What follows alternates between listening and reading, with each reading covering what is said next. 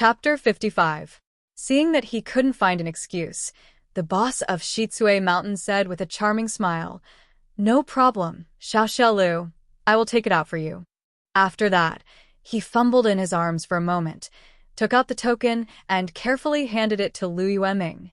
Lu Yueming stared at the boss of Shitsue Mountain and didn't say anything. Seeing that the token was handed over, he reached out and took it. But at this moment, something unexpected happened. After the boss of Shitsue Mountain gave the token to Lu Yueming, he didn't withdraw his hand.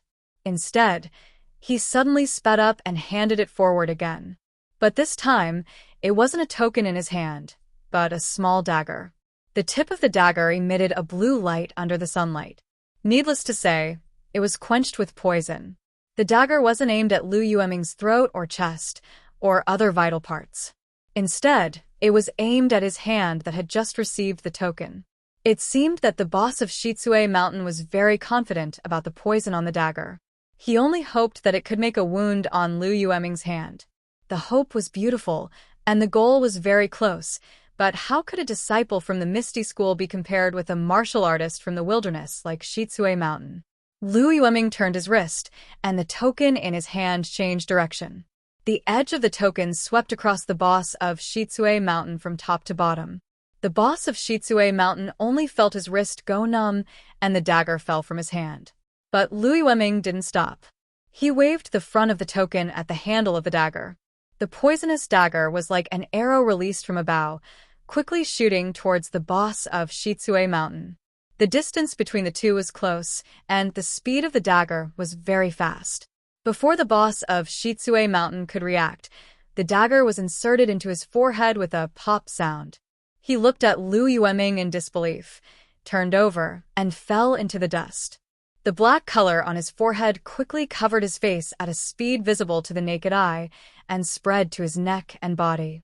But at this time, the boss of Shitsue Mountain's body had gradually become cold and had lost consciousness. When Lu Yueming saw that the poison on the dagger was so strong, he couldn't help but feel a chill in his heart. Then he looked at the rest of the people. Things had developed to this point, so it didn't matter whether he looked at the token or not. In fact, as early as when the boss of Shitsue Mountain reached out to take out the token, the other two wolves also took the opportunity to take their weapons from the back of the horse. They were all padeos. Now that they saw that their boss was killed, they were furious. They shouted at the four guards beside them and rushed forward. Lu Yueming didn't panic when facing the attacks of the two men. He calmly used his body movement to fight.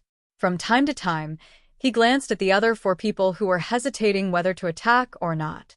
Those four people were the personal guards of their boss. They had always listened to their boss's orders.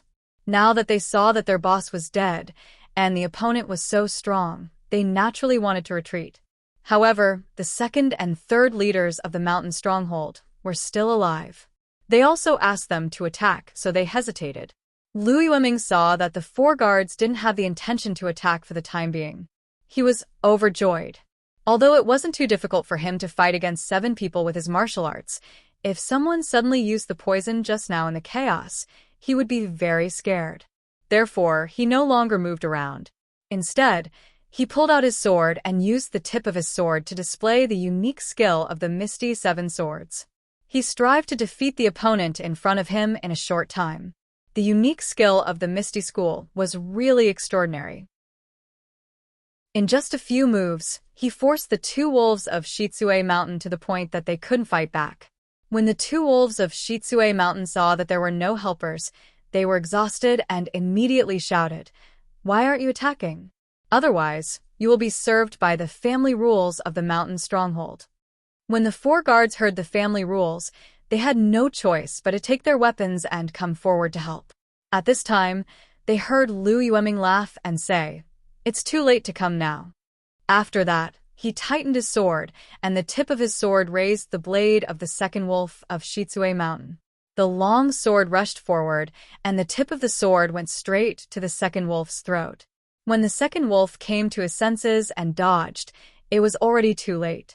The tip of Lu Yueming's sword touched the throat of the second wolf of Shitsue Mountain and then withdrew, leaving only a little red there. The second wolf of Shitsue Mountain looked stunned and fell to the ground. When the third wolf of Shitsue Mountain saw that Lu Yueming's swordsmanship was so exquisite, he couldn't help but feel a chill in his heart. He no longer moved forward and ran away. How could Lu Yueming let him escape? He displayed the misty steps and arrived behind him like a shadow. He raised his hand and stabbed the back of the third wolf of Shitsue Mountain. The sword didn't pierce very deep, just right into the heart. Then, he withdrew his sword, and the third wolf also fell to the ground. Lu Yueming looked at the blood on the sword and shook his head. The other 4 guards didn't want to intervene.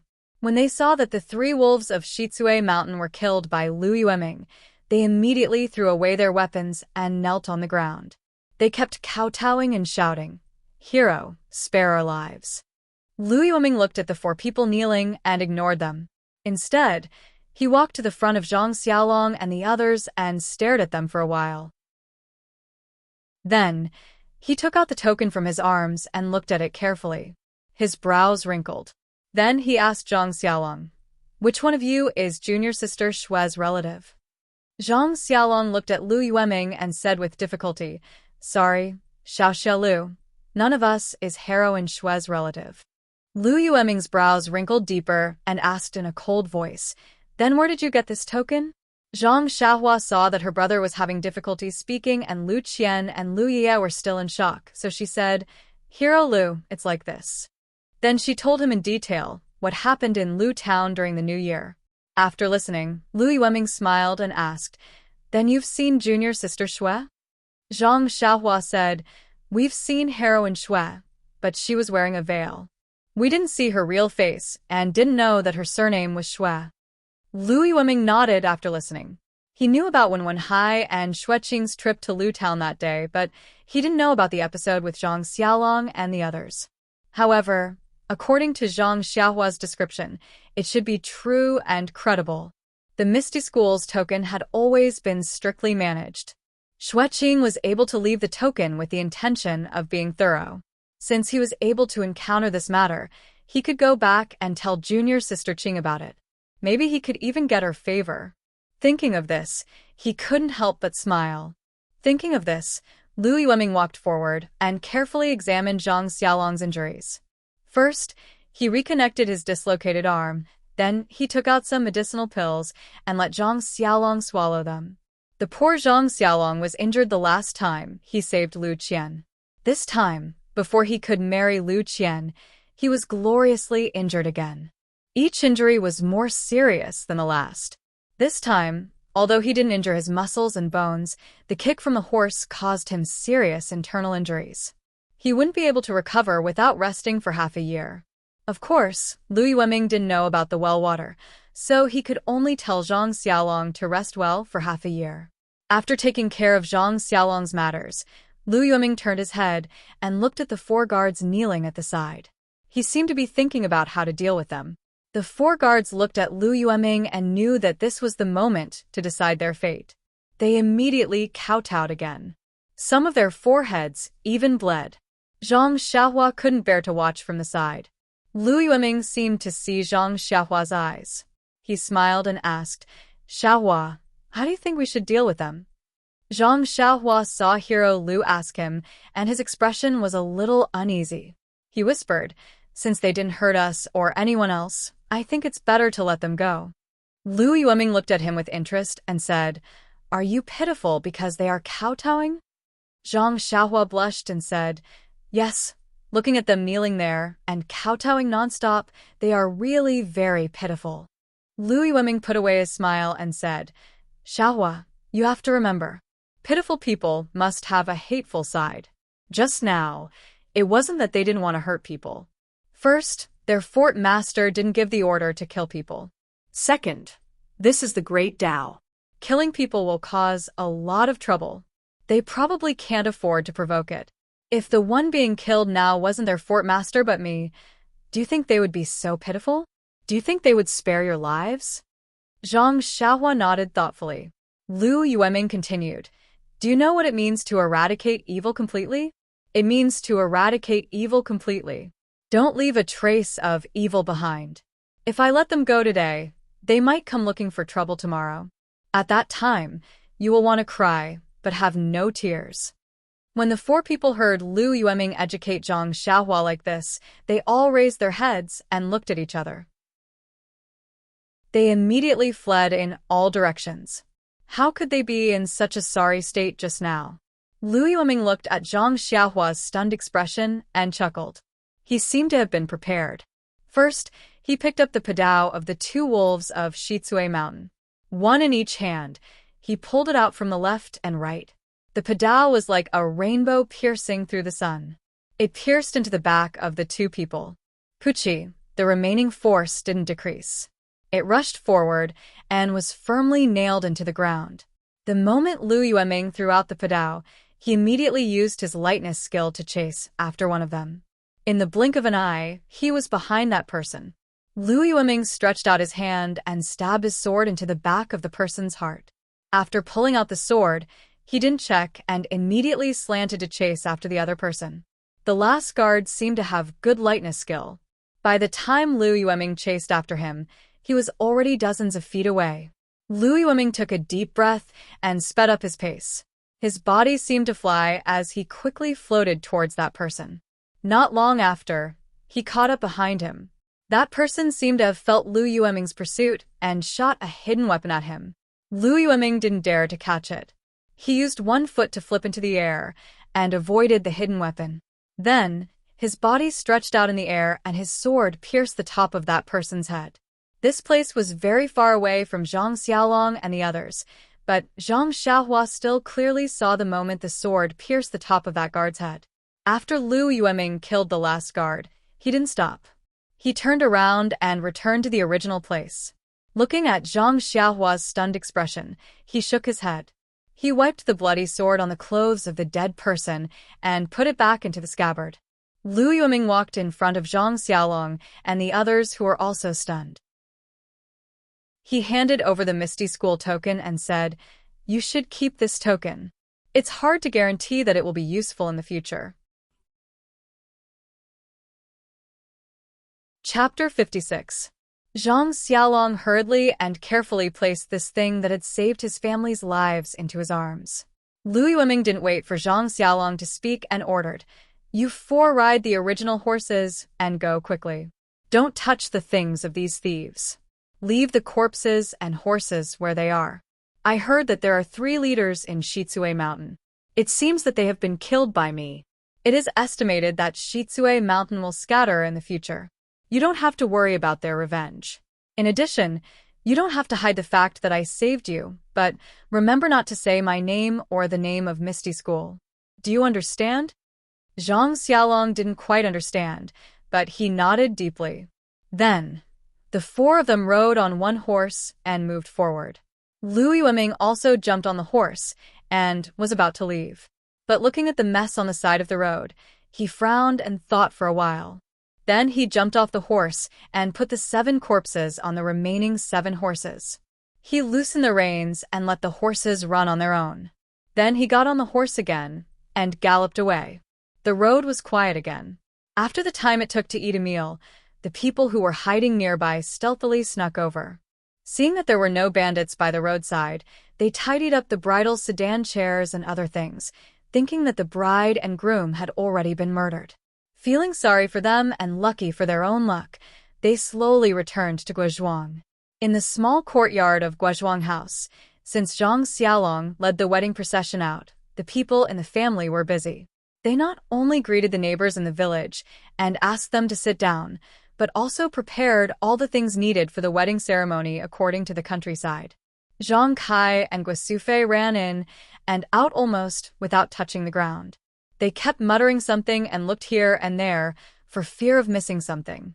When the sun was high in the sky, the couple was slightly relieved and sat down tiredly.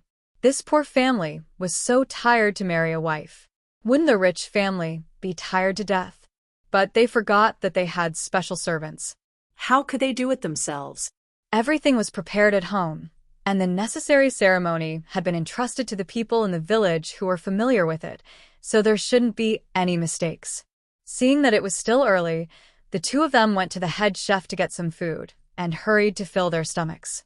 After resting for a short while, Zhang Kai and Guosufei arrived at their grandmother's hut. Their grandmother had woken up early. Guosufei had made a new set of clothes for her mother a few days ago. She had just put it on today.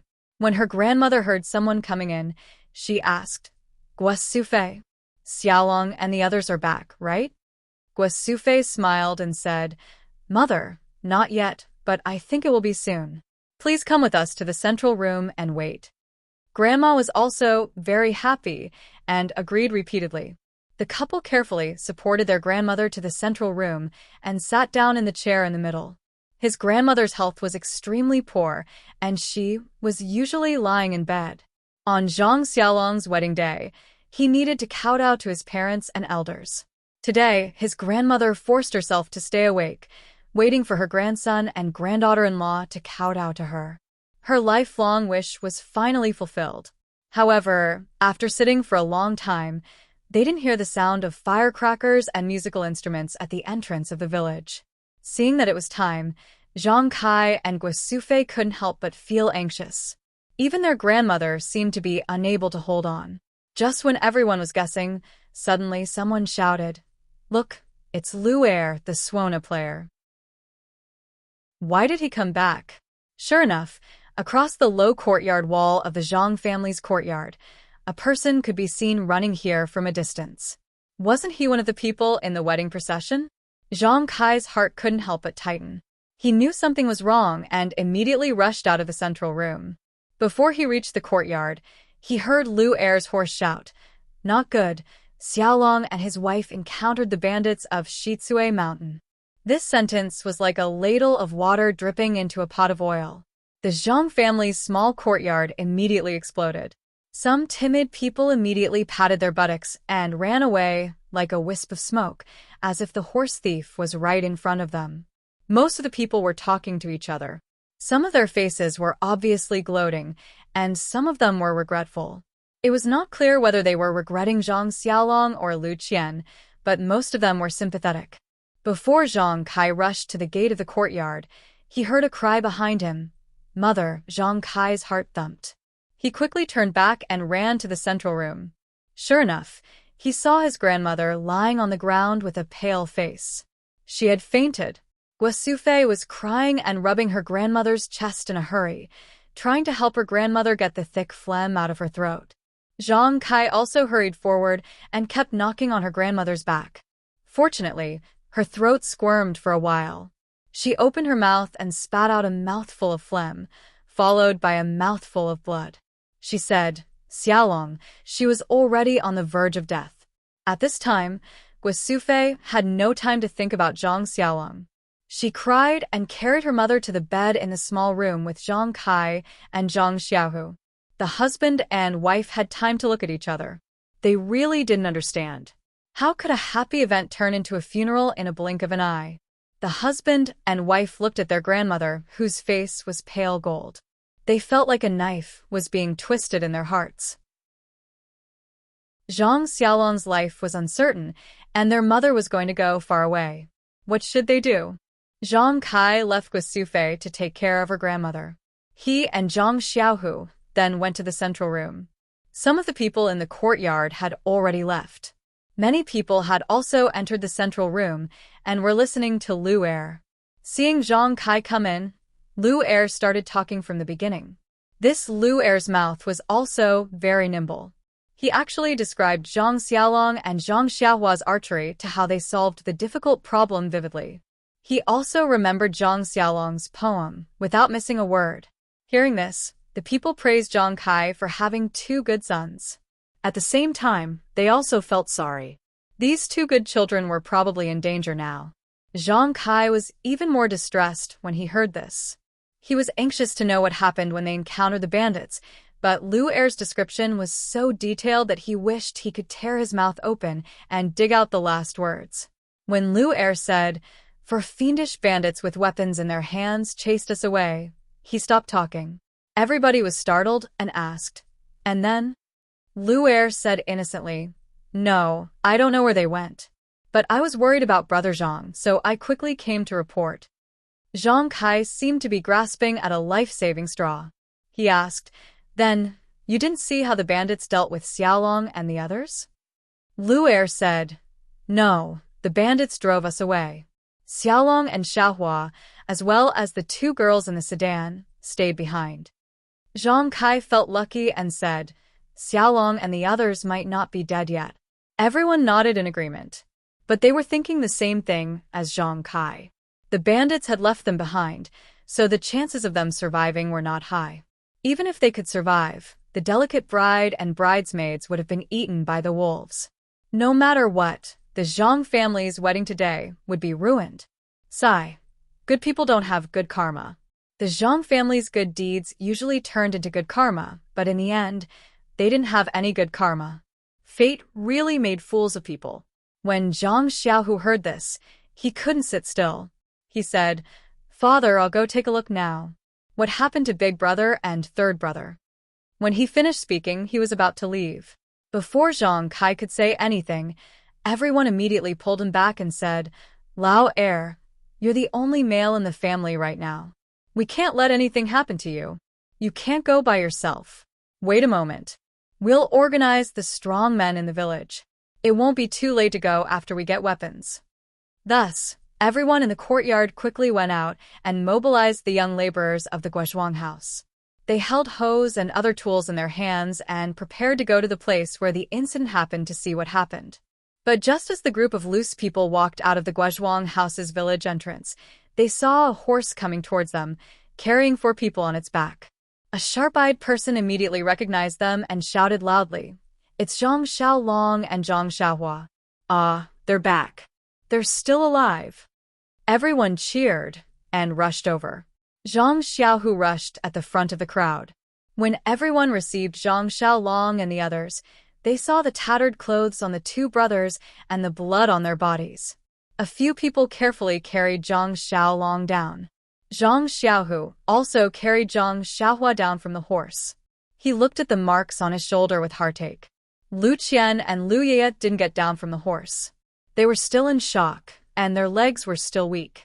They couldn't walk. Some people led the horses forward slowly. Some people with fast legs had already run back to report to the Zhang family. Before the crowd reached the center of the village, Zhang Kai and Guosufei, who had received the news, had already rushed over. When they saw their sons and daughter-in-law were alive and well, they couldn't help but cry. They only used their hands to carefully touch their sons' wounds and said, Good, good. It wasn't until they reached the entrance of the Zhang family's courtyard that Guosufei woke up from her dream. She said, Xiaolong, Qian, come over and meet your grandmother. At this time, she didn't care whether Lu Qian could walk or not. She went forward to help her get down from the horse and helped her walk into her grandmother's house. Grandmother was already a little delirious at this time. When she heard that her grandson came back alive, she couldn't help but feel refreshed. There was a flush on her face. Her gray eyes seemed to be able to see her beloved grandson and granddaughter-in-law. She muttered, Bow to heaven and earth, bow to heaven and earth. Hearing her mother's words, Guosufei also woke up. The custom in the village was that when a happy event met with a funeral of an elder, one had to step back. Grandmother didn't want to delay Zhang Xiaolong's wedding because of her departure. Therefore, Guosufei also gritted her teeth and hurriedly asked Zhang Kai to prepare for the wedding ceremony. Grandmother was also energized at this time. She insisted on going to the central room to accept the kneeling of her new daughter-in-law and grandson. Guosufei and Zhang Kai had no choice but to carry their mother to the central room. Please collect, thank you. Chapter 57. The wedding ceremony of Zhang Xiaolong and Lu Qian was carried out in a hurry in the central room of the Zhang family's small courtyard. On the chair in the middle of the central room, Zhang Xiaolong's grandmother was reclining there with a flushed face. Zhang Kai and Guosufei were holding her arms on both sides. When Zhang Xiaolong and Lu Qian kowtowed to her, Zhang Xiaolong's grandmother smiled very brightly. However, the blush on her face was fading visibly. When the villagers who specialized in etiquette shouted, "The ceremony is over," the bride and groom enter the bridal chamber. Only then did the blush fade away. Zhang Xiaolong closed her eyes peacefully, with a smile on her face. Guo Sufei and Zhang Kai felt that their hands were heavy. Guo Sufei immediately shouted sadly, "Mother." This was the second time today that she called her mother in the central room, and it was also the last time. At this time, Lu Qian did not care about the rules. She tore off the red veil and carried her grandmother's body back to the small house with Guo Sufei and Zhang Kai. In the courtyard, the people in the central room looked at each other. They did not know whether the Zhang family was going to hold a wedding or a funeral today. Only the acquaintances who knew the situation secretly wiped their tears. Zhang Xiaolong walked into the small house with the help of Zhang Xiaohu and Zhang Xiaohua. On the bed in the small house, Zhang Xiaolong's grandmother was lying there as if she was sleeping peacefully. Without the interference of the illness and the fear of disturbing her grandson's sleep, she was sleeping peacefully, with a smile on her face. Zhang Xiaohua looked at his grandmother's face that had been engraved in his heart. It seemed that he did not feel sad, but his heart was empty, very empty. His mother's sorrowful cry came into his ears. He himself was very puzzled. He should be very sad, but why was he not? Was his grandmother really resting? No, definitely not. Zhang Xiaohua could not feel the life that he could feel a few days ago in his grandmother's body. His grandmother was really gone. She really left him. Zhang Xiaohua silently looked at her crying mother, father, and brothers. There were no tears in the corners of her eyes, and her eyes weren't even red. In his grandmother's small house, the mournful cries of the relatives continued for a long time before most of the people in the courtyard dispersed. When Zhang Kai calmed himself down and came out, he looked at the villagers in the courtyard. He could only apologetically cup his hands and ask them to help him put away all the festive items and replace them with the black and white items used for the funeral. When they were done, the wedding procession that had escaped for their lives came back in scattered pieces. When they saw the funeral procession, they thought it was for Zhang Xiaolong and the others. When they heard the explanation, they knew the reason. The musical instruments in the village were used for both festive and funeral processions.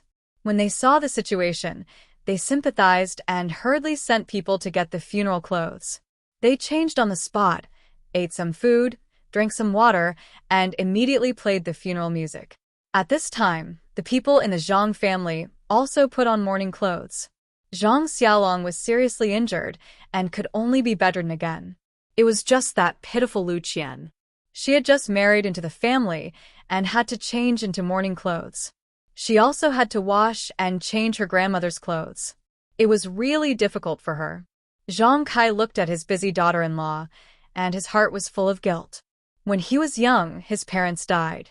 He did not enjoy the happiness of a family reunion and married into the Guozhuang house. Guo Sufei's parents loved him like a son. After sending off his father-in-law and mother-in-law, he felt as if his heart was being cut by a knife. Thinking about the little things that happened in this small courtyard, his tears could not help but fall again. Xiaolong had the good fortune to marry Lu Qian. He hoped that when he left in the future, he would not find trouble for them. Grandmother's coffin and clothes were prepared early. Not long after, it was ready. Zhang Kai, Zhang Xiaohu, Guo Sufei, and Lu Qian put grandmother's body in the coffin together. They asked people to carry the coffin to the central room. The central room was not big. After the coffin was put in, there was almost no space left.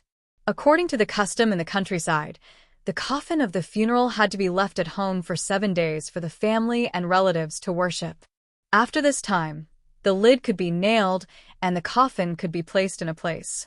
Funerals were not as good as happy events. There were many things that the family did not care about. Zhang Kai and Guo Sufei went to the village patriarch and asked people to come and help. The Guozhuang house's family was also old. There were many people who came to help, so the funeral went smoothly. At night, the noise in the courtyard gradually faded. The swaying light in the central room pulled the shadow of the coffin, which kept swaying in front of Zhang Xiaohua. Zhang Xiaohua and the rest knelt in the small space beside the coffin. Guo Sufei kept sobbing and seemed to have used up all her strength. Lu Qian also knelt beside Guo Sufei and used her hands to support her, wiping her tears from time to time. Her grandmother treated her extremely well. Although they did not talk much, her grandmother would always reveal a kind smile whenever she saw her, which made her feel endless warmth. Although she was already mentally prepared, it was too unexpected for her grandmother to pass away during her wedding ceremony. Thinking about her short ceremony, Lu Qian did not want to blame this kind and considerate elder. Perhaps this was all fate. Lu Qian could also see the apology in Zhang Kai's eyes. She deeply felt the warmth of this family. However, this was the beginning of her marriage to the Zhang family. Would the future be a blessing or a curse? Was this a warning? In fact, looking at Gua Sufei's sad appearance and thinking about her grandmother, she felt that her life was worth living. She had many grandchildren and a harmonious family. Except for some poverty, everything was perfect. She did not know what she would be like when she was old. Just as Lu Qian was thinking about random things, Zhang Xiaohua's mind was also constantly turning. Zhang Xiaohua knelt in the shadow of the corner, looked at the huge coffin in front of him, and thought, "Is this the final destination of my grandmother's life?" Ever since everyone had told them about what had happened at home that night, Zhang Xiaohua had been thinking, if I knew martial arts, I could have chased away the bandits when they attacked. If my brother and I could have married my sister-in-law safely, my grandmother wouldn't have left so early. She would have happily watched my brother and sister-in-law get married. She might even have been able to hold my brother and sister-in-law's child happily. Zhang Xiaohua's thoughts were in a mess. Perhaps he had thought about a lot of things. Many hypotheses only had one fulcrum, and that was that he must know martial arts and have the ability to turn the tide. But did he have it? Therefore, Zhang Xiaohua finally made the first decision in his life. He wanted to learn martial arts. But how to learn martial arts? He was still confused, but since he had a target, everything would be easy to handle. Thinking of learning martial arts, Zhang Xiaohua suddenly thought of Misty. From Wenwenhai, Xueqing, to Lu Yueming, everyone left a deep impression on him. That momentum of controlling everything, that pleasure of punishing evil, could only make Zhang Xiaohua's eyes filled with stars. There was also the power of the Misty School. A sign could make people not dare to act rashly.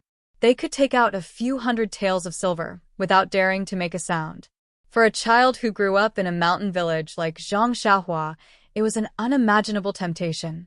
Perhaps a real man should live like this, and not shelter under the wings of others when disaster struck, and ask for help from a sign. Moreover, even if the leader of the bandits was eliminated, it was hard to guarantee that the bandits would not come back. What should he do at that time? Could a sign make people retreat? Thinking that the lives of his family were tied together by a sign, Zhang Xiaohua's heart was filled with endless emotions. He thought, and his eyes slowly closed along with the swaying of the shadow. He actually fell asleep. The flickering like breathing came to his dreams as promised. At this time, it was midnight. After busying himself with the matters outside and sending off the people who helped, Zhang Kai dragged his tired body back to the central room. In the room, his wife's cries were still there, and her voice was already hoarse. He also went to comfort her. The old woman had already left, and the days had to go on. As soon as he entered the room, he saw Zhang Xiaohua curled up in the corner sleeping. His heart could not help but ache. What a good child. He was busy with the old woman's affairs and forgot about him. Zhang Xiaolong was injured and had already fallen asleep on the Kong. His youngest son was also injured. The whip wound on his shoulder made people cry. He had suffered such a serious injury at his age, not much worse than Xiaolong. He just changed his clothes and could not see him, so he forgot about him. Should he blame himself for being careless, or blame himself for having too many things to do today? Zhang Kai was secretly annoyed. He carefully carried Zhang Xiaohua, wanting to carry him back to the Kong. Unfortunately, after trying, he could not carry him. He could not help but smile bitterly in his heart. The child had grown up, and he was also old. He could not be carried when he was young. He called out to Zhang Xiaohu, who was also kneeling in the shadows. The two of them then lifted Zhang Xiaohua up. When they were about to leave the room, Gua Sufei spoke. She wiped her tears and said, Tonight, let's put Xiaohua in Xiaolong's room. If the child wakes up in the night and thinks of his grandmother, he will be scared. A mother's love was so attentive. Guo Sufei was mourning her mother's death, but when she saw her son, she could still think of her son. Zhang Xiaohu interrupted. Mother, Xiaohua is asleep. He won't wake up even if you water him. Don't worry. Guo Sufei said. That won't do. He's still young. If he wakes up, he will be scared. It's better to put him in Xiaolong's room. I can watch over him. Zhang Kai and Zhang Xiaohu then gently put Zhang Xiaohua next to Xiaolong, who was already sleeping soundly. Guo Sufei also washed her face. Holding the oil lamp, she carefully lifted Zhang Xiaohua's clothes. Looking at the whip wound on his shoulder, the scar was like a centipede lying on Xiaohua's body. Then looking at Xiaohua's childish face, Guo Sufei could not help but burst into tears again. This child was so seriously injured that he did not even tell her in detail when he came back. After changing his clothes, he went to watch over his grandmother's coffin. He did not even eat dinner. From the morning until now, he had experienced so many hardships and endured so much pressure. As his mother, she had long forgotten about him. At this moment, if he was not so tired, perhaps he would still be accompanying her in the central room. It was better to let him have a good rest. Guo Sufei came out from the inner room and let Zhang Xiaohu and Lu Qian go back to rest. She and Zhang Kai came to accompany her grandmother. Zhang Xiaohu and Lu Qian did not agree at first, but Guo Sufei insisted again and again. Only then did they go back. Zhang Xiaohu naturally slept in the inner room so that he could take care of his two injured brothers at any time. Lu Qian, on the other hand, fell asleep as soon as she laid down on the Kong bed. Today's encounter was too bizarre. Please accept it. Thank you. In the works related, there is a prose of longing. Everyone, please enjoy it. Chapter 58. The next morning, when the sun rose, a group of people was already waiting quietly in front of the jujube forest on the ring finger of Stoneman Peak. The person in front was the green-clothed and green-scarfed householder Yanming. Behind him were three young men, one of whom was Lu Yueming, who had saved Zhang Xiaolong and the others on the road yesterday. Lu Yueming was not as arrogant as he was yesterday. He stood behind the crowd with his hands behind his back, looking at Yanming Jushi in front of him, waiting quietly. It was still the same shadow that crossed the jujube forest at dawn. Yanming Jushi used his qinggong to leap over and left a mark on the two jujube trees. However, after a while, he was stunned. Because on the two jujube trees, other than the two deep marks he had just made, there were no other marks on the tree trunks. What about the sword marks he had made on the tree last month? Scholar Yanming was surprised. The sword mark that was 3 inches deep into the tree couldn't be healed in a month. Even if it was healed, there should still be a mark. Could it be that it wasn't the two jujube trees that were affected? Yanming Jushi's heart skipped a beat. This is bad. If it wasn't the original entrance, I'm afraid it would be troublesome to enter the forest. As he thought about it, he carefully examined the nearby wild jujube trees, but he found nothing. It seemed that he had never carved any marks on the trees of this forest. At this time, a short and stout young man in black clothes with a sincere face came up to him and asked, "Martial Uncle Yanming, do you have any questions?" Yanming Jushi looked back and saw Tan Feng from the Tan family. Scholar Yanming couldn't help but smile. The people from the Tan family were all short, plump, and honest. They looked very reassuring. It was really as if they were from the same family. He smiled and told Tan Feng the reason. When Tan Feng heard this, he said, "That's easy." Then, he said to a thin young man in white, who looked like a scholar, "Brother Zhang, why don't you come with me and see if there are any sword marks on the trees? Brother Lu and Martial Uncle Yanming, can you go over there and see if there are any sword marks?" The scholar was Zhang Zhaoyang from the 10,000 Swords Peak. His face was thin and his eyes were sharp. He didn't say much and only said, "Okay." He then turned around and walked to the other side. Tan Feng followed behind him, his eyes carefully looking at the jujube trees in the periphery. Lu Yueming was still looking at Yenming Jusher with a smile, waiting for his orders. Yenming Jusher didn't say much. After greeting him, he turned around and walked to the other side. Lu Yueming also quickly followed behind him. Yenming Jusher walked a few steps and then slowed down. He muttered in his heart. In fact, the sword mark from last time was in the vicinity. If he went any further, he definitely wouldn't find it. Was there a need to look all around the periphery of the sour date forest? Lu Yueming, who was behind him, seemed to understand his thoughts. He said from behind, "Uncle Yenming, is this where the mark you carved last time?"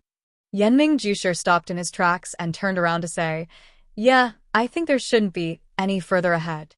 Lu Yueming continued, "Then Uncle Yenming will carefully look around here. How about this junior go and take a look?" Yenming Jusher said with a smile, "The Misty School really is getting stronger with each generation. This sect leader O is so lucky to have all the outstanding disciples under his tutelage. Okay, you go take a look. Be careful. I'll stay here." Lu Yueming also smiled and nodded. He continued to look around, leaving Yenming Jusher behind him. Leaving aside Yenming Jusher, who stayed in place and thought about what to do next, the other three looked from the beginning to the end of the sour date forest. Just as Yenming Jusher expected, they didn't find anything. Everyone couldn't help but fall silent. The premise of their previous discussion was to enter from the original entrance. Since the entrance was different from before, then the steps of their discussion were obviously invalid. What should they do? The three of them stood quietly, thinking while waiting for Yenming Jusher's instructions. This time, the three of them came to the five-clawed peak in the same way as the four sects did last time. They all sent their second-generation disciples, but this time they did it more secretly. As early as the leaders of the four sects returned from Mount Wudong, they frequently sent different disciples to different places to deal with affairs. They were afraid that the spies of other sects would figure out their details. These three people were just one of the operations. Only a moment before they set off, the leaders of the four sects told them the goal of this operation and secretly told them everything they should pay attention to. After they left, there were still many disciples sent out continuously. Even many of the core figures in the four sects didn't know who was carrying out what task. Therefore, these three people could hide from the spies of other sects and smoothly arrive here. The disciples who could be sent to participate in this matter were, of course, the leaders of the four sects. After knowing the preciousness of the secret plane, the four sects would not take it lightly. Moreover, these three people had all taken the secret pills of the four sects. Their profound skills were also quite powerful in Jianghu. Otherwise, Lu Yueming alone could easily deal with the 7 people of Shitsue Mountain yesterday. If it were Wenwen Hai and Xueqing a month ago, it would not be so easy. Although they had made a mistake in their operation, the three of them were all people with calm personalities. Even Tan Feng, who appeared to be a little boorish, remained silent and focused, quietly waiting for Scholar Yenming's orders. Scholar Yenming pondered for a long time and said, "Since the entrance is no longer the same as before, it might not necessarily be unsafe. However, we can't just follow what we've said before and enter the forest according to the chant we used last time. Perhaps there will be a new chant this time. You all should bring your own skins. I'm sure your teachers have already told you how to use them. Now, let's see if the chant is the same." When everyone heard this, they took out their skins from their arms, cut their fingers with a knife, and wiped the blood on it. However, this time everyone, including Yenming Jusher, was even more stunned. The place where the chant was originally displayed was now blank. The others didn't feel anything, but Yenming Jusher immediately broke out in a cold sweat. Even though his martial arts had greatly improved, he couldn't help but be on guard. He turned his head and looked around vigilantly. This was too strange. Yenming Jusher, who had originally been ambitious and wanted to go in and reap a harvest, was now unwilling to go in no matter what. He had roamed the Jianghu for so many years and had never heard of words written on skins disappearing. This thing had already exceeded Yenming Jusher's scope of understanding.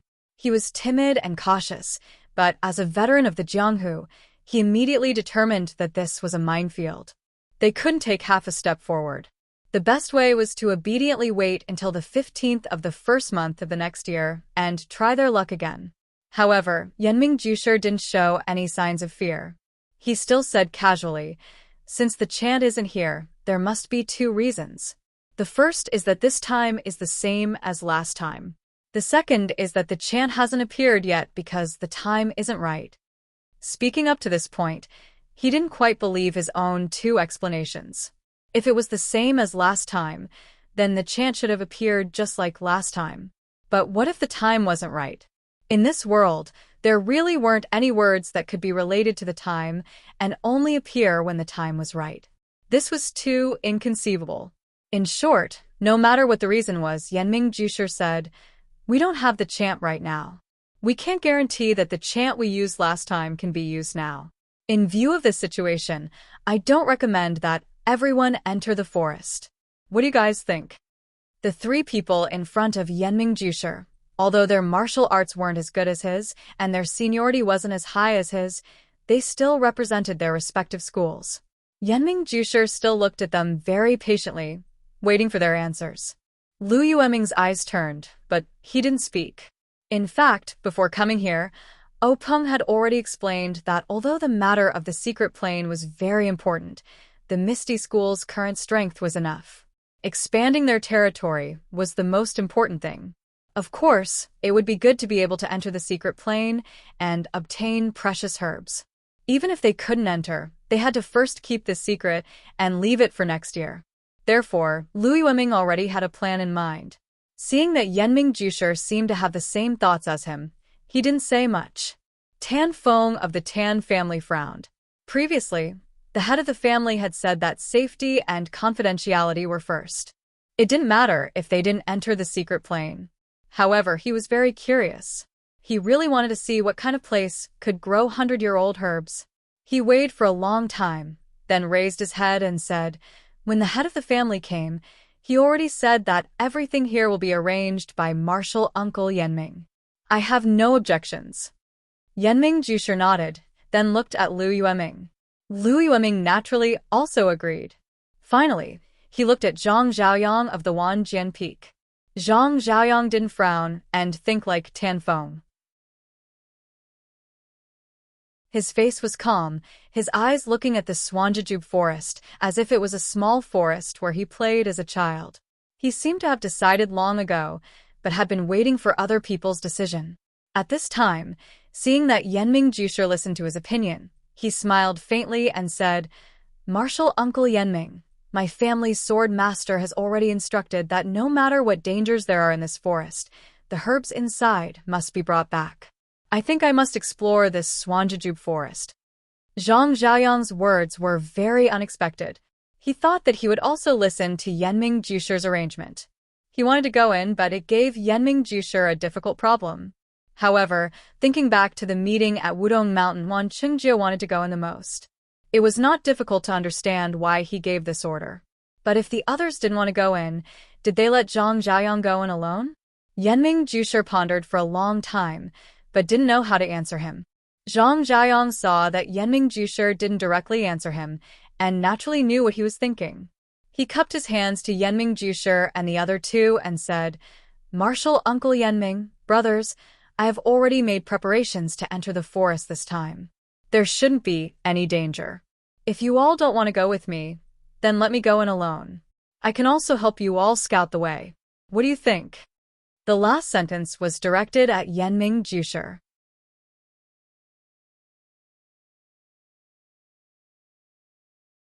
Chapter 59. Hearing Zhang Zhaoyang's words, Yenming Jusher knew that he had made up his mind. He said to Lu Yueming and Tan Feng, "I'm going to stay here. What about you guys?" Lu Yueming and Tan Feng looked at each other and said, "We won't go in either. We'll stand guard here for Brother Zhang." Yenming Jusher nodded and said to Zhang Zhaoyang, "Then nephew Zhang, you should go in. You know the chant, right?" Zhang Zhaoyang smiled and said, "Go straight for 10 trees, right for 8 trees, back for 6 trees, left for 6 trees.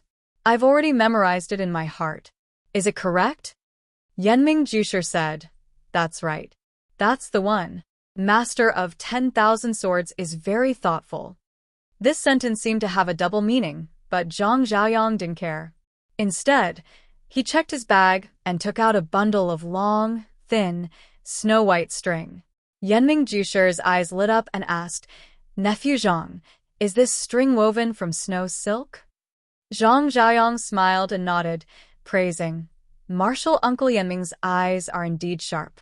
This is indeed woven from the snow silk that can only be found in the frozen lands of the far north, mixed with other precious strands." Yanming Jusher asked again, "I heard that this snow silk is abnormally tough. Ordinary swords can't cut it. Is that true?" Zhang Xiaoyang said, "That's right. Why don't Martial Uncle give it a try?" Yanming Jusher thought for a moment and said, "For nephew Zhang's safety, I'll give it a try." After saying this, he took out the sharp dagger that he used last time and said to Zhang Xiaoyang, "My dagger can cut through iron like mud. Can this string take it?"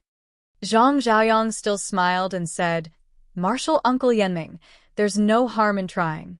When my sword master obtained this string, he already tried it. Other than the divine sword guarding peak, no other sword has been able to leave a mark on it." When Yanming Jusher heard this, he picked up the dagger and used his strength to cut at the snow-white string on the ground. As expected, when he raised his hand, the string didn't leave a single mark. Yanming Jusher couldn't help but shake his head, saying, "The master of 10,000 swords is indeed a good schemer. If you don't sacrifice the child, you can't trap the wolf. To be willing to take out such a treasure, good scheming, good scheming." Zhang Xiaoyang still didn't answer. He picked up the silk rope from the ground and tied one end to the wild jujube tree where Yanming Lei's sword mark, while the other end was tied to his waist.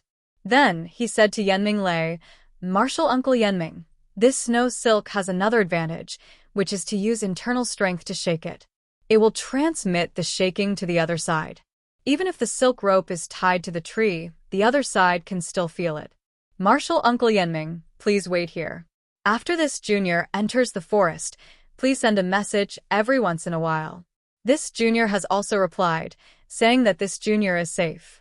When this junior reaches the other side of the forest, I will send 4 messages to senior. At that time, if you still want to enter, please follow the silk rope's finger and lead it inside. How about it? How about it? Yanming Jusher smiled and said, "All right, then we'll have to trouble Martial Nephew. We'll just wait for the ready-made one."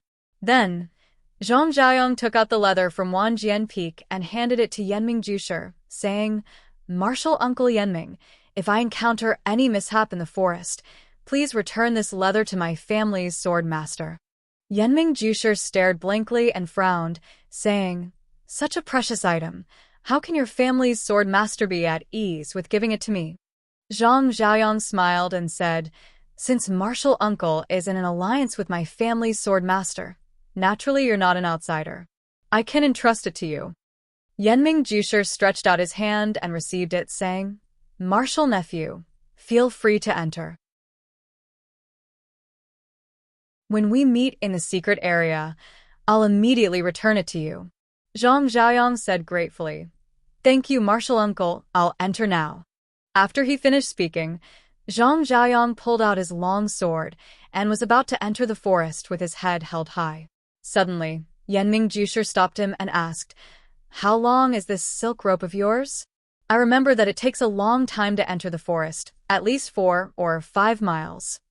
Zhang Xiaoyang smiled and patted the other bags, saying, "Disciple has prepared more here. If it's still not enough, then Disciple will turn back." Yanming Jusher looked at the bag on his waist and shook his head with a bitter smile, saying in his heart, "This one Qingjiu is really ambitious and ruthless."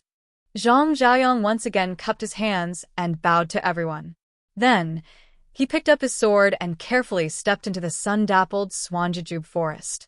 At first, Yanming Jusher and the others could still see Zhang Xiaoyang's back from the outside, but when he walked deeper into the forest, they couldn't see him anymore. Only the snow-white silk rope was left hanging between the trees of the Swanjujube forest, motionless.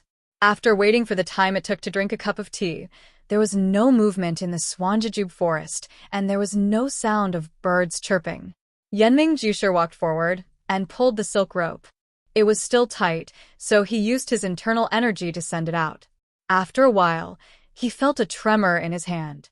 It seemed that Zhang Zhaoyang was still moving forward safely. Yanming Jusher's heart was a bit more at ease. Yanming Jusher returned with his hands folded. Lu Yueming and Tan Feng naturally looked at him eagerly, waiting for Zhang Zhaoyang's news. Yanming Jusher smiled and nodded, but didn't say anything. In this strange place, Yanming Jusher felt a trace of pressure, so he couldn't help but use his mind to resist.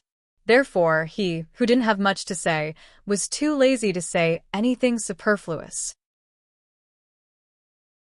After waiting for the time it took to drink a cup of tea, suddenly, Yanming Jusher's heart jumped for no reason. It seemed that, perhaps, he heard a scream in the forest, but his ears obviously didn't hear any movement. It was still a dead, silent forest. He looked back at the two people beside him in surprise, but found that Lu Yueming and Tan Feng were also surprised, and their eyes were rolling around. He said in his heart, "Not good." He immediately jumped forward, put his hand on the silk rope tied to the tree, and used his internal energy. After a while, there was still no response. Yanming Jusher was very anxious and used his internal energy to send a message again, but there was still no response. Yanming Jusher thought for a moment and used his hand to pull the silk rope back to see if he could pull it out. Sure enough, it could be pulled, and it was very light in the hand. Yanming Jusher pulled the silk rope from the forest with a heavy expression. Tan Feng hurried forward to help tidy up the silk rope that had already been pulled out. Lu Yueming pulled out his long sword and stood beside Yanming Jusher, his eyes staring at the entrance of the jujube forest that looked very ordinary. He had already pulled out a lot of the silk rope, and he saw that Zhang Zhaoyang had tied a dead knot. It was probably the second one he had connected, but he still didn't see anything. Yanming couldn't help but speed up. Not long after, the silk rope in Tan Feng's hand had been coiled up into a large bundle. Yanming also heard a rustling sound in the wild jujube forest. As the speed of his hand changed, the sound kept coming out. It should be something on the other end of the silk rope. At this time, Yanming was even more careful. He slowed down and pulled up bit by bit. It was getting closer and closer. Everyone was on high alert. However, there was no monster at the end of the silk rope. There was also nothing on the silk rope, only the end of the thread.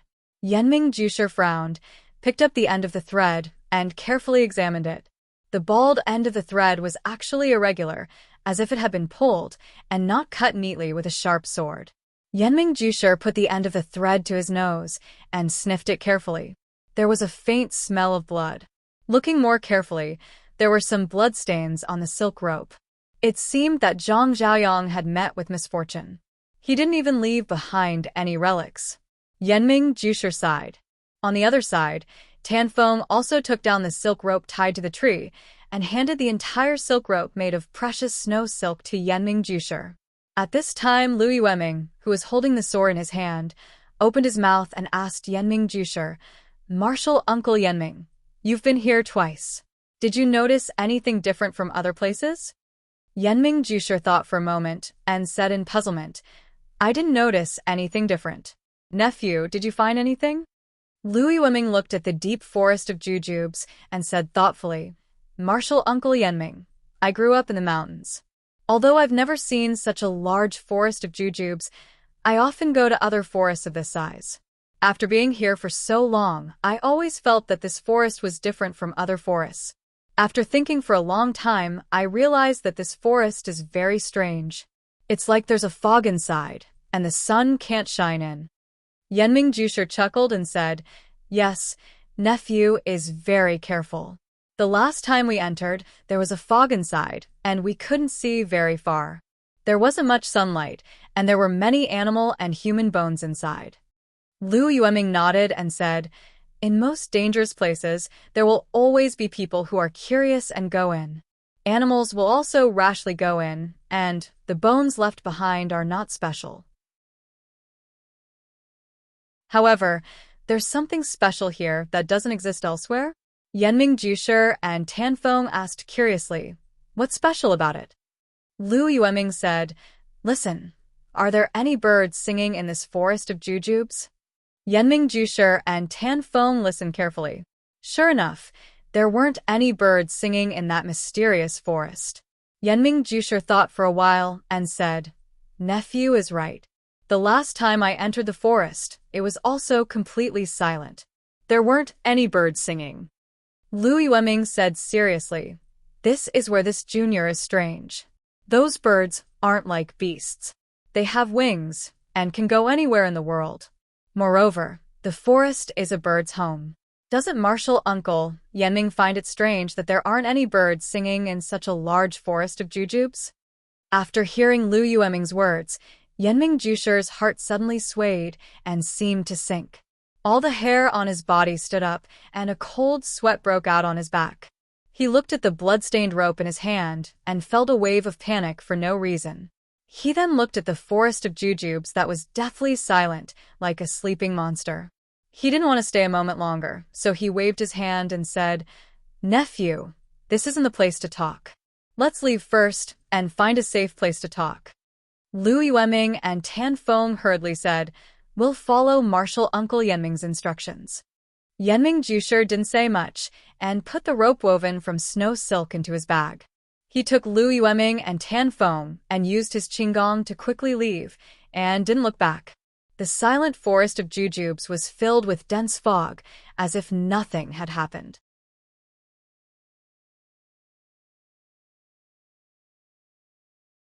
Chapter 60. When the three of them used their qinggong to return to the Thumb Peak, they finally let out a sigh of relief. Yenming Jushi casually sat down on the crouching ox rock and asked, "Nephew, you haven't finished speaking yet, right?" Let's hear it now. Lu Yueming said, "There are no birds in this forest." According to this junior's guess, there are only two reasons. The first is that there are fierce beasts in the forest that the birds are afraid of, so they don't dare to rest. However, this junior doesn't know what kind of fierce beast it is. In this junior's impression, there are no fierce beasts that can drive away birds. The second is that this forest is originally a formation. Does this formation also have the effect of isolating birds, preventing them from building nests here?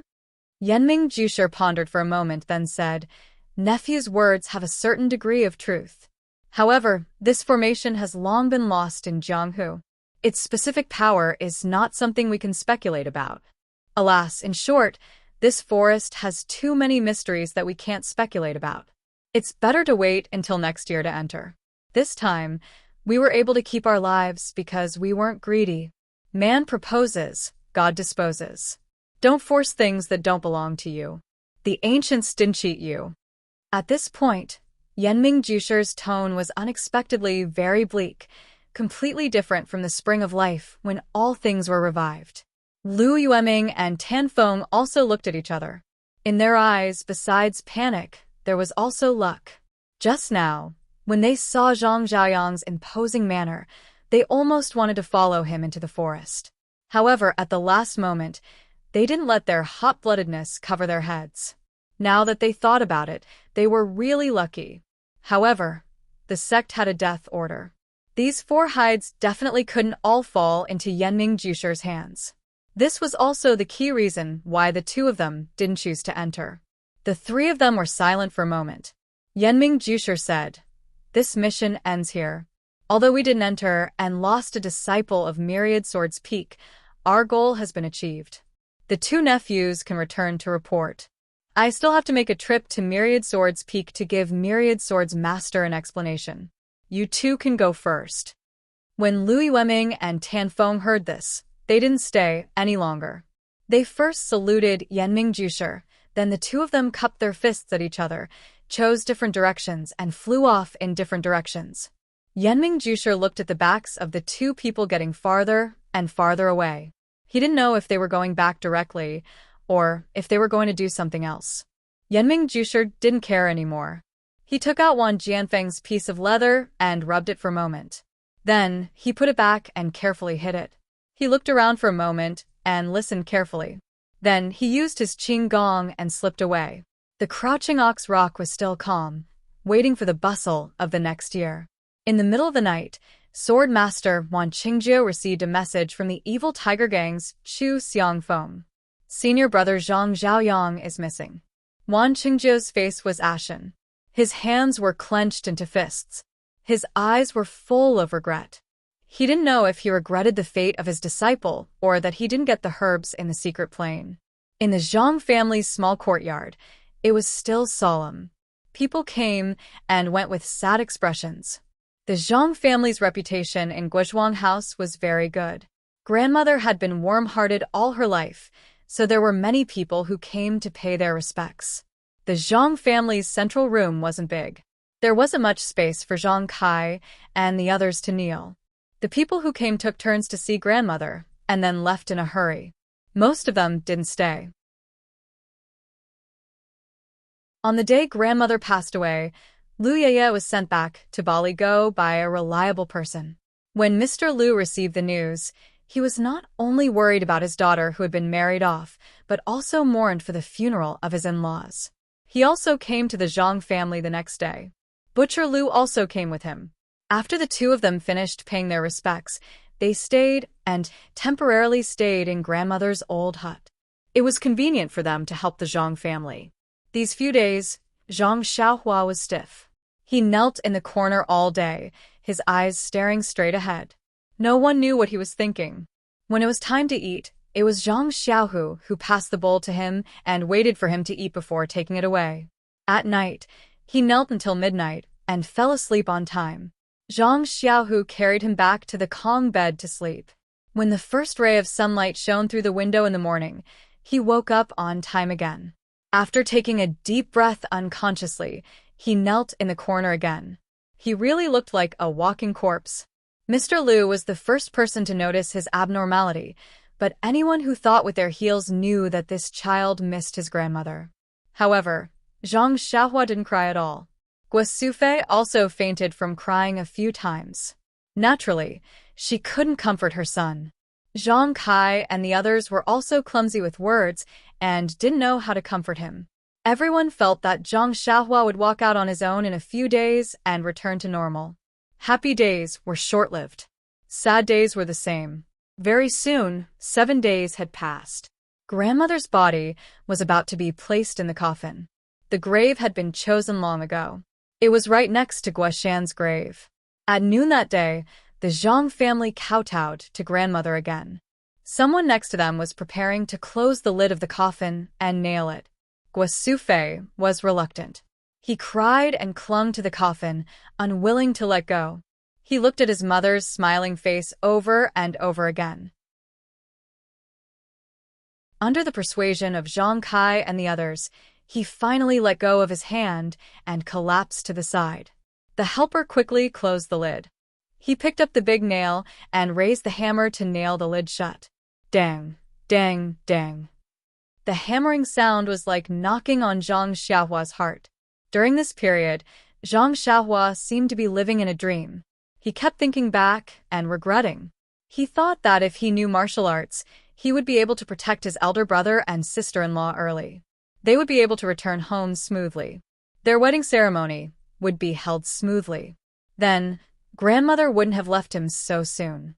He hated himself for not having martial arts and for not being able to protect his family. From the New Year's Lu Town to the wedding, he was always bullied and trampled on by others. He hated that he didn't have powerful strength. He hated that he didn't choose the right direction in life. He hated that he couldn't accompany grandmother for a while. Even in its sleep, the breathing flicker seemed to have sensed his remorse, and it flickered even more vigorously. The hammering sound shook him. He felt a burst of pain in his heart. He raised his head and found that grandmother had been nailed in the coffin. Grandmother, Zhang Xiaohua growled. His tears fell like rain, blinding his eyes. Xiaohua rushed over and pushed the person away. The person who was not short was pushed by a 13-year-old child. He staggered and sat on the ground. He held the hammer in his hand and was stunned. He still couldn't believe it. The nail had been nailed in more than half. Zhang Xiaohua was anxious. He pinched the tail of the nail with his fingers and pulled the nail out slowly. Then, Xiaohua pushed the heavy lid aside. Grandmother's peaceful smile appeared in the dark coffin again. Zhang Xiaohua murmured, "Grandmother." Tears flowed down his cheeks, his clothes, and fell into the coffin. The tears that had accumulated over the past few days were like water that broke through the dam.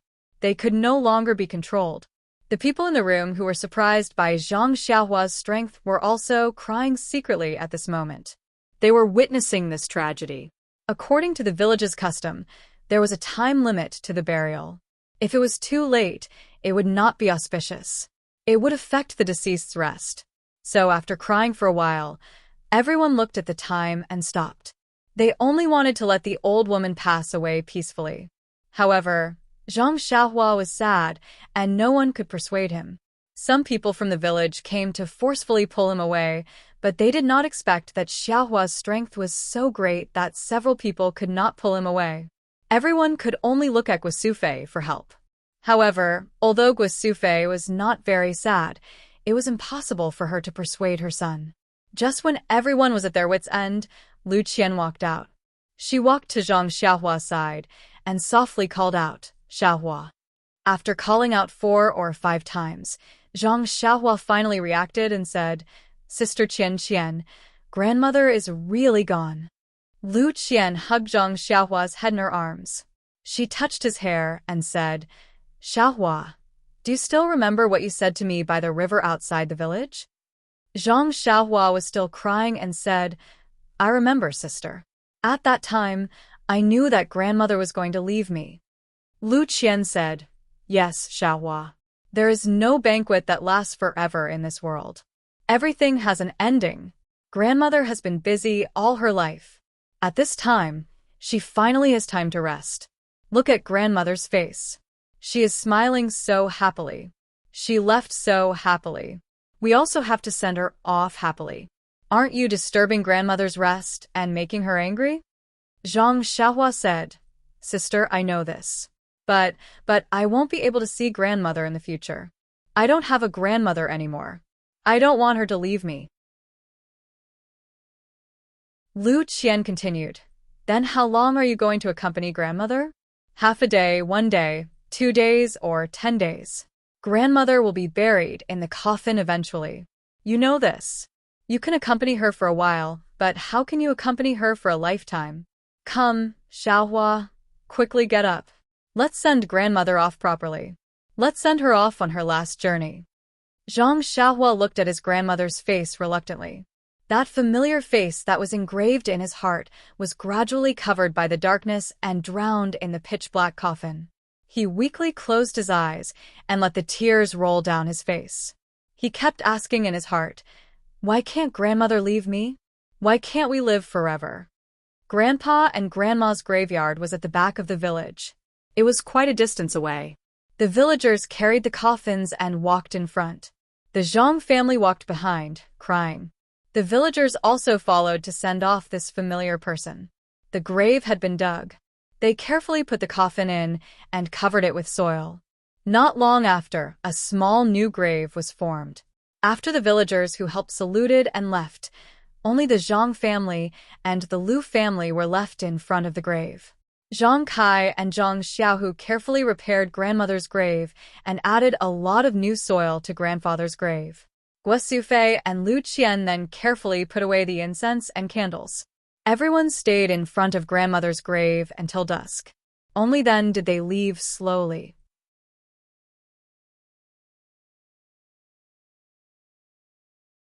Chapter 61. The next day, Mr. Lu and Butcher Lu left. When Zhang Kai, Zhang Xiaohu, and Lu Qian saw them off at the village entrance, Zhang Kai promised to find the patriarch of the Guo family as soon as possible to discuss Mr. Lu's relocation. Mr. Lu said that it wouldn't be too late to talk about it after the Zhang family's matter was settled. Only then did everyone part. The following days were very dull and lonely. Everyone was not used to life without their grandmother. From time to time, they would think of their grandmother and look at their grandmother's hut with tears in their eyes. Zhang Xiaohu and Zhang Xiaohua moved to their grandmother's hut. They were not afraid at night. Their grandmother had left, but there was her scent in the house. This scent only contained love and nostalgia. How could they be afraid?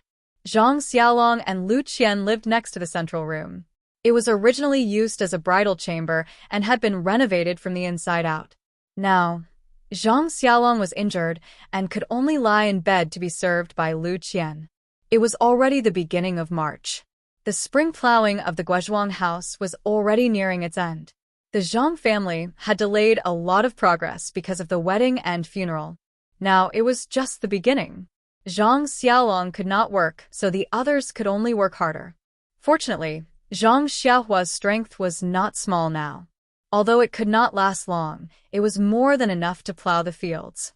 After turning over his small field, he rushed to help Zhang Kai and Zhang Xiaohu.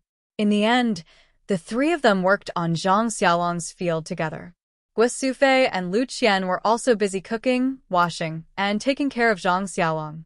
Grief was slowly eroded by time in the busyness, leaving only deep thoughts in people's hearts. Perhaps the Misty School's medicine was effective, or perhaps the Zhang family's well water was magical. In short, Zhang Xiaolong's injuries healed rapidly, and his complexion improved day by day. When the spring plowing and planting were almost done, his injuries were almost healed. Fortunately, Zhang Xiaolong was injured and did not go to the veterinarian Old Lu. Otherwise, Old Lu would be amazed by his medical skills again. When all the seeds in the field were sown, the Zhang family finally heaved a sigh of relief. The busy days were a deliberate avoidance of sadness. Now that they were relaxed, they couldn't help but think a lot. From time to time, the family members would go to their grandmother's grave to take a look. Even their grandfather's grave was unusually clean and tidy. In fact, this person was also strange. Zhang Xiaohua's grandfather had passed away for many years. The Zhang family only took time to visit the grave during the annual sacrificial ceremony. They rarely thought of him. However, the sudden departure of Zhang Xiaohua's grandmother made the family members miss him dearly. However, in Zhang Xiaohua's words, Zhang Xiaohua had never seen Zhang Xiaohua's grandfather. Zhang Xiaohua's grandmother had loved him dearly for more than 10 years. It was inevitable for her to favor one and discriminate against the other. Every time he took the time to visit his grandmother, Zhang Xiaohua felt a sense of remorse and guilt.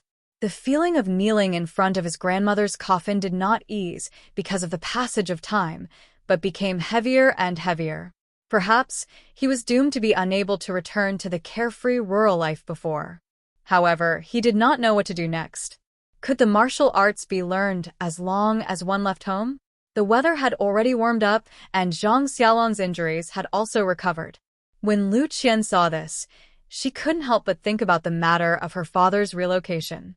Thus, she dragged Zhang Xiaolong along to look for Zhang Kai.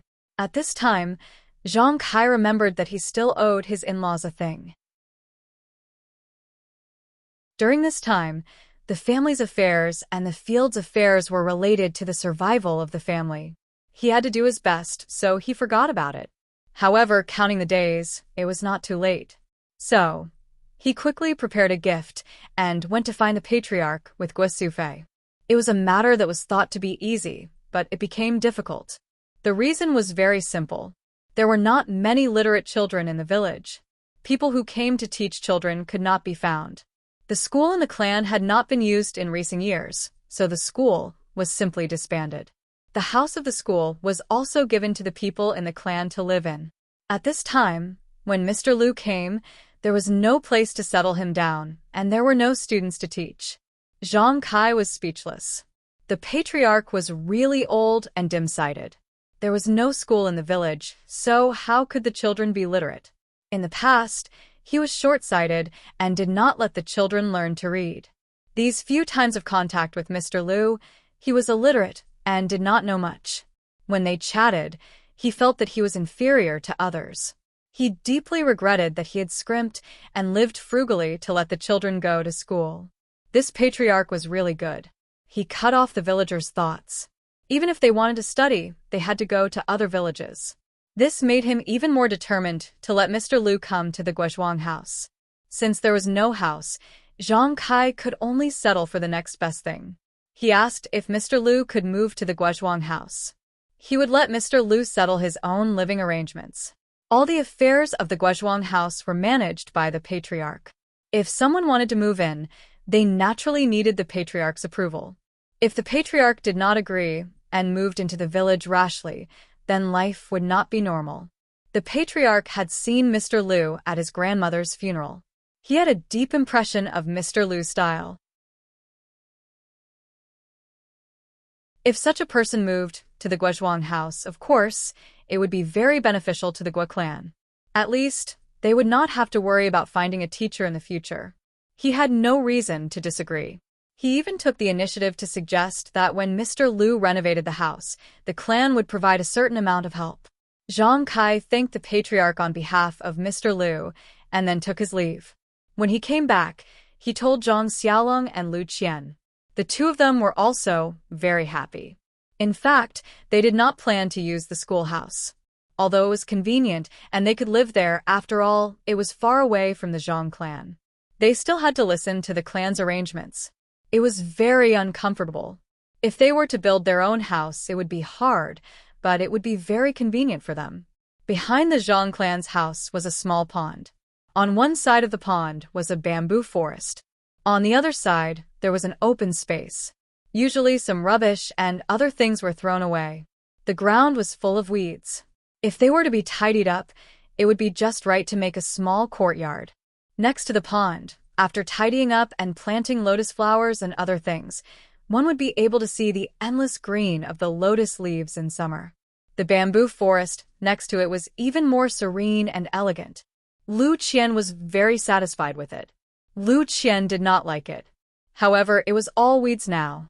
If Lu Qian were to look at it, it would inevitably be slack. Therefore, the Zhang clan brothers worked together to clean it up first before letting Lu Qian decide. When Lu Qian received the news and came to the Guozhuang house again, the open space had already been cleaned up and the pond had been tidied up. Lu Qian held Zhang Kai's hand. He was so happy that he did not know what to say. The environment was really good. Near the corner of the village, there was a bamboo forest and there was a small pond for boating. Although it was not big, it was also poetic. He was very satisfied. After getting Lu Qian's approval, the Zhang clan naturally prepared to start work. Lu Qian paid for the materials needed to build the house. Of course, the Zhang clan contributed. The clan leader also found laborers in the village to help when they were free. The small courtyard and the house were built little by little. At this time, there was not much work in the field. It was nothing more than watering and weeding. Therefore, most of the people in the Zhang clan were busy at the house. Zhang Xiaolong treated the work as a physical recovery activity. When the house was built, he had completely recovered. Zhang Xiaohua was mostly busy in the field. Compared to the work of building the house, the field was relatively easier. Originally, Zhang Xiaolong was supposed to work in the field.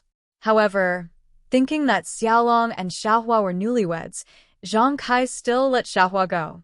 However, Zhang Xiaohua became less and less interested in the work in the field. She just thought about her own matters and the matter of learning martial arts. She just did not know how to speak to the adults. Another person who was depressed was Zhang Xiaohu. Zhang Xiaohu was about the same age as Zhang Xiaolong. He used to be like Zhang Xiaolong. He did not pay attention to the girls around him. Since he saw Lu Yeye, it was like love at first sight. He also had feelings, but he had never had a chance to confess. Looking at Lu Qian and his elder brother happily getting married, he was very envious. Now, he finally found a chance to ask Lu Qian first to see if he and Lu Yeye were fated. At this time, Lu Qian was already Zhang Xiaohu's sister-in-law. Of course, she did not have to avoid anything when talking and doing things. She told Lu Yeye's situation to Zhang Xiaohu in full detail. Suddenly, Zhang Xiaohu's enthusiasm was extinguished. His face that was initially blushing turned pale in the end. His expression was very bleak. Thinking about it, how could there be so many women like Lu Qian in the world who could see the ways of the world so clearly? Moreover, there were also many coincidences that allowed her to marry into the Zhang family. Otherwise, with such good conditions, why would she find a farmer's leg? Who didn't want to find a richer, more handsome man to live a rich life? What was love? It was just a picture of a pie. It could be used to look forward to, but it could not be used to fill one's hunger and live one's life. Zhang Xiaohu suffered a setback and could not help but feel gloomy. Thinking about the girls around him in the past and then thinking about Lu Yeye, he felt that his future life would be colorless. Just like Zhang Xiaohua, he also had the idea of changing his life. If he continued to work in the fields and find a woman he did not like to marry and have children, wouldn't his life be as tasteless as plain water? Wouldn't that be very boring? However, he usually worked hard at the house and did not notice anything strange. Lu Qian thought that he might have given up, so she did not tell Guo Sufei about this matter. She only thought that if he met a suitable girl or a girl he liked in the future, as his sister-in-law, she would definitely do her best to help Zhang Xiaohu forget Lu Yeye and live a good life. The weather gradually became warmer. With the help of the villagers, Mr. Lu's house and small courtyard were built. Mr. Lu moved here alone and did not make a big fuss about it. He packed his necessities and his favorite calligraphy and paintings and drove a big cart over. He left the rest of his things for Lu Kai. Lu Kai and Butcher Lu also accompanied him. Lu Qian, who received the news, was naturally very happy. She pulled Zhang Xiaolong over to help. Zhang Kai and Guo Sufei also rushed over. Mr. Lu did not have a lot of things, so they were quickly packed. Looking at his simple and crude courtyard, Mr. Lu could be considered to have vented his anger. He had an indescribable feeling that he would have to spend the rest of his life here.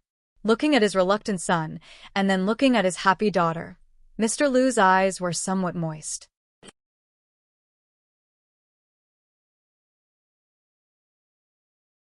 Chapter 62.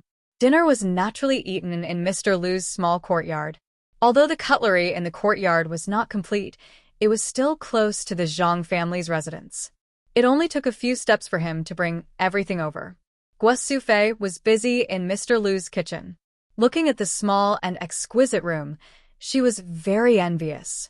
As expected of a scholar, he was so particular about the place where he cooked. It was unlike her own house, where the entire stove was placed in the courtyard and there was only a shed built to shelter her from the wind and rain. Now that she thought about it, it was not a simple and crude kitchen. She would find some time to discuss with her old man and ask her sons to help as well. They could also build a small house like this in their own courtyard. After all, it was not a very expensive thing. The result of this idea was that in less than half a year, all the outdoor stoves in the Guozhuang house were changed into kitchens. This was also a trend that Mr. Lu brought about.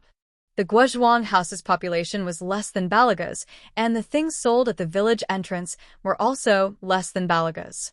Therefore, even if Mr. Lu wanted to use the first meal to reward everyone, he was powerless to do so. The dinner at night was still simple, but there were many people eating. Mr. Lu's spacious central room could not hold all of them. Fortunately, the weather was already hot, so everyone simply moved the tables and chairs outside. Farmers did not pay particular attention to eating without talking when eating. Everyone ate while chatting. Mr. Lu, Zhang Kai, and Lu Kai only took a small sip of wine. However, they could not withstand Butcher Lu's frequent toasts, and they were all drunk. Mr. Lu squinted his eyes and looked at the lively crowd. He also had a different feeling in his heart. It had been a long time since he had participated in such a happy and harmonious scene. Perhaps it was because his daughter liked this kind of environment. Suddenly, it seemed to have touched the weakness in his heart. He could not help but think of his late wife who had passed away early. Then, he looked at Lu Qian's face, which was very similar to his late wife's face. A kind smile appeared on his face. He hoped that his daughter's choice was not wrong and that he had also been pulled into the boat by his daughter. He also hoped that he could change his way of life and accompany them for the rest of his life. After dinner, the night wind was a little cold, so everyone returned to the house. Lu Qian boiled water in the kitchen and made tea for everyone. Mr. Lu tasted the tea and sighed in his heart. There was nothing better than this. To be able to drink this tea every day, he wouldn't mind being a Guozhuang house member for a long time. Lu Kai also took a sip of his tea. Looking at Zhang Xiaolong, he asked with a smile, "Xiaolong, how are your injuries?" Zhang Xiaolong hurriedly said, "Thank you for your concern, big brother." My injuries have healed a long time ago. Now, I don't have any problems working in the fields. Lu Tufu also spoke up. Xiaolong, what happened on the day you married Qianqian? You didn't explain it clearly at that time. Now, tell me about it, and let me hear about your adventures. Zhang Xiaolong frowned a little, but he still recounted what happened that day. However, according to Lu Yueming's instructions, he didn't mention his name or the name of the Misty School. Of course, he didn't mention Xueqing's token either. The process sounded simple, but the danger of that day could be heard clearly. When Butcher Lu heard this, he couldn't help but fall silent. Mr. Lu saw that the scene was a little quiet and interrupted. I heard that the bandits of Shichui Mountain have dispersed. Xiaolong, you can rest assured that they won't come looking for trouble with you. Zhang Xiaolong replied, Yes, at first, I was busy with my grandmother's funeral, so I threw this matter to the back of my mind. Later, when I was free, I was afraid that the bandits would follow the clues of the marriage and come looking for me. It was only later that I heard that they had dispersed that I was relieved. Mr. Lu waved his hand and said, The bandits of Shichui Mountain are just a motley crew. Without a leader, the monkeys scatter when the tree falls.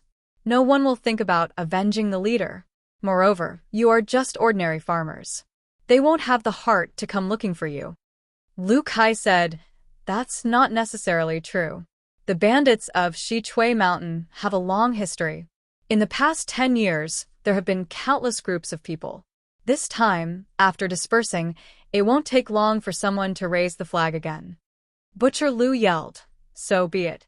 Don't tell me they're looking for us to avenge the previous head of the thieves? Mr. Lu looked at Zhang Xiaolong. He knew that the Zhang family had the Misty School's token. Their escape from danger this time was probably related to the token. In Jianghu, there were people who helped the weak. When they saw injustice on the road, there were also people who pulled out their swords to help. However, most of them were wise to protect themselves. No one would kill the leader of Shichui Mountain for an unrelated person and offend the power behind Shichui Mountain for no reason. However, Zhang Xiaolong didn't mention this. There must be a reason. Mr. Lu wouldn't expose it. He just said, The possibility of them looking for us is not big. If they want to take revenge, they will look for the murderer. However, they will also ask questions. Zhang Xiaolong said with a smile, These are all our guesses. We can't run away because of these. Even if we move, it's hard to guarantee that we won't be found by others. It's better to remain unchanged and live our lives peacefully. Lu Kai applauded and said, Xiaolong's words are good. By the way, let me ask you. Last time, you made that thing in 8-Li Groove. How did you come up with it? No matter how I think about it, I don't think you can make it. Zhang Xiaolong blushed a little. However, no one saw it under the oil lamp. He said embarrassedly, Well, I don't know myself. I've never made a poem. That day, I was forced to do it. It appeared in my mind for no reason. Maybe it was given by God. Seeing Zhang Xiaolong like this, Lu Kai didn't ask further. At this time, Zhang Xiaohu, who was sitting next to Zhang Xiaolong, suddenly spoke. He asked, Mr. Lu, do you know where Pingyang City is? Mr. Lu smiled and said, Of course I know this. Pingyang City is a big city near Lu Town. It's about 600 miles northeast of Lu Town. Why did you suddenly mention Pingyang City? Zhang Xiaohu looked at Zhang Kai, who was sitting on the chair and drinking tea to sober up. Then, he said something that shocked everyone. I want to go to Pingyang City. Everyone was stunned. Zhang Kai, who was squinting, also opened his eyes. Zhang Xiaohu looked at Zhang Kai again and continued, I want to go to Pingyang City to take a look. I've only been to Lu Town since I was young. Even the name Pingyang City is something I heard from others. Zhang Kai seemed to be relieved when he heard this. However, Mr. Lu asked again, You're just going to take a look? After some time, Lu Kai will probably have to go out for some matters. There's no harm in you all going to take a look. Zhang Xiaohu gritted his teeth and said firmly, No, I don't just want to take a look. I want to walk out of this village. I want to change my life. Xiaohu wants to walk out of the village? Guo Sufei and Lu Qian had just finished cleaning up the kitchen and walked in one by one. Guo Sufei happened to hear Zhang Xiaohu's words and couldn't help but feel that it was strange. When Zhang Xiaohu saw his mother enter the house, he quickly got up and asked her to sit down. Guo Sufei sat on the chair that Zhang Xiaohu had just sat on. She looked at Zhang Xiaohu and asked curiously, "Xiaohu, why do you suddenly want to go out?" Facing everyone's surprised gazes, Zhang Xiaohu sorted out his thoughts and said, "Father, Mother, I've been thinking a lot recently. I feel that if I live like you, I can only face the earth for the rest of my life, and my back to the sky. I'll live off that little bit of land of ours. Every day I'll go from home to the fields, and from the fields to home. Maybe in a few years, Mother will find me a wife who also works in the fields. We'll take care of this piece of land together, and then have children. We'll teach them how to farm. When I'm old, I'll be buried in the soil behind the village like my grandmother. Wouldn't my life be very boring? I don't want such a monotonous and boring life. I want to live a colorful and interesting life where I can see many people and many things. Only then will I not regret it when I'm old." Everyone was silent for a while. Only Zhang Xiaohua, who was sitting in the corner, had a glint in her eyes. Mr. Lu coughed and glanced at Zhang Kai, saying, "I can roughly understand what's on your mind. When I was young, I also had such a dream. I also tried to realize it. However, when I went out, I realized that everything in the world was beyond my imagination. I encountered many setbacks and realized that some lives were not what I wanted to pursue. Thus, I returned to 8 Mile Valley. However, it wasn't like I didn't gain anything. Qianqian's mother also came back with me." Lu Kai also added, "Father is right. However, without going out and taking a look, how would you know what the outside world is like? How would you know if it's suitable for you? Didn't your son have the same thoughts as Xiaohu a few years ago? I think that Xiaohu should go out and take a look. When he sees the cruelty of the outside world, he might come back." Butcher Lu complained, "What's there to see in Pingyang City? Isn't it just Lu Town, which is a few times bigger? It's hard to even find a place to use the toilet. What's the point of going there? I don't recommend Xiaohu to go there." When Lu Qian heard this, of course, she knew the reason why Zhang Xiaohu wanted to go to Pingyang City. However, she was now the daughter-in-law of the Zhang family. Hence, she looked at Zhang Kai and Guo Sufei first. Seeing that both of them were frowning and looking unwilling, she pondered for a while before saying, "Pingyang City is very big, and it's also very far from us. However, it's precisely because of this that there are many people. If Xiaohu goes there, he will definitely meet many people. Who knows, he might even meet a girl that he can hit it off with and bring back for us to see. It's better than here in the remote countryside where you can reach the neighboring villages after a few steps. You can count the number of girls in the surrounding villages with your eyes closed. It's very difficult to pick one." When Zhang Xiaohu saw that Lu Qian had read his mind, he chuckled and did not explain further. At this moment, Zhang Kai and Guo Sufei's frowns finally relaxed. So this was what their son was thinking. Pingyang City was so far away, and Zhang Xiaohu had not been out much. Although he was not young anymore, it was not appropriate for him to go so far away all of a sudden. However, thinking about it, they had spent so much time looking for a suitable wife and still could not find a suitable one. If they had not met Lu Qian, they would not have been able to solve this problem. This Zhang Xiaohu had reached the age of marrying a wife, and this was a big problem for the family. If Zhang Xiaohu could bring back a wife from this trip, wouldn't that be a great thing? At this thought, Zhang Kai was about to agree when he heard another voice. "Please vote for me. Please add it to your collection. Thank you."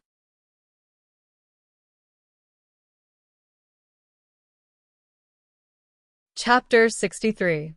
I Want to Go Too. A voice rang out from the corner. Everyone was stunned again. Zhang Xiaohu turned around and saw that it was Zhang Xiaohua who was sitting in the corner. Guo Sufei said angrily, "Xiaohua, what are you doing?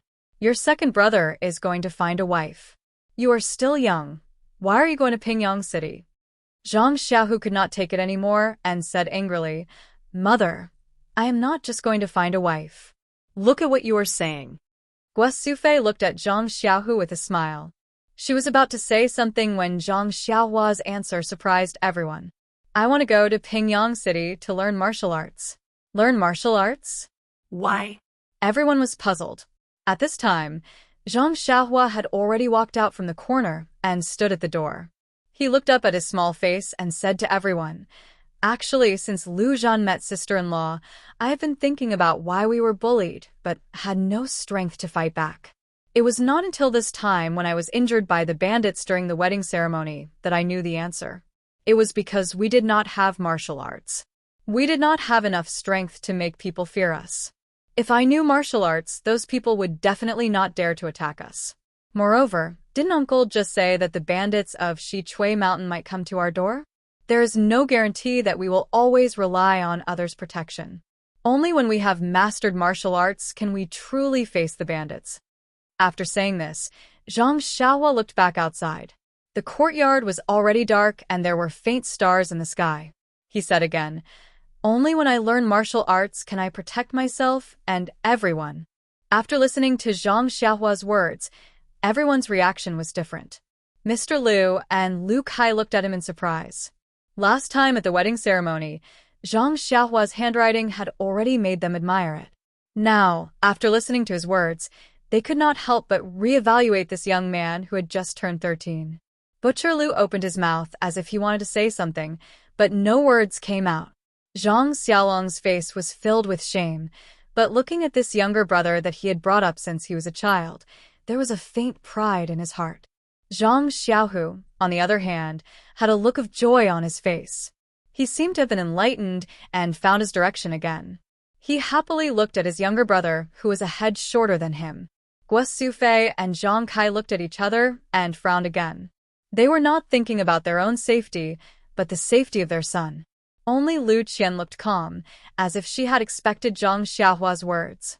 It was Mr. Liu who spoke first. He said, Xiaohua, I think this idea of yours is very correct. However, I've never learned martial arts before, so I can't give you any advice. I only heard that learning martial arts is very difficult, and it's not something that can be learned overnight. Moreover, learning martial arts has a lot of risks. If you're not careful, you'll be injured, and if you're not careful, you'll lose your life. Besides, you're a smart kid. Why don't you learn from me in the future? You'll be able to bring honor to your ancestors if you pass the imperial examinations in the future. Lu Kai also advised, as the old saying goes, the poor study while the rich practice martial arts. Learning martial arts is not something that poor people like us can do. Xiaohua's handwriting was so good the last time. Learning from my father is also a very healthy path to success. Guo Sufei and Zhang Kai still did not speak, only frowning. Zhang Xiaohu said, That's true. Xiaohua, why don't you stay at home to learn your literature? I'll go to Pingyang City to learn martial arts. I'm already grown up now, my parents won't be worried. You're just a kid. How can they let you go so far? Zhang Xiaohua looked at everyone and asked, Learning literature can protect one's family from being harassed by mountain bandits? Learning literature can eliminate violence and bring peace to the people? Everyone was speechless. Zhang Kai asked, How are you going to learn martial arts in Pingyang City? Zhang Xiaohua said, Isn't Hero Wen, who saved us in Lu Town, at the Misty School in Pingyang City? If I look for him, I might be able to learn some martial arts. Guo Sufei said, Xiaohua, you're still young. Can't you go when you're older?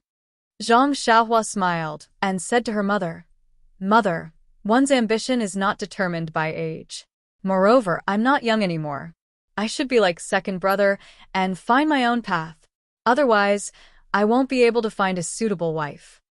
Zhang Xiaohua's words made Guo Sufei burst out laughing. She said, You're still so young, and you're already thinking about a wife. Zhang Kai thought for a while and said, Xiaolong, Qianqian, you two bring Xiaohu and Xiaohua back to sleep first. Your mother and I will think about it again. Hearing this, Zhang Xiaolong got up and went home with Lu Qian, Zhang Xiaohu, and Zhang Xiaohua. Only the 5 adults were left in the main room. Zhang Kai asked Mr. Liu, What do you think about the matter between the two of them? Mr. Liu smiled and said, No matter what the matter is, I still have to congratulate you for having two promising children. At such a young age, they can worry about family matters and have the courage to face it and think of their own ways. It's really a blessing for you. Zhang Kai was very happy in his heart, but he still waved his hand and said, "These are all children's crazy words. You don't have to take it seriously." Mr. Liu said with a straight face, "I'm not flattering the in-laws. How many children from the countryside have this kind of knowledge and experience to be able to say such words? However, he is indeed still young and doesn't know the dangers of the outside world. Going out to gain experience is also a good thing. Moreover, there's still Xiaohu. With Xiaohu taking care of him, you can rest assured. When he knows the dangers of the outside world, he will definitely miss the warmth of home. You don't need to say anything, he will come back on his own. Maybe Xiaohu will meet a suitable girl at that time, and it's not impossible for them to come back together." Lu Kai interrupted and said, "Uncle, I don't think it's a bad thing for Xiaohua to go out. I feel that Xiaohua isn't a simple child. Staying in a small village like ours all day might bury him. Maybe he will have an opportunity when he goes out and can do big things." Zhang Kai smiled bitterly and said, "What big things? I don't hope for him to be successful. As long as he marries and has children and lives a stable life, we will be satisfied. The big things are done by the people in town. We, the people in the countryside, only need to take care of the crops." Guasufei was unhappy and said, "They are all nobles and generals. I still remember when I gave birth to Xiaohua, the sky was filled with flying flowers. Maybe my son will do big things." However, she then said in puzzlement, "But Pingyang City is too far away. Why don't we let him practice martial arts in Lu Town? It's near. When I miss him, I can go and visit him. If it's too far away, it won't be convenient to go." Butcher Lu said, "That's right. Isn't there an evil tiger clan in Lu Town? He can go there to practice martial arts." Hearing the words evil tiger clan, Zhang Kai and Guasufei's hearts jumped. Weren't the bodyguards of that evil tyrant from last time also from the evil tiger clan? Looking at them helping the tyrant, they weren't good people. Moreover, they had so many banknotes of unknown origin at home. How could they let Xiaohua go to the evil tiger clan? Guasufei asked Mr. Liu, "Then-in-law, do you agree with them going?" Mr. Liu nodded and said, "Yes. We scholars have a saying, read 10,000 books and you can travel 1,000 miles. Only by going out and broadening your horizons can you truly learn the things in the books. I think it's the same for practicing martial arts. However, in this small mountain village, even the most talented person will be short-sighted. I agree with them going out." Lu Kai also nodded with a smile and said, "I've been to Pingyang City before. At most, I'll bring them there. However, this doesn't seem to be in line with their original intention. I'll tell them the details later. Xiaohu is all grown up. There won't be any problems." Butcher Lu said, "Why go? It's so relaxing to stay at home." "I don't agree." Zhang Kai and Guasufei looked at each other and said, "Let's think about this again and come up with a suitable solution." Then the few of them chatted for a while. Seeing that it was getting late, they bid farewell and went home. At night, Guasufei and Zhang Kai also discussed for half the night. They only went to sleep when the sun was about to rise. Butcher Liu and Lu Kai could not stay in the Guozhuang house for too long. After breakfast, they hurriedly bid farewell. Before leaving, Lu Kai told Zhang Xiaohu and Zhang Xiaohua about the route to Pingyang City and the things to take note of in detail. Both of them memorized it carefully. Looking at Lu Kai's expression, they could tell that their parents had been convinced last night. Both of them could not help but smile. After sending Butcher Liu and Lu Kai off, Zhang Xiaohu and Zhang Xiaohua were preparing to go to work in the fields. Only then did they realize that if both of them left, what would happen to the family's fields? Zhang Xiaohu and Zhang Xiaohua seemed to have noticed something. Zhang Xiaolong and Lu Qian, who were walking together, seemed to know what they were thinking. Zhang Xiaolong said, "The two of you can go ahead and see the outside world. As for the family's fields, I've already discussed it with your sister-in-law last night." The original plot of land at home will be planted by father. The plot of land by the river and the plot of land on the slope will be planted by me and your sister-in-law. Together with mother, how can the four of us not take care of these 2.5 plots of land? Zhang Xiaohua and Zhang Xiaohu looked at their elder brother and sister-in-law.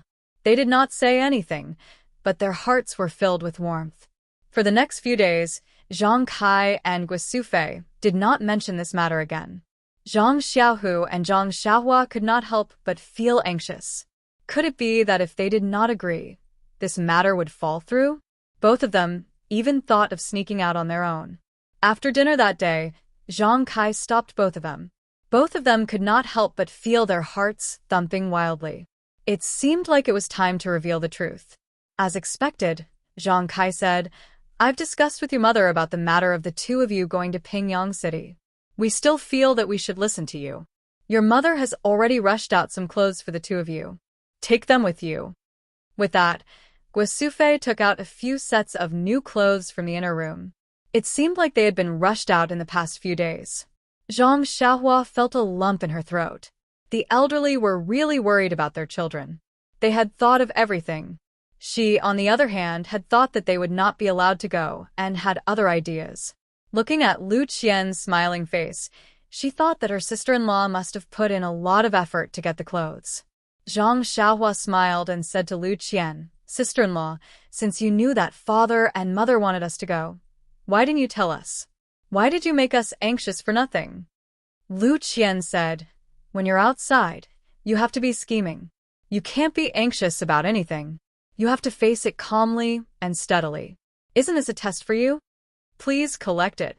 Thank you."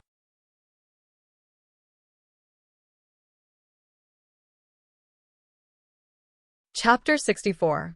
Zhang Xiaohua listened to Lu Qian's words and couldn't help but be silent in her heart. That's right, in the past, no matter what she did at home, she had her family to take care of her. Now that she was far away, she had to do everything herself. Even if her second brother was by her side, she still had to take care of everything. Lu Qian saw Zhang Xiaohua's thoughtful expression and felt very gratified. She went forward and touched Xiaohua's head and said, "Take your time. I think Xiaohua will definitely be able to adapt." Zhang Xiaohua raised her head and smiled brightly. She firmly said, "I will, sister-in-law. I definitely will." Zhang Xiaolong also walked over and took out 2 banknotes. He handed them to Zhang Xiaohu and said, "Xiaohu, these are the banknotes we got in Lu Town last time. We haven't used them yet. You should take 2. No one has come to take them in such a long time, so they probably won't come." Zhang Xiaohu didn't take them. He turned his head and looked at Zhang Kai and Guisufei and said, "Father, mother, we shouldn't take these banknotes. After all, they don't belong to our family. If someone comes to take them, won't we have no money to give them? Won't we just cause trouble for our family?" Guisufei sighed and took out a handkerchief from her bosom. She opened it, and there was some scattered silver inside. She handed it to Zhang Xiaohu and said, "Xiaohu, this is our family's savings. When you go out with Xiaohua, don't be too thrifty. Everything has to be for your health. We don't need this much at home, so take it." Zhang Xiaohu took the handkerchief and wanted to take out a few to give to his mother, but Guisufei put the handkerchief back. Only then did she carefully wrap it up and put it in her bosom. Zhang Xiaolong saw that Zhang Xiaohu didn't take the banknotes and took out the Misty School token from his bosom and said, "Xiaohu, it's fine if you don't take the banknotes, but you must take this token. Otherwise, if you go, the Misty School won't recognize you. You'll have a better chance of finding swordswoman Xue with the token." Zhang Xiaohu shook his head and said, "Big brother, this token was given to us by heroine Xue to protect ourselves. We shouldn't use it for other purposes. Relying on heroine Xue's relationship to enter the Misty School isn't our own ability. I think it's better to rely on our own strength. Otherwise, it wouldn't be good if heroine Xue misunderstood us. What's more, the bullies of Lu Town and the bandits of Shichui Mountain might come looking for us one day. It's highly likely that we'll have to rely on this token to tide over the crisis. The purpose of me and Xiaohua going to Pingyang City is to practice martial arts and protect the safety of our family. There's no reason for us to take away the life-saving item at home." Before Zhang Xiaohu could finish his words, someone outside praised. Good ambition. Little Tiger said it well. Everything is good if you rely on your own ability. Relying on others will never be true. Everyone turned around and realized that Mr. Liu had come to send Zhang Xiaohu and the rest off. Mr. Liu walked to their side and touched Zhang Xiaohua's head with one hand and patted Zhang Xiaohu's shoulder with the other. He said with satisfaction, "You're all good children. You must be careful when you're outside. You must remember that the amount of effort you put in will be the amount of return. Don't do things that are opportunistic and don't do things that endanger your lives. Remember that you're not alone in this world. You have your parents, brothers, sisters-in-law, and other relatives watching and waiting for you. When you're outside, you must think through everything first and think carefully. Don't act blindly. It's good to be hot-blooded and impulsive, but it must be within the scope of your own abilities." After he finished speaking, he took out a banknote from his chest and handed it to Zhang Xiaohu, saying, "This is a bit of my savings. Uncle doesn't have anything to give you when you're outside. Take this in case you need it." Zhang Xiaohu still didn't dare to take it. He turned his head to look at Zhang Kai and Guosufei. Zhang Kai said, "In-law, there's no need for this. The money has already been given to Little Tiger. It should be enough to spend. We appreciate your kindness, but you should take the banknote." Mr. Liu chuckled and said, "In-law, it seems that you still treat me as an outsider. I'll be living with you from now on. Why do you still treat me as an outsider? I have no use for this banknote. It's better to give it to Little Tiger and let them take it. If they don't use it, they can return it to me when they come back." Lu Qian also said, "Father's words are reasonable. Little Tiger, just take it. At worst, you can return it when you get home." Zhang Kai didn't say anything else. Zhang Xiaohu thought about it and raised his hand to take the banknote. He put it in his chest and said, "Then thank you, uncle." Only then did Mr. Liu smile with satisfaction. That night, everyone sat in the central room of the Zhang family. Under the flickering oil lamp, they talked about a lot of things. Mr. Liu told them everything he knew and heard about when they were outside. Guosufei also told them about daily life. She told them so many things that Zhang Xiaohu and Zhang Xiaohua had calluses on their ears. It wasn't until everyone was yawning that they dispersed. In her grandmother's house, Zhang Xiaohua talked about her grandmother and slowly fell asleep. On the other hand, Zhang Xiaohu tossed and turned in bed, unable to fall asleep. He originally didn't have any motive for going to Pingyang City. It was only because he felt that he was lacking in the matter of Lu Yeye that he wanted to explore the outside world and find his own path. After being disturbed by Zhang Xiaohua, he felt that practicing martial arts was a bright path. However, he didn't have a clear idea of how to do it. His family members had never been on a long journey and naturally didn't know. Mr. Liu and Lu Kai were both literate and didn't have any opinions on this aspect. Other than the bandits of Shichui Mountain and the evil tiger gang, there was no one else he could ask about. Zhang Xiaohua naturally could sleep soundly. He had to consider it carefully. Otherwise, when he reached Pingyang City, he would be in the dark and would have to return home after spending all his money. Suddenly, he quivered. Could it be that his father and mother had the same idea? The next morning, Zhang Xiaohua woke up early as usual. He washed his face and went to the hillside to fetch water to fill the water tank at home. He wanted to do more work for the family before he left. Guosufei woke up and found Zhang Xiaohua working. Her heart felt warm and her eyes reddened. While she thought about how her son had grown up, she really couldn't bear to let him go. After breakfast, Zhang Kai brought the family to pay their respects at his grandfather's and grandmother's graves before returning to pack their luggage and get ready to leave. In fact, their luggage had already been packed. They just needed to check it again.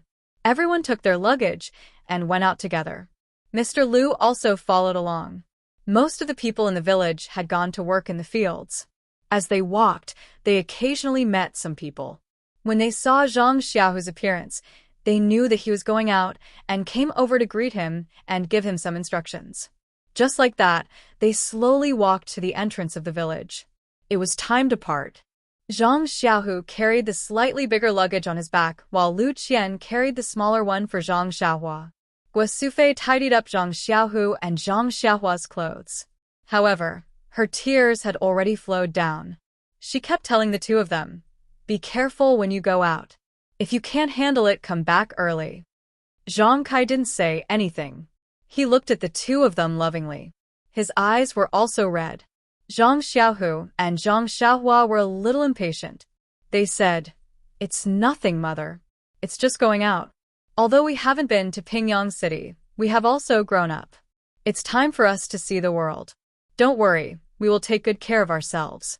Seeing the children like this, Guosufei was even more worried. She said, "Son, don't be too careless. You have to be careful. Xiaohua is still young. Xiaohu, you must take good care of your younger brother. Don't let Xiaohua suffer any grievances." Zhang Xiaohu repeatedly promised his mother that he wouldn't let Zhang Xiaohua suffer. Guosufei didn't mention it. Zhang Kai looked at the sky and said, "Mother, don't say any more. Let them go quickly. They still have to go to Lu Town to catch the carriage. Don't delay the time." Guosufei thought about it and agreed. She let go. Zhang Xiaohu, Lu Qian and Mr. Lu also went forward to give instructions. Zhang Xiaohu and Zhang Xiaohua then carried their bags and set off. After walking a few steps, when they turned back to look, the mountain breeze blew Guosufei's white hair. Zhang Xiaohua's calm heart was suddenly disturbed. He, who had always felt that he was very strong, couldn't help but cry. His tears flowed down uncontrollably. Zhang Xiaohua threw down his bag, turned around and ran back. He threw himself into his mother's arms and hugged Guosufei tightly. Guosufei also hugged her youngest son and cried. After a while, Zhang Xiaohua let go of his hand. Guosufei said tentatively, "Xiaohua, how about you don't go? Stay at home with your mother, okay?" Zhang Xiaohua shook his head and wiped his tears with his hand. He said, "No, mother, I must go. This is the last time I will cry. I don't want to cry anymore. I don't want to see my family cry. Even if I bleed, I don't want you to bleed. Believe in my mother, I will do it. Just you wait and see your son's efforts." Guosufei wiped her tears and nodded. She said, "I believe in you, Xiaohua. You will do it. You won't let us down." Zhang Kai's tears also quietly flowed down. However, he quickly wiped them away. Zhang Xiaohua looked at his family again. He wanted to remember them deeply in his heart. Then he turned around to leave. At this time, Zhang Kai said, "Wait." Zhang Xiaohua stopped in his tracks and looked at his father strangely. Zhang Kai stepped forward and looked at his son. He opened his arms and hugged him tightly. Zhang Xiaohua smelled his father's scent, and his heart was very excited. Since he was sensible, his father didn't hug him anymore. He didn't give him any face. He used to think that his father didn't like him. Now, he knew that his father's love for him was no less than his mother's. It was just that the way he loved him was different. After a while, Zhang Kai released his arms and said to Zhang Xiaohua, "Go, child. Father and mother are waiting for you at home." Zhang Xiaohua nodded and said, "Father, you also have to take care of your body." Then, Zhang Xiaohua turned around and left. He picked up his bag and turned around. He waved to everyone and walked away firmly. When Zhang Xiaohu and Zhang Xiaohua's figures turned around a hill and disappeared, Zhang Kai and Guosufei were still reluctant to leave. They looked for a long time, hoping to see their son again. However, they were disappointed. The familiar figure didn't appear again. Guosufei asked Zhang Kai, "Child's father, do you think the children will suffer outside?" Zhang Kai said, "Don't worry. When they go out and suffer, they will come back. Maybe soon, they will just go out and play." Unfortunately, they didn't know that Zhang Xiaohua's step was not a simple step out of the mountain village. It was a big step that affected the entire Jianghu.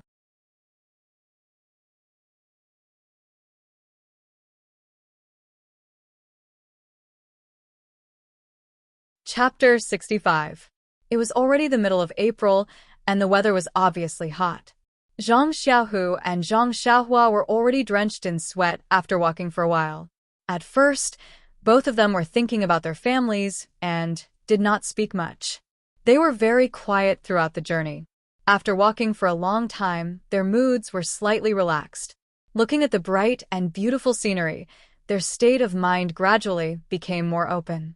More smiles appeared on their faces, and they became more talkative. Looking at the horses galloping past them from time to time, Zhang Xiaohua could not help but ask Zhang Xiaohu, second brother, "It's a long journey from Guozhuang House to Pingyang City. How long will it take for us to walk there?" Zhang Xiaohu looked at Zhang Xiaohua and smiled, saying, "That's a distance of a few hundred miles. If we walk on foot, it will take at least 70 to 80 days. Zhang Xiaohua was stunned and said, "Why so long? Won't it be cold by the time we reach Pingyang City?" Zhang Xiaohu said, "Of course we can't walk on our own. Didn't you hear what Mr. Liu said? There are horse carriages from Liu Town to Pingyang City. When we reach Liu Town, we will first find a horse carriage to Pingyang City and pay them. Otherwise, it will really be cold by the time we reach Pingyang City. Our clothes are also not good enough, not to mention the shoes on our feet. I know that you didn't listen carefully when Mr. Liu said it." Zhang Xiaohua blushed and muttered, "I don't know when Mr. Liu said it. Why didn't I know?" The two of them talked as they walked and did not feel lonely. By noon, they had already reached Liu Town. It was Zhang Xiaohua's first time in Liu Town since the new year. Looking at the bustling streets, his mind was filled with thoughts. He did not know why, but he was a little distracted. His state of mind was empty, and there was a slight twinkle in his eyes. The events that happened in the past half a year flashed through his mind like a revolving lantern. His originally tender heart gradually matured, and his youthful immaturity gradually faded. Zhang Xiaohu walked a few steps and saw that Zhang Xiaohua didn't follow. He turned around and patted him on the shoulder. "What are you standing there for? It's not your first time here. It won't be too late for you to stare blankly when we reach Pingyang City." This slap woke Zhang Xiaohua up. He laughed at himself and said, "I haven't been here for a long time, so I missed it. I don't know how those two bullies are doing. I don't think I'll run into them." Zhang Xiaohu carefully looked left and right, saying, who knows? This Liu Town is only the size of a palm, so it's very likely that we'll encounter it." Zhang Xiaohua looked at Zhang Xiaohu's expression and said, "It's all right, second brother. Don't worry.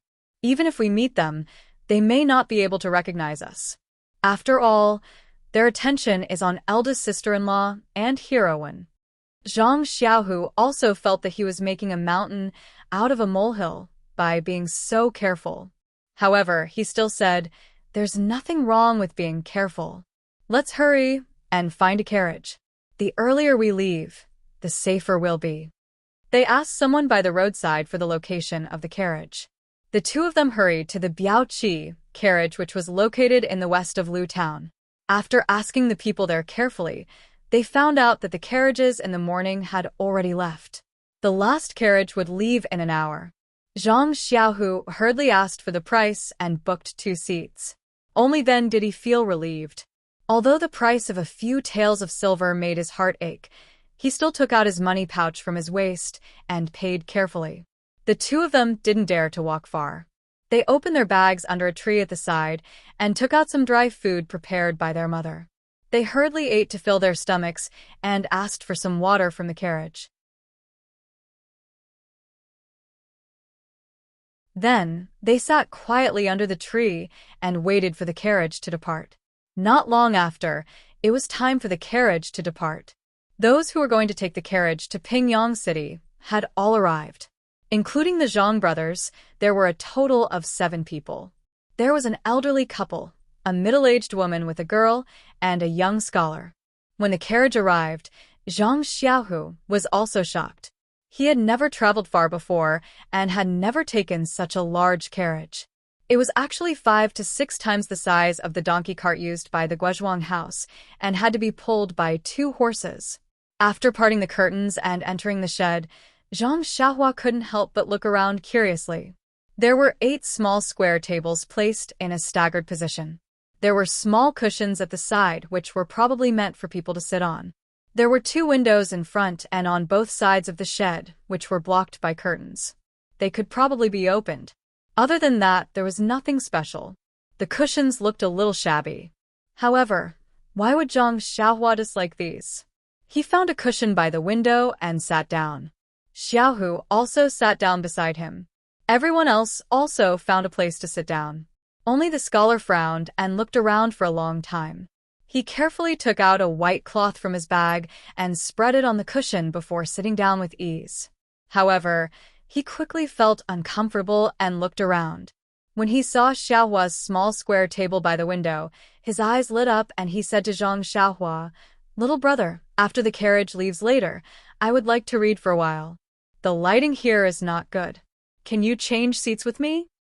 Zhang Xiaohua didn't have any objections. She didn't read and chose a table by the window only because she could see outside. Seeing that the scholar was sitting at the furthest end and had lifted the curtain behind him, she thought that he would be able to see outside. Therefore, she smiled and nodded. She stood up and changed seats with him. The scholar happily cupped his hands and sat down. After everyone was seated, the carriage company staff opened the curtain and invited a strong man with a saber hanging from his waist to sit in the last seat. The carriage company staff said to Zhang Xiaohua and the others, "This gentleman is our carriage company's Master Wang. He is responsible for the safety of everyone during the journey. If you have anything to say, feel free to tell him." The strong man cupped his hands towards everyone and said, "This one is Wang Qixing. Please take care of me during the journey." Then, an old man with a slightly hunched back and a face full of wrinkles came out from behind the carriage company staff. He held a long whip in his hand and smiled at everyone, saying, "This old man is the coachman. I wish everyone a safe journey." After saying that, he didn't say anything else and left with a flick of his whip. The carriage company staff smiled and said, "This Master Wang has such a temper. Please don't take offense. Have a safe journey." After saying that, he put down the curtain and the carriage slowly moved. Zhang Xiaohua looked through the curtain that was lifted by the wind and looked at the receding ground. She felt that the carriage was getting faster and faster. She knew that she was getting further and further away from home. Her previous life was far away. What about the future? She was at a loss. Although she had already left home during the journey from Guozhuang House to Lu Town in the morning, she still felt that she was in her own circle of life. Once the carriage moved, she would be going to a strange world. The feeling in her heart was different, and she couldn't help but feel a little blurred. However, Zhang Xiaohua kept encouraging herself in her heart. She had already said in front of her mother that this was the last time she would cry. She couldn't be a child anymore and couldn't cry. Zhang Xiaohu seemed to see the clear changes in his younger brother. He reached out and held his hand. He smiled and didn't say anything. However, Zhang Xiaohua could read the content in his eyes, and her heart calmed down. Although the familiarity and peace in her heart were getting further and further away as the carriage sped along, Zhang Xiaohua also had a trace of expectation. Her heart, that had just matured, was becoming more and more complete. Then, what was waiting for her in front? Because they weren't familiar with each other, they didn't talk along the way. Zhang Xiaohua, who was leaning against Zhang Xiaohua, didn't know what to say to Zhang Xiaohua. He just held his hand. However, as the carriage jolted along, he didn't sleep well last night and slowly closed his eyes. His body leaned against the small square table, and he fell asleep. Zhang Xiaohua pulled her hand out of second older brother's hand. She wondered if she should cover him with something. However, the afternoon weather was still very hot. There was only a slight breeze coming in through the window, so she didn't think about it.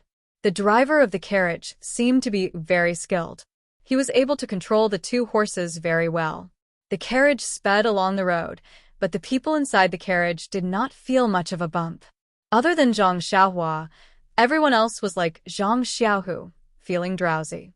Zhang Xiaohua actually also wanted to sleep. On such a boring journey, they couldn't keep looking at the scenery outside. However, he was also very strange. Other than sleeping at night, he almost didn't sleep during the day. He remembered that he used to like to sleep at noon. Every afternoon after eating in the fields, he would sleep for a while under the tree. He didn't know when he had lost this habit. It was a pity that there was a big stone on the slope. He thought that it would be cool to sleep on it in the future.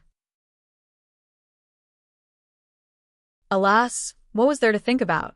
He wouldn't go to the field on the slope in the future. He would leave it to Big Brother to sleep. Why was he still thinking about sleeping? However, Zhang Xiaohua was a little confused. He heard from Big Brother that he wouldn't wake up until dawn. What was going on? Thinking about it, it was really strange. He remembered that he used to wake up often at night. Now, it seemed that he hadn't woken up in the middle of the night for a long time. Was it because he slept too much? Moreover, there was also that dream. It was really strange. It was the same dream every day.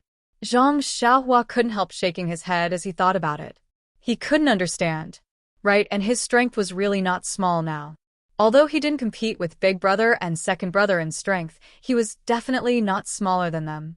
He was happy just thinking about it. He was only 13 years old. When he was the same age as his brothers, his strength would definitely be greater. It would be better to help Daddy work. Alas, why did I think about working again? It was better to learn martial arts. Protecting the safety of my family was the most important thing. Just as Zhang Xiaohua was thinking about it, the carriage ran for an afternoon. When it was dark, the speed of the carriage slowed down slightly. Everyone in the carriage woke up at this time.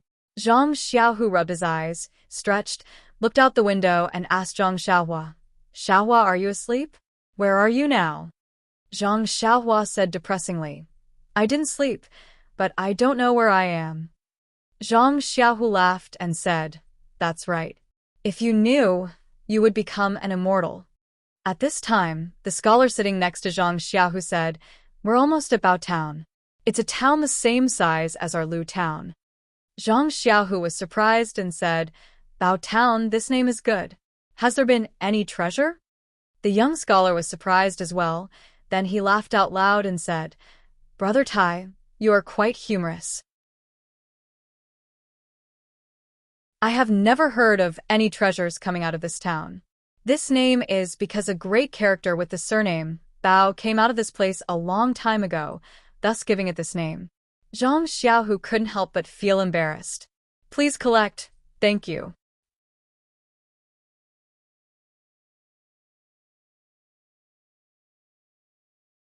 Chapter 66.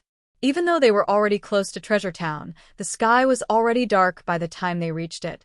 The horse carriage stopped in front of a horse carriage shop, and the guard jumped off the carriage first.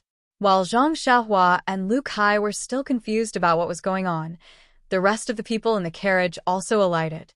The young scholar saw that the two of them were still in the carriage and said with a smile, "Since you're not alighting from the carriage for a meal and a place to stay, are you going to spend the night in the carriage?" Zhang Xiaohua was stunned and asked, "Aren't we going to run all the way to Pingyang City? Why do we still need a meal and a place to stay?" The scholar smiled and said, "Even if we don't need to rest, the horses that pull us have to rest as well. Otherwise, the horses will die of exhaustion before we reach Pingyang City. Moreover, it's very dangerous to travel at night. Unless there's an emergency, no one will travel at night. This gallop horse carriage shop has branches in every town. The route they take and the time they use are all fixed. We'll be resting here today. Quickly alight."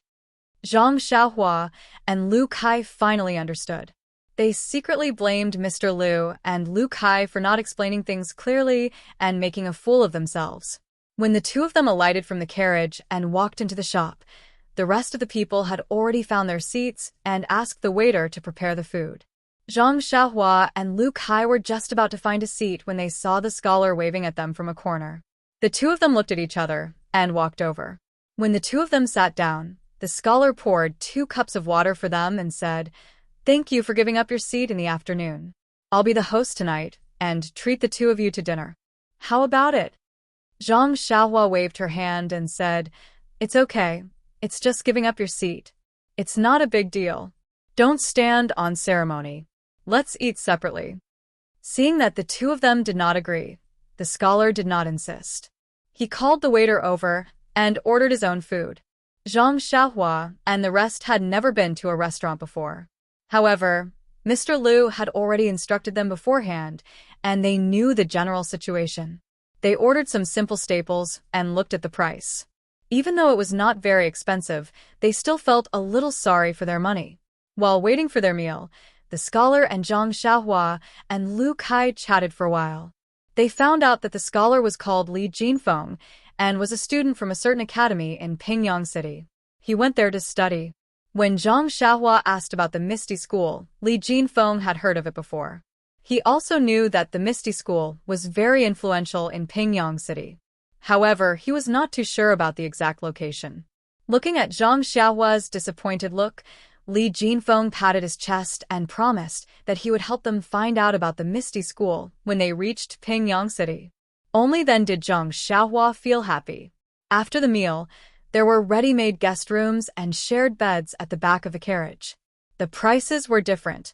Zhang Xiaohua and Zhang Xiaohu naturally chose the cheapest shared bed. The rest did not see them. They had probably found a quiet guest room. The bedding and other things in the shared bed were not very clean, and the smell was very unpleasant. There were already many people snoring inside. However, these were not things that Zhang Xiaohua could be picky about. He was indeed tired and fell asleep as soon as he lay on the bed. Only Zhang Xiaohu was left to pack carefully before lying down to sleep. Pingyang City, in the meeting hall of the Misty School. Large candles the size of children's arms lit up the entire hall as if it was daytime. Oh Peng sat majestically on the chair in the middle. The 2 rows of seats below him were not only occupied by the 6 ethereal tigers. The other chairs were also filled with people. There were also many people standing behind the chairs with their hands clasped behind their backs.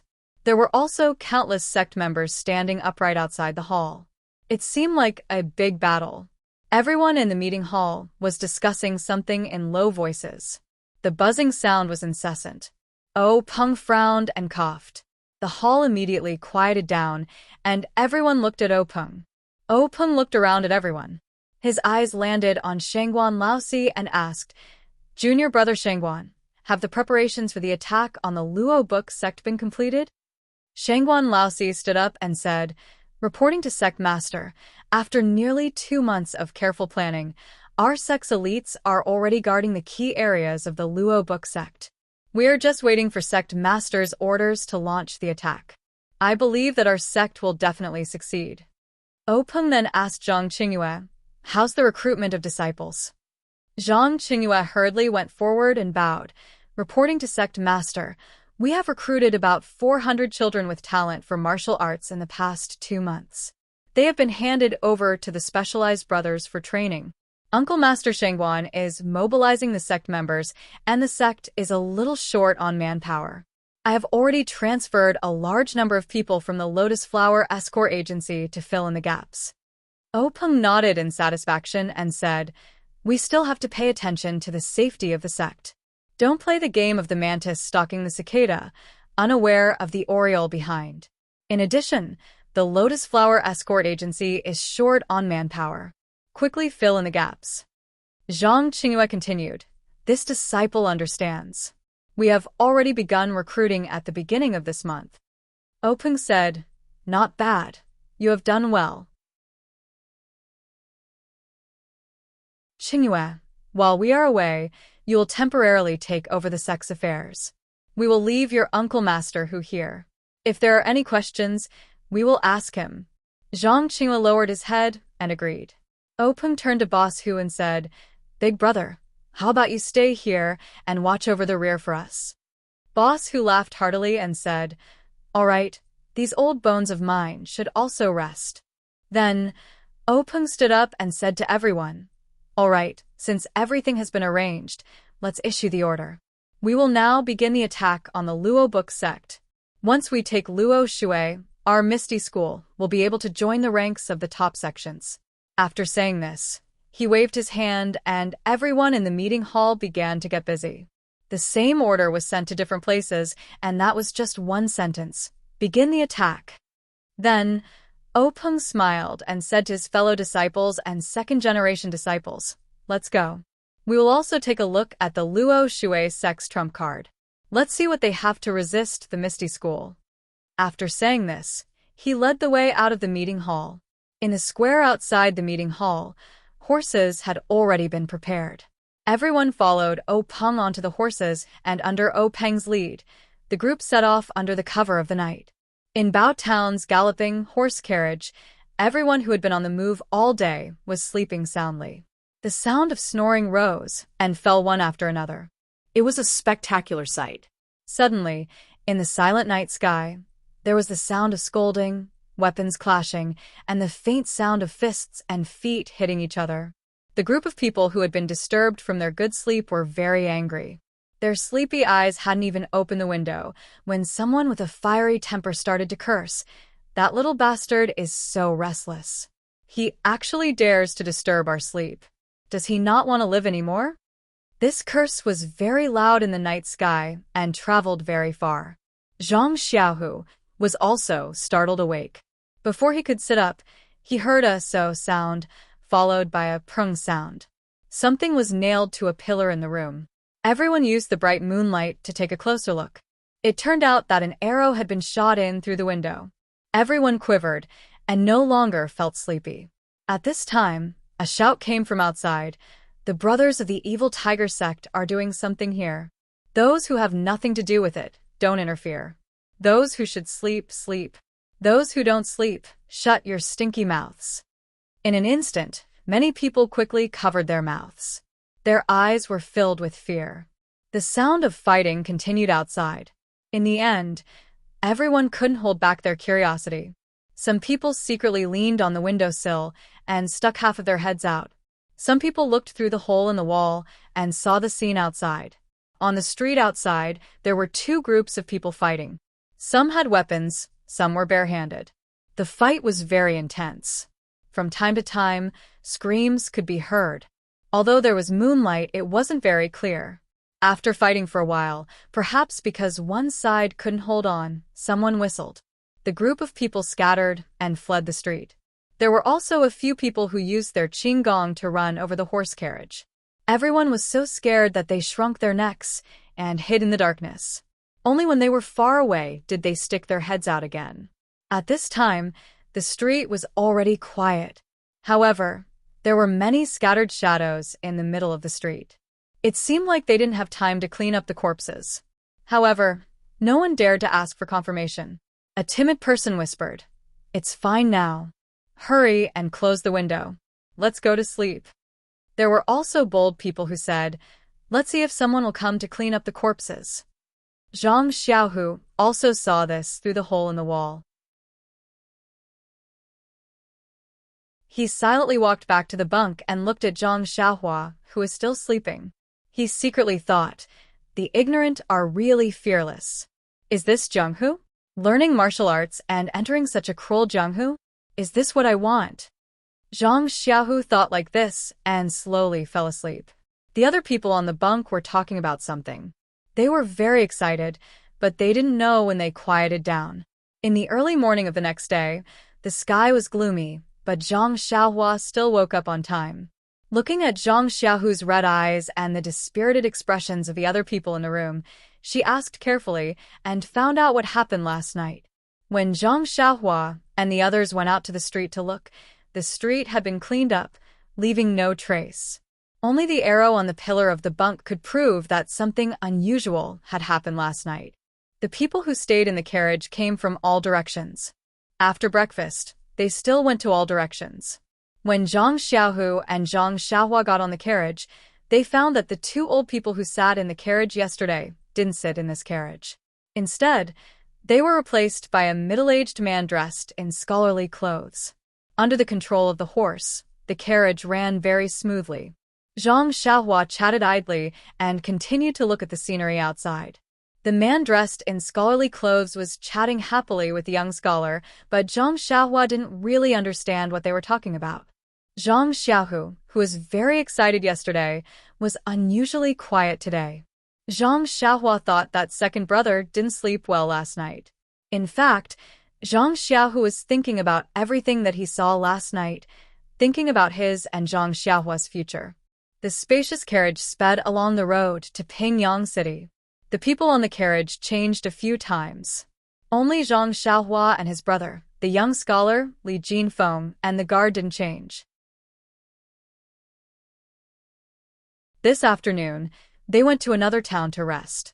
According to the guard, this town was the last place to rest. In the afternoon, the carriage would finish its last journey and reach Pingyang City.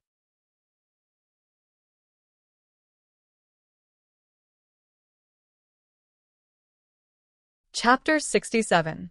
When the carriage started moving again, two people boarded it. One of them was a young man dressed in a brocade robe with a folding fan in his hand. He looked very dashing. The other was a plump young man with his small eyes darting around. Obviously, the two of them did not know each other and found their own seats. It seemed that birds of a feather flocked together. Not long after the carriage started moving, the young scholar, Li Jinfeng, started chatting with the young man in brocade robe.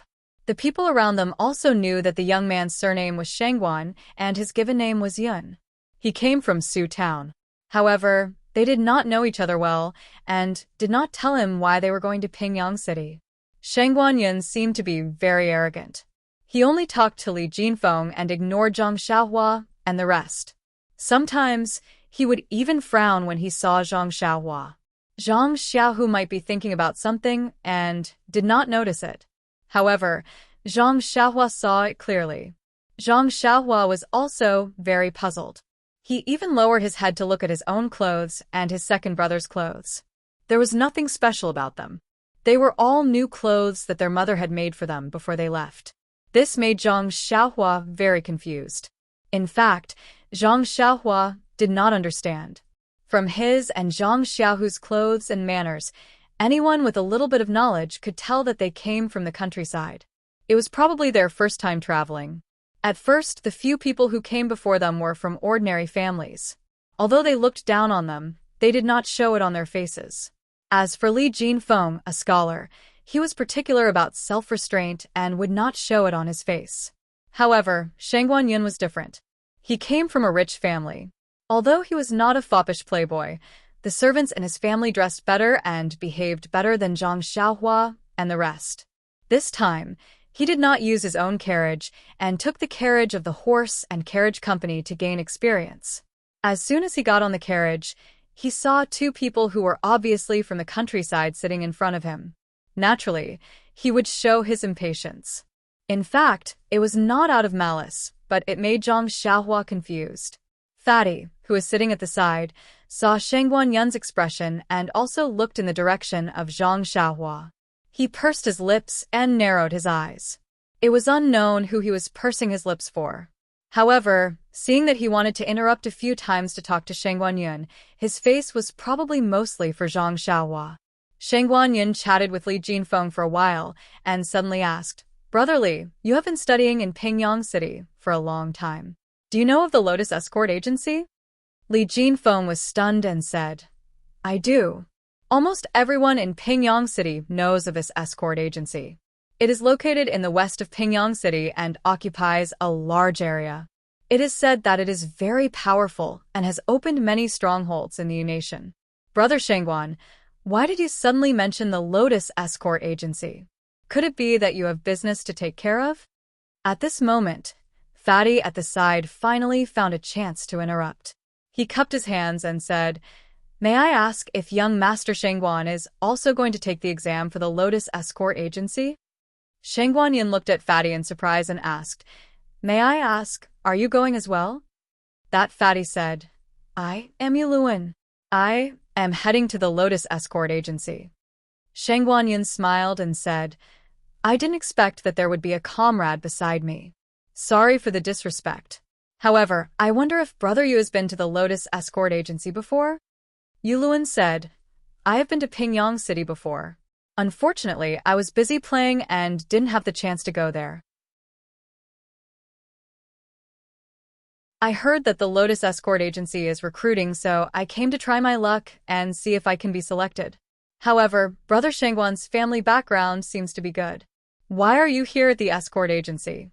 Shangguan Yin smiled bitterly and said, "I sneaked out secretly. My family forced me to study, but I feel dizzy when I see those books. A few days ago, I heard the guards under me talking about the Lotus Escort Agency and felt that it was good, so I came to give it a try.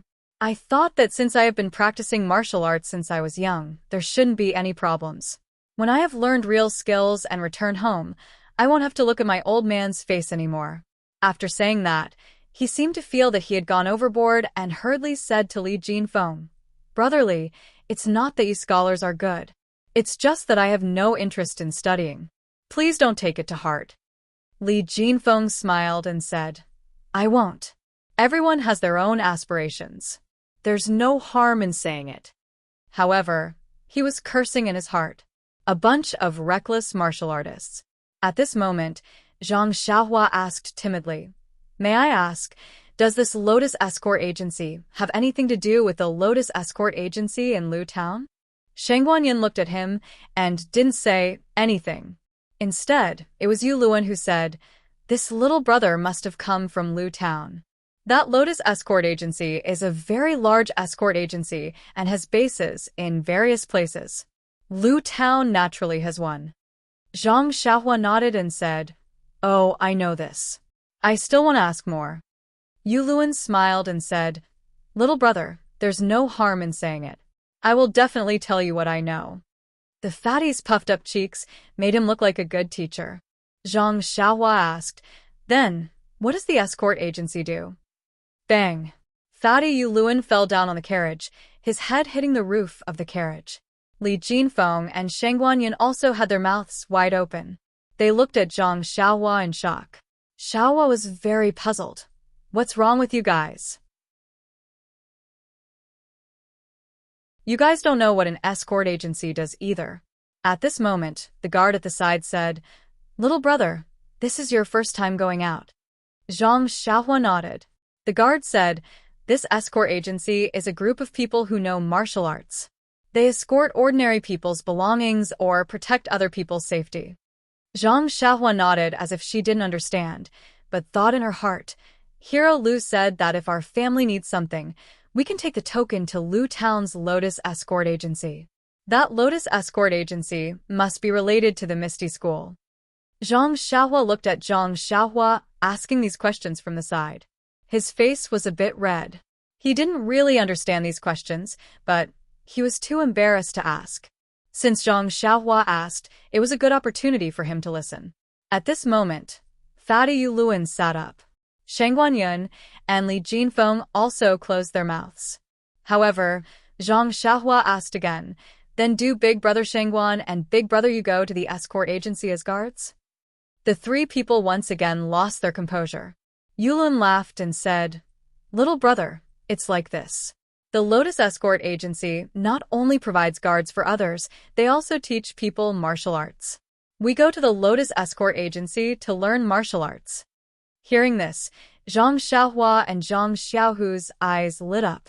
They looked at each other, already having a plan in their hearts. Zhang Xiaohua asked again, "Big Brother Yu, how's the Lotus Escort Agency choose people?" Yuluan said, "It's nothing more than strength fists and weapons. I'm not too sure about the specifics. We'll know when we go." Zhang Xiaohu heard this and secretly remembered it in his heart. Shang Guanyin was already impatient and said, "Why are you asking so much? Don't tell me you want to go too?" Yuluan said, "Little brother is too young, so they probably won't accept you. You, as the older brother, can go try." Zhang Xiaohu said, "Really?" Yuluan blinked and said, "Really, you have no problem." Zhang Xiaohu was happy and asked, "Then when you go tomorrow, can you bring me along? We don't know how to get there." Yuluan smiled and said, "That's not a problem. We'll go together tomorrow." Following that, Yuluan and the other two began to talk about culture and customs. Zhang Xiaohu and Zhang Xiaohua couldn't get a word in edgewise. Both of them looked outside happily, as if they could see the light of tomorrow. It was a pity that as it was their first time out, they didn't see the disdain between Shang Guanyun's brows and the sneer in Yuluan's eyes. Only the guard saw this, but he also knew that it was their first time out, and they would definitely hit a wall. Since it wasn't a big deal, he didn't specially remind them. The horse carriage arrived at Pingyang City at night. The Zhang brothers had originally wanted to see what Pingyang City looked like, but when they saw the pitch-black night sky, This idea had long been extinguished. They could only look at the huge city gate in the dark, like a monster swallowing the horse carriage whole, and the lanterns in front of the houses by the roadside swaying in the wind. The horse carriage traveled a long distance into the city before stopping at a secluded place. Everyone alighted from the carriage. As expected, there was a sign of a gallop horse carriage company. It must be the horse carriage company of Pingyang City. It was already late at night. The staff of the horse carriage company invited everyone into the store. Everyone ate hastily and went to rest. The Zhang brothers naturally stayed in the shared bunks. Zhang Xiaohua didn't know where Yuluan and the other two were staying. Originally, she wanted to remind them about going to the Lotus Escort Agency together tomorrow, but seeing how tired they were, Zhang Xiaohua opened her mouth but didn't call out to them. The shared bunks of the horse carriage company in Pingyang City were cleaner than other places, and there weren't many people. The Zhang brothers couldn't care less. After a tiring day, they couldn't wait to go to bed. Zhang Xiaohua even fell asleep immediately on the bunk. Zhang Xiaohu, on the other hand, carefully placed the bundle under his head before falling into a deep sleep. The next morning, the two of them woke up very early. After breakfast, they waited at the entrance for Yuluan and the other two. However, after waiting for a long time, they still didn't see Yuluan and the other two. The two of them panicked and went inside to inquire. It was only then that they found out that after young Master Shengguan had checked in last night, he had felt uncomfortable staying in the inn and had asked Yuluan and Li Jinfeng to look for another inn together. This scholar Li Jinfeng patted his chest, and fatty Yuluan's promise immediately turned into bubbles. The two brothers couldn't help but look at each other. Why was this person so untrustworthy? The two of them were contemplating whether to go to the Misty School or the Lotus Escort Agency. In the end, they decided to listen to Zhang Xiaohu and still go to the Misty School. However, where was the Misty School? The two of them went to look for the staff of the horse carriage company to inquire. Fortunately, the staff's attitude was good. That Misty School's reputation was also prominent. It was easy to find out that the Misty School wasn't in Pingyang City, but in the Ethereal Heights, which was 10 miles east of the city. This horse carriage company was in the northwest corner of Pingyang City. They needed to pass through Pingyang City and exit from the east gate. They only left the horse carriage company after they had ascertained the route. The horse carriage company was in a remote area in the northwest corner of Pingyang City. Although the sun was high up in the sky, there weren't many people in the vicinity. After the two of them had walked for a while, they passed through an alley and turned a corner. Both of them couldn't help but stop in their tracks. Zhang Xiaohu looked at everything in front of him and asked Zhang Xiaohu in puzzlement, "Second brother, don't tell me it's the new year again."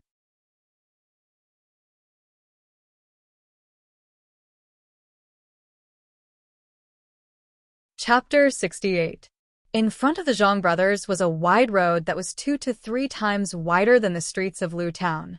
Countless shops lined the sides of the road, and the streets were bustling with activity.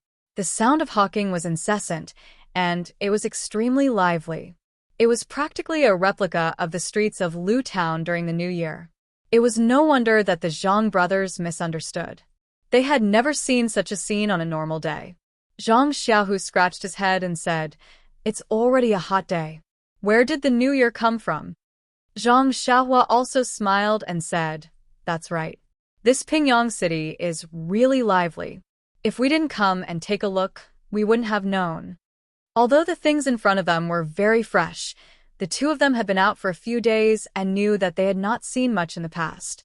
Many things were kept in mind, and they slowly digested and accepted. They had gotten used to such a lively scene after a while.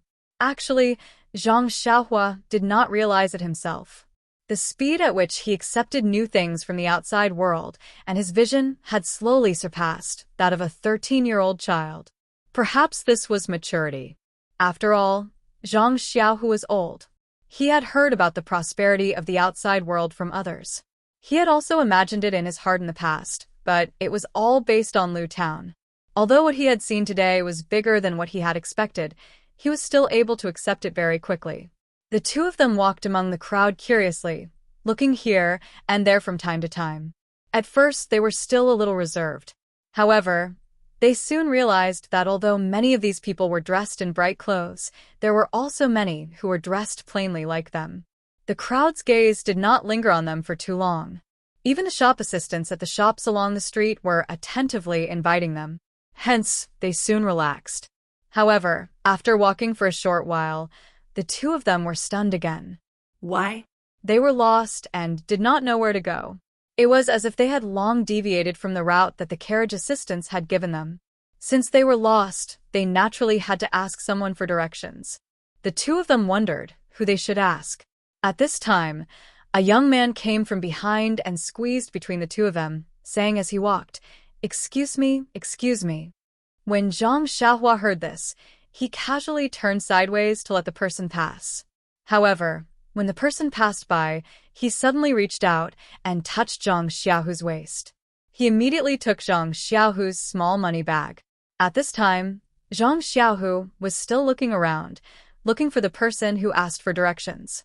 Zhang Xiaohua's senses were very sensitive now. He saw this situation from the corner of his eye and quickly stepped forward to block the person. He raised his hand and grabbed the person's wrist that was holding the money bag. He said sternly, "What are you doing?" The young man's age and height were about the same as Zhang Xiaohu's. Looking at the child who was a head shorter than him and the hand that grabbed his wrist, he said casually, "Nothing." Zhang Xiaohua asked, "Then why are you holding my second brother's money pouch?" The young man sneered and said, How is this your family's money pouch? It's obviously in my hands. It's mine." After saying this, he forcefully shook off Zhang Xiaohua's hand and tried to pull his hand away. How could Zhang Xiaohua let him do as he wished? He exerted a little force on his hand. Ouch, ouch. The young man immediately cried out and begged for mercy. "Young master, please have mercy. Be gentle, be gentle. My wrist is going to break." Zhang Xiaohu also noticed the abnormality. He snatched his money pouch from the man's hand and opened it to see if there was any money missing. Seeing that her second brother had taken the money pouch, Zhang Xiaohua naturally let go of her hand. At this time, a few people ran from behind and passed by Zhang Xiaohu and Zhang Xiaohua, bumping into them. Zhang Xiaohua couldn't help but be puzzled. Why were these people so reckless? What was so urgent? But when they ran over, Zhang Xiaohua was stunned. The people who had stolen the money pouch just now were gone. The Zhang brothers looked at each other again. It seemed that the people behind them were in cahoots with the thief in front of them. They carefully checked again. Fortunately, they didn't lose anything, so the two didn't take it to heart. But because of this, they developed a sense of distrust towards the people here. Even when they asked for directions, they found a very friendly-looking old granny. After asking for directions, the two brothers continued to move forward. This Pingyang city was really big. After walking for the time it took for a stick of incense to burn, they still hadn't reached the east gate. The two of them weren't tired, but the weather was too hot and crowded. Both of them were thirsty. When they reached a corner, they happened to see a shed selling herbal tea by the roadside. It was a big bowl of thirst-quenching herbal tea that cost 1 copper coin. The two of them were overjoyed. They hurried over and drank a big bowl each. After paying the bill, they asked for directions in detail. The two of them were about to leave when suddenly, Zhang Xiaohua pulled Zhang Xiaohu back. She pointed to a person in front and said in a low voice, "Second brother, look at that person in front. Is he the one who stole our money pouch just now?" Zhang Xiaohu looked carefully and shook his head, saying, "I can't see clearly. When the money pouch was stolen just now, I didn't pay attention either. I didn't see what the person looked like and was taken away." Zhang Xiaohua said with certainty, "There should be no mistake. It's him." Zhang Xiaohu was a little doubtful. "Are you sure? Don't accuse him wrongly. Besides, we don't have any evidence now. There's no way we can catch him." Zhang Xiaohua smiled and said, "Second brother, why are you looking at him? He's staring at the girl's money pouch in front of him." Zhang Xiaohu looked again. Indeed, a girl was walking in front of the young man. She was holding a pot of unknown flowers in her hands, and a small emerald green money pouch on her waist swayed continuously as the girl walked. Wasn't the young man staring at the money pouch? As he looked, the young man quickened his pace. Zhang Xiaohua hurriedly threw the small bundle in her hands to Zhang Xiaohu and said, "Help me hold it, second brother. Watch how I catch the thief." At this time, the young thief had already run to the girl's side. He stretched out his hand and grabbed the money bag in his hand. Then he ran away. The girl also felt it and shouted anxiously, "My money bag, you hateful thief." However, she was holding the flower pot in her hands. How could she chase after him? She could only stomp her feet and secretly say, "I'll let you hold it first. Later, I'll let third uncle take care of you." The girl was vexed. Zhang Xiaohua, who was brave for justice, rushed over and said, "Wait a moment. I'll help you get it back." After saying that, she chased after the thief's back. While running, she shouted, "Catch the thief who stole something." When the thief heard someone shouting, he turned around and saw that it was the person who grabbed his wrist. Thinking about the bruise on his wrist, he immediately quickened his pace, wanting to get rid of Zhang Xiaohua's pursuit. In the thief's mind, Zhang Xiaohua was just a little brat. Although he was strong, he could run faster than an adult. It wouldn't take long for him to run away. However, Zhang Xiaohua was the exception. After chasing him for a few streets, the thief was a little tired. When he looked back, he saw that Zhang Xiaohua was still chasing him. The distance between them was getting closer and closer. Then he looked around and saw that because he ran far away, his brothers who were covering for him didn't come over. The thief couldn't help but feel a little guilty. He rolled his eyes and threw the money pouch in his hand into an alley. Then he ran in the opposite direction. Zhang Xiaohua chased him to this place and had to pick up the money pouch first. When he came back, the thief had already disappeared into the alley.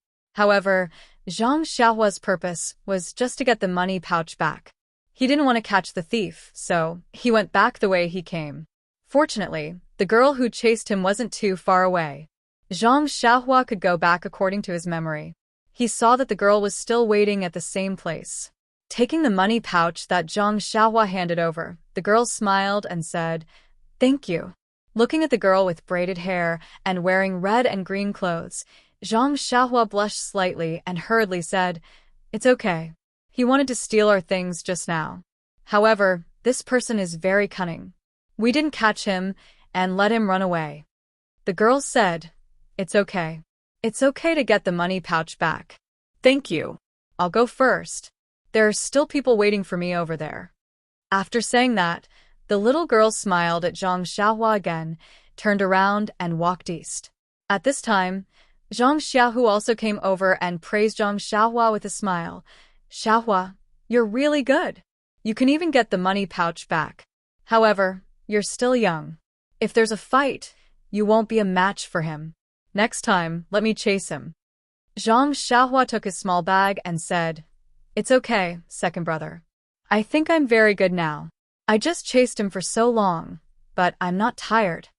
Zhang Xiaohu thought that his brother was bragging, but he didn't expose him. He also smiled and said, "That's right. Xiaohua has grown up. Of course, you're very good." While talking and laughing, the two also walked to the east. Coincidentally, they were just behind the girl. After walking for a while, the girl looked back and saw that the two were also walking behind her. She stopped. When the two were close, she asked, "It seems that we're on the way. Where are you going?"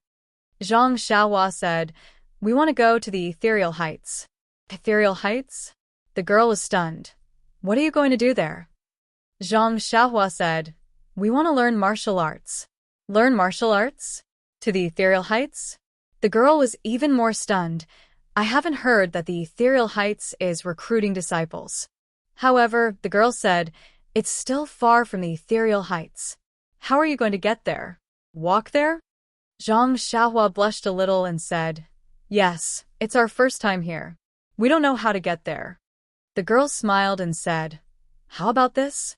I'm on the way as well. Follow me. I'll send you there as a thank you for for helping me get my purse back. How about that? Zhang Xiaohua said happily. Okay, then I'll thank you too. Indeed, there was a horse carriage parked by the roadside, not far ahead. There were already many flower pots on the carriage, but there was still some empty space in the carriage. After the girl and the Zhang brothers sat down, the carriage then moved slowly. Sitting in the carriage, the three of them had a simple conversation and knew each other's names. Zhang Xiaohua also knew that this girl was called Qiu Tong. She was a servant in a villa. She came out to buy some bonsai for the villa and didn't talk much about other things. She only listened to Qiu Tong's introduction of the situation in Pingyang City and the surrounding places of interest.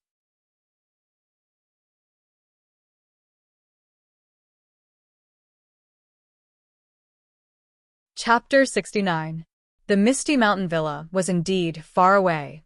The carriage left the city gate and traveled east for nearly the time it took for a stick of incense to burn before arriving at a straight road. The carriage stopped, and the three people got off. Qiu Tong pointed to the road and said, "If you go further, you will reach the Misty Mountain Villa. I can't send you any further. I live in the Huanxi Mountain Villa.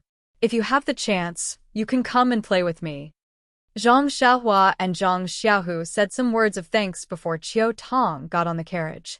The carriage turned around and slowly went back. Qiu Tong waved goodbye to the two people in the carriage. The Zhang brothers looked at the wide and straight road and the huge trees beside it. They couldn't help but feel a sense of solemnity in their hearts. The two people took a deep breath and strode forward. After walking for a short while, they saw the tall archway in the distance. When they got closer, they could clearly see the big Misty on the archway. Wasn't that the two words on the token? The two brothers' hearts beat faster. They could see hope in front of their eyes. Below the decorated archway stood a few men with sabers strapped to their backs. Another man was patrolling on the left and right. He should be the leader. It was noon, and the Zhang brothers were the only ones walking on the main road under the sun. Naturally, they had seen them long ago. Seeing that the two of them were still moving forward, the man walked up to them. He raised his right hand and stopped the two of them from moving forward. His eyes looked at the two of them for a long time before he said, "Please wait a moment. Up ahead is an important place for our gang." Zhang Xiaohu came forward and asked with a fist salute, "Excuse me, is this the Misty Mountain Villa?" The man looked at Zhang Xiaohu suspiciously and replied, "It is the Misty Mountain Villa." Zhang Xiaohu said happily, "Great, we are looking for the Misty Mountain Villa." The man took a step back warily and asked, "Excuse me, what can I do for you, friend?" Zhang Xiaohu said, "We came to the Misty School to learn from a master." That person stared blankly, as if he had seen something funny. He looked at Zhang Xiaohu, and the guards who had been standing upright a moment ago also looked at the two of them with strange expressions. Zhang Xiaohua asked curiously, "Why?" "We're from Lu Town, and we're here to learn." That person couldn't hold it in any longer and laughed while clutching his stomach. He pointed at the two of them and said, "Apprenticeship? You?" Ha ha ha, ha ha. The guards also bent over in laughter. Some of them even sat on the ground as if they had heard the funniest joke in the world. The Zhang brothers didn't understand why everyone was laughing, so they could only stand there obediently. When everyone was done laughing, they carefully asked, "What are you laughing at?" This sentence caused the crowd to burst into laughter again. However, when they stopped laughing again, the leader said, "Another two pitiful creatures attracted by the legends of the martial world." Then, she waved at them and said, "The Misty School has been recruiting disciples for a while now. You guys should go home." Zhang Xiaohua was anxious and said, "We came here from Lu Town and spent a lot of money. How can we go home?" Zhang Xiaohu was also stunned. He didn't think about it before coming. He thought that he could learn martial arts by coming here. Who knew that they were not recruiting disciples? What could he do? Suddenly, Zhang Xiaohu thought of something and said to the leader, "Brother, I know your school's Wenwen. Can you take us to see him?" The leader looked at him and said, "Our Misty School has a person called Wenwen. However, many people know his name. This doesn't mean that you know him." When Zhang Xiaohu heard this, he felt that there was hope and said, "Just say that you are the Zhang brothers from Lu Town. I believe he has some impression of you." The leader said, "Unfortunately, even if you know Wenhai, I can't take you to see him because he is not in the villa." Zhang Xiaohu was disappointed. At this time, Zhang Xiaohua interrupted and said, "Then, what about Lu Yuming?" The leader said, "Hey, you know a lot. However, Lu Yuming is not in the villa. There is no other way. Alas, in fact, even if you know them, they will not let you apprentice to a master. You should go back quickly and live a good life farming at home." The leader's eyes were sharp. He had already seen through the identity of the two farmers. The Zhang brothers still wanted to say something, but the leader said, "This is the entrance of Misty Mountain Villa. It has always been forbidden for strangers to approach and make noise.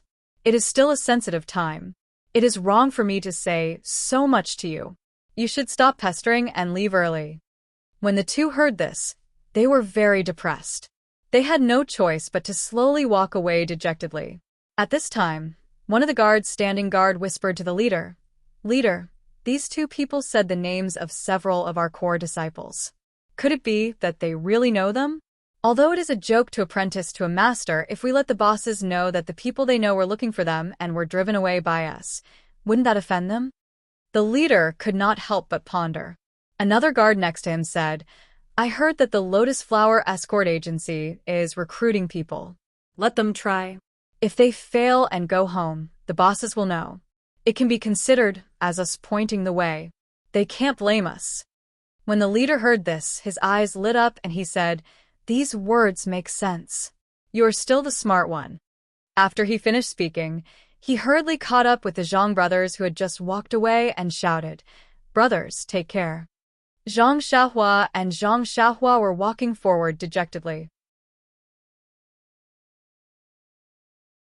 When they heard someone call them, they immediately stopped and asked, "What, are we allowed to go in?"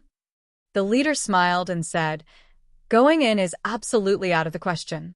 However, the two little brothers are here to apprentice to a master. I will show you the way."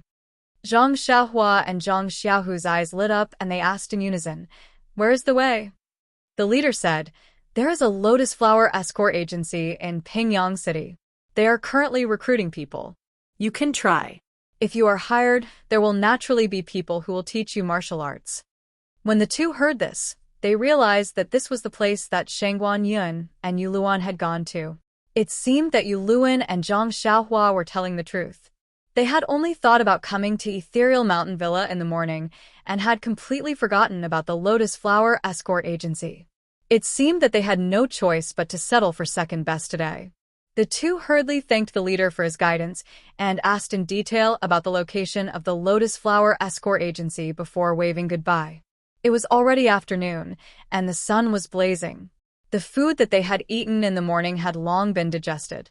Zhang Xiaohua was famished, and Zhang Xiaohu was not much better. Fortunately, there were still scattered families in front of Ethereal Mountain Villa. There were also many people who were making a living here. The two brothers found a small shop and hastily ate some food. When they came, they had taken a ride. Although it was far away, there were people to talk to, and they did not feel too bored. When they went back, it was just the two of them. They chatted one after another. It was fine when there was a shady place, but when they were exposed to the sun, it was really unbearable. There were not many people walking on the road, from Ethereal Mountain Villa to Pingyang City. Even if there were, they were riding horses or sitting in carriages. These people were also in a hurry, and no one paid attention to the two brothers walking on the road. When the two brothers walked to the vicinity of Pingyang City, they were already sweating profusely. However, when they saw the outline of the city gate, the two immediately became spirited and their footsteps quickened. Fortunately, the Lotus Flower Escort Agency was near the city gate, and it was easy to find out. Not long after, the two brothers arrived in front of a large door. This was a very large door. In front of the door, there were two lion statues, one on each side of the door. It looked very imposing. A black plaque hung above the door. On it, there were 4 large golden words. Zhang Xiaohua recognized the second word, Hua. It was probably Lotus Flower Escort Agency. There were also a few people standing at the door. However, they were all dressed in plain clothes and did not have any swords hanging from their waists. The two brothers walked up the stairs and immediately, one of them came up to greet them. That person looked at the two brothers' attire and could not help but frown slightly. However, he still asked with a smile, "May I ask if the two brothers are here to find guards or to find someone to deliver the goods?" Fortunately, he had heard about the escort agency from Yiluan previously. Zhang Xiaohu did not make a fool of himself. He also cupped his fists and said, "The two of us brothers are here to learn from the Lotus Flower Escort Agency." That person sized up Zhang Xiaohu and nodded, saying, "Please wait a moment." Then he shouted to the back, "Xiao Si, come and bring these two to the side room. They are here to learn martial arts." Behind them, a very smart and thin manservant answered and ran over, leading the Zhang brothers through the door. Inside the door was a very spacious area. There were many weapons placed on one side of the area. There were also some stone locks and other objects placed in the corner. At this time, the sun was still very strong, and there were not many people in the area. The people practicing martial arts should still be resting.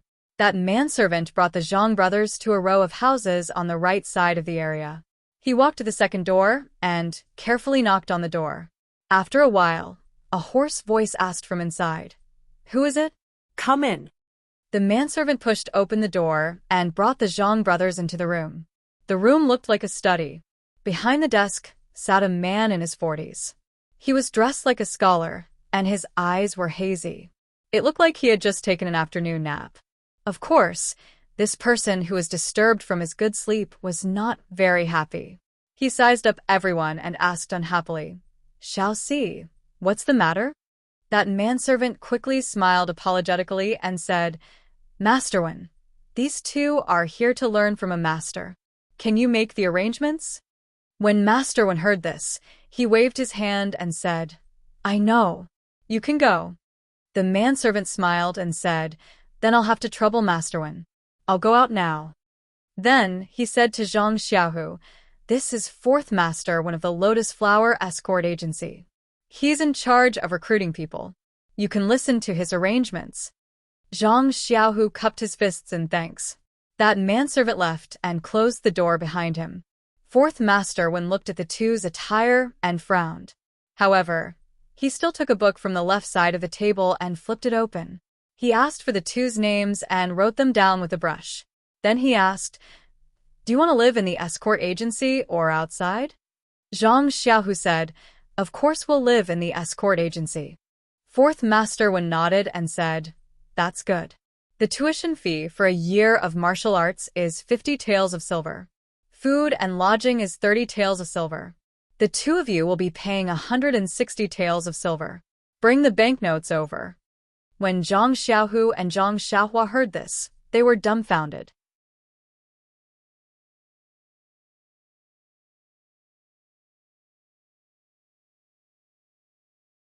Chapter 70. Silver. The two brothers asked in unison, "We need to pay silver to learn martial arts?" Hearing this, fourth master Wen's expression changed drastically. He slammed the brush in his hand on the table and said angrily, "If you don't pay silver, who will teach you? Looking at you, are you trying to fool me?" The Zhang brothers said that they didn't dare. Then, Zhang Xiaohu told him about how the ethereal villa's guards had asked them to come over. Only then did fourth master Wen's anger subside slightly. He picked up the teacup on the table and drank some water before speaking. "Looks like the guards made a mistake. You can't be blamed for this." Zhang Xiaohu asked curiously, "May I ask fourth master, where exactly did you make a mistake?" Looking at Zhang Xiaohu's respectful manner, fourth master Wen cleared his throat and said with the air of a good teacher, "Seeing that you've come from afar, I'll explain it to you briefly. There is usually a martial arts school to learn from. You have to pay tuition fees, eat and stay at the martial arts school, and of course, you have to pay for food and lodging. Our Lotus Flower Escort Agency is the largest agency in Pingyang City, so we don't have our own martial arts school. Our agency also functions as a martial arts school and usually recruits people to learn martial arts. However, it's wrong for you to go to the ethereal villa to learn martial arts. Martial arts schools recruit people regardless of age. They look at the foundation and comprehension of martial arts and usually accept people. However, the best age to start learning martial arts is 5 or 6 years old. It's very difficult to become successful in martial arts in the future. The martial arts school recruits people to teach normal martial arts routines, while the villa recruits disciples from the Misty School.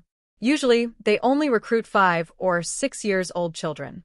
They definitely won't accept you if you go there. At this point, the Zhang brothers' expressions changed drastically.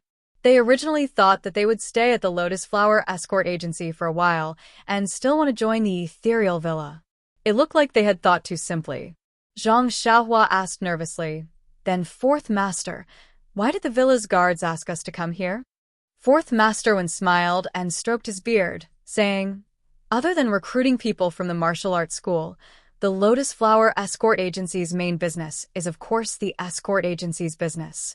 During this period, the agency is short of manpower and needs to recruit some escorts and bodyguards." I guess that's what he meant. Zhang Xiaohu hurriedly asked, "Do we need to pay?" Fourth Master Wen said, "The bodyguards and armed escorts work for the escort agency. Of course, they don't have to pay money. They are paid every month." Zhang Xiaohua asked again, "Can I learn martial arts?" Fourth Master Wen said, "Yes, of course one must have martial arts skills to protect oneself. How can one not learn martial arts?" Zhang Xiaohua and Zhang Xiaohu's eyes immediately lit up. This was a job where they could practice martial arts and earn money. It was really too good. However, Fourth Master Wen's next words immediately caused the two of them to fall into the abyss. However, the guards and armed escorts must have a foundation in martial arts. "Have you guys practiced martial arts before?" Zhang Xiaohu pursed his lips and said in a low voice, "I've never practiced before." Fourth Elder Wen's face immediately darkened, saying, "How can this Misty Mountain Villa's guard do such a foolish thing? Why did he send you here without asking carefully? He should have just let you go home." Then, his eyes suddenly lit up and he asked, "Where are you guys from?" Zhang Xiaohu said, "Lu Town." Fourth Master Wen muttered, Lu Town, Lu Town. I've never heard of that disciple's home being in Lu Town." Then he asked again, "Lu Town is very far from here. How did you know about the Misty School?" Zhang Xiaohu only said that he knew Wen Hai and Lu Yueming. He didn't go into detail about the rest. Only then did Fourth Master Wen's brows loosen. He understood the guard's meaning. He immediately said with a pleasant expression, "Since that's the case, then you should go to the armed escorts to take a look. Without a foundation in martial arts, they definitely won't accept guards. If the armed escorts are still lacking people, then there's still some hope. Let's go. This old man has nothing to do. I'll take you to old 6th Li's place." With that, he got up and walked out with the two men, making the Zhang brothers feel overwhelmed by the favor. Fourth Master Wen brought the Zhang brothers to the 4th room next door. He had the two men wait outside while he pushed the door open and entered. There was a lean man in his 30s in the room. He was smoking a pipe with great interest. When he saw Fourth Master Wen enter, he couldn't help but smile and say, "Fourth Master Wen, how do you have time to come to my place?" Fourth Master Wen looked at the room full of smoke and walked to the window. He pushed it open and fanned the smoke in front of him with his hand, saying, "Old 6th Li, would it kill me to smoke less? The room is full of smoke. Who wants to come here?" Then he asked, "Has the recruitment been smooth these past few days? You've recruited all of them, right?" Old 6th Li held the pipe and knocked it on the stool, saying, "I've recruited almost all of them. I'm still short of 1 or 2 bodyguards. The armed escorts are a bit troublesome. After all, they don't pay much and still have to work hard. Those with a little bit of foundation love to be bodyguards. Even if they're not as good, they can still be guards at a carriage company. It's better than working for an escort agency." Fourth Master Wen chuckled and said, "That's good." Then he turned around and let the Zhang brothers enter the room. He said to Zhang Xiaohu, "This is 6th Master Li, who was in charge of recruiting armed escorts. Let's get to know each other. Zhang Xiaohu and Zhang Xiaohua hurriedly went forward to greet him. Old Sixth Li looked at Zhang Xiaohu and then looked at Fourth Master Wen strangely, saying, "What kind of show are you singing? You're letting him be an armed escort?" Fourth Master Wen nodded. Old Sixth Li looked at Zhang Xiaohu from head to toe and asked, "From the looks of it, you don't seem to have practiced martial arts before, right?" Zhang Xiaohu replied respectfully, "Yes, I haven't practiced before."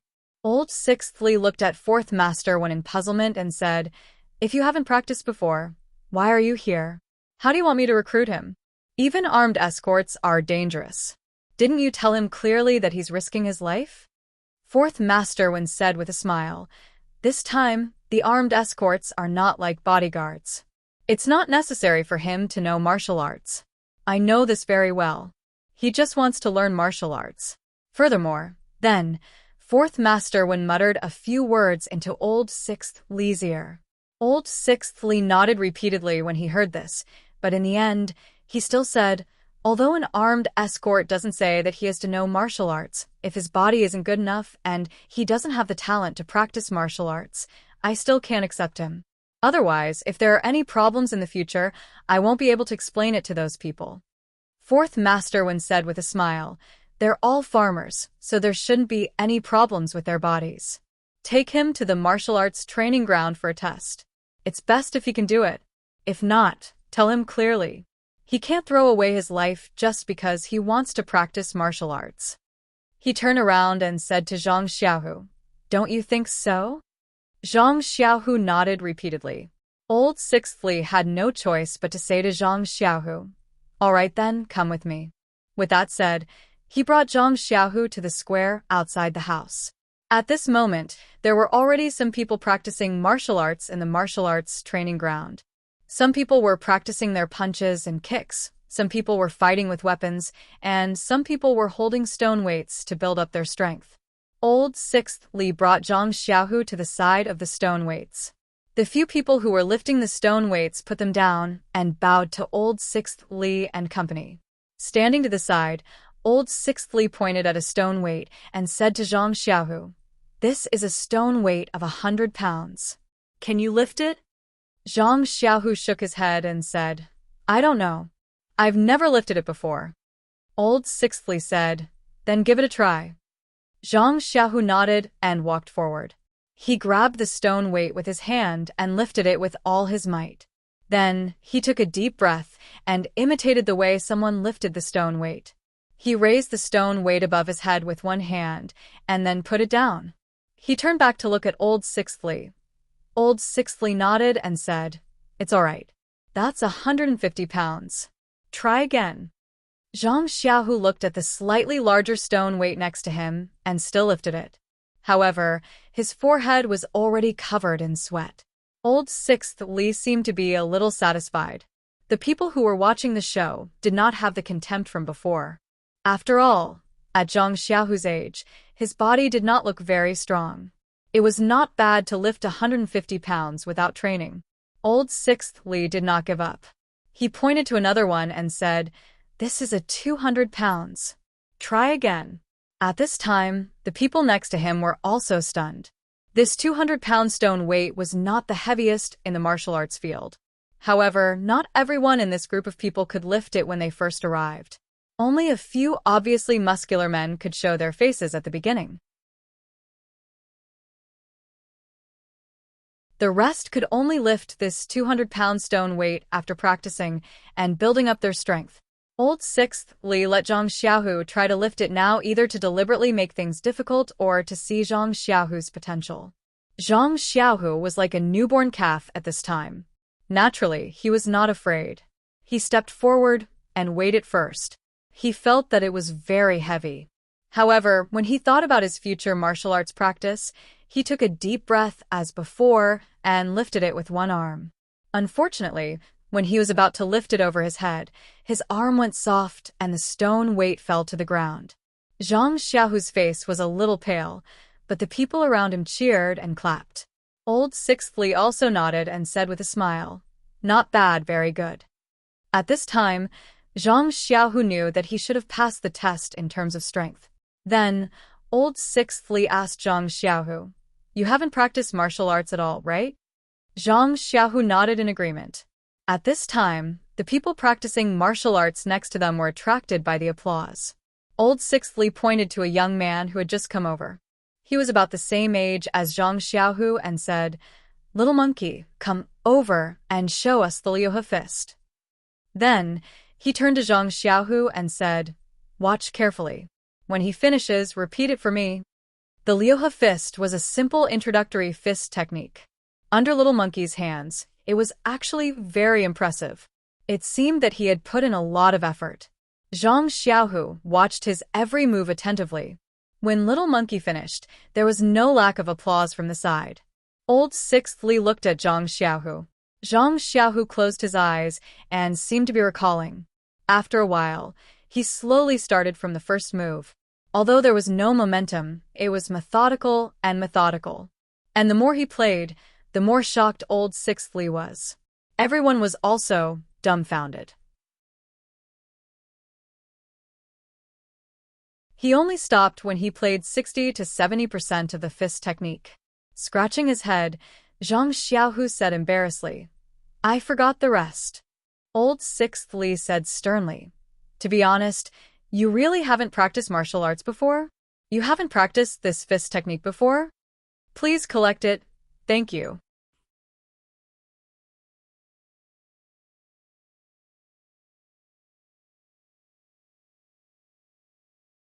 Chapter 71. Zhang Xiaohu was baffled as he said, "Of course, I've never practiced before. This is my first time practicing." Old Li Lu was a bit excited as he said, "Amazing. Although you can't be called a genius, it's still rare. This Six Harmonies fist is very complex. For you to be able to remember 60% to 70% of it on your first try, it can be seen that you have talent." At this time, the surroundings were also filled with cheers.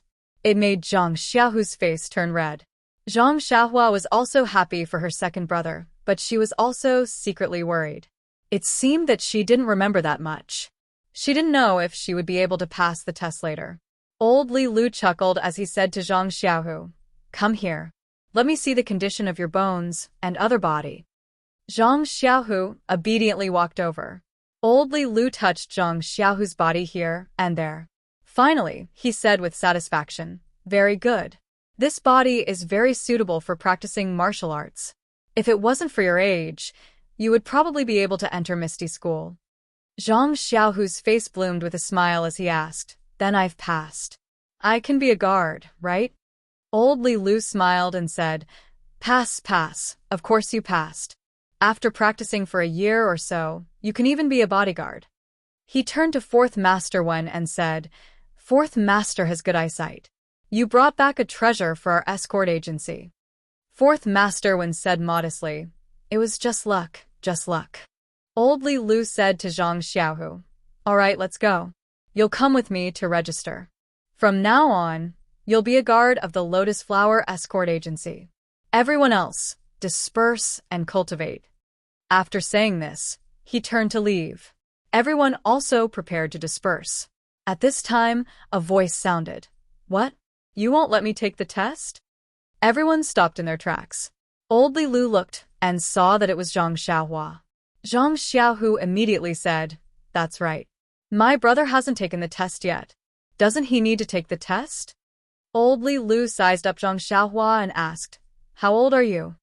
Zhang Xiaohua said in puzzlement, 13 years old. Li Laolu laughed, and the people around him laughed as well. Then Li Laolu asked, "Do you know that the escort agency has an age requirement when recruiting guards?" Zhang Xiaohua shook her head. Li Laolu smiled and said, "The escort agency is open for business. Of course, the people we recruit must be adults. Our guards must be at least 16 years old. Look around. Is there a child as young as you?" Zhang Xiaohua looked around.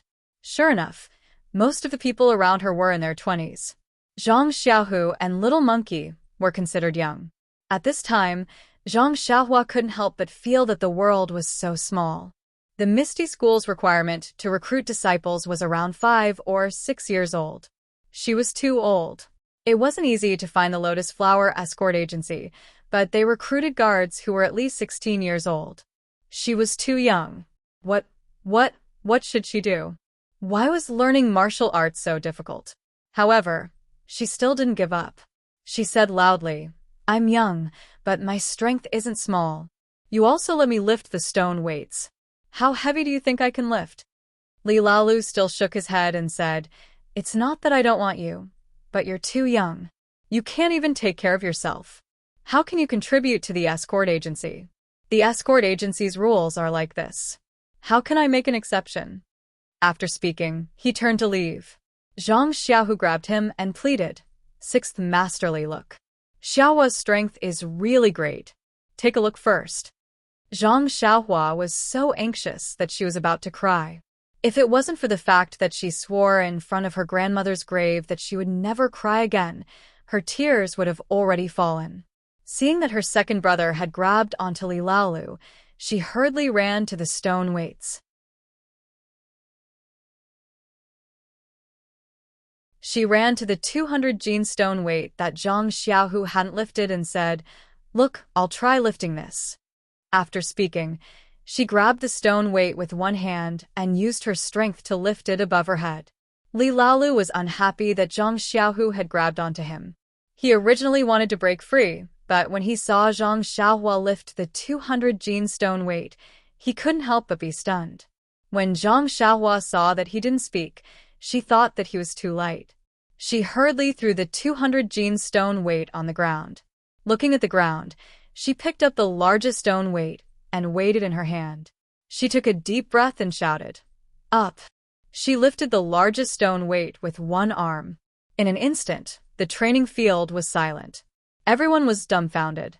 Their eyeballs fell out of their sockets. Li Laolu's eyes were wide open. His mouth was also wide open. You could stuff a big duck egg in it. After a long while, someone said timidly, That stone weight, is it the 500 gene stone weight?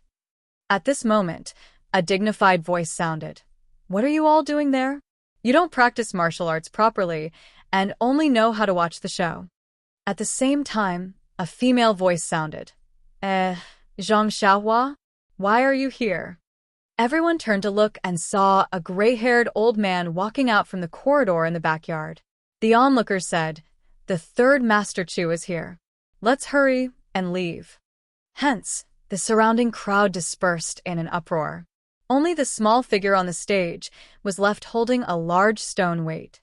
That small face was red from holding it in.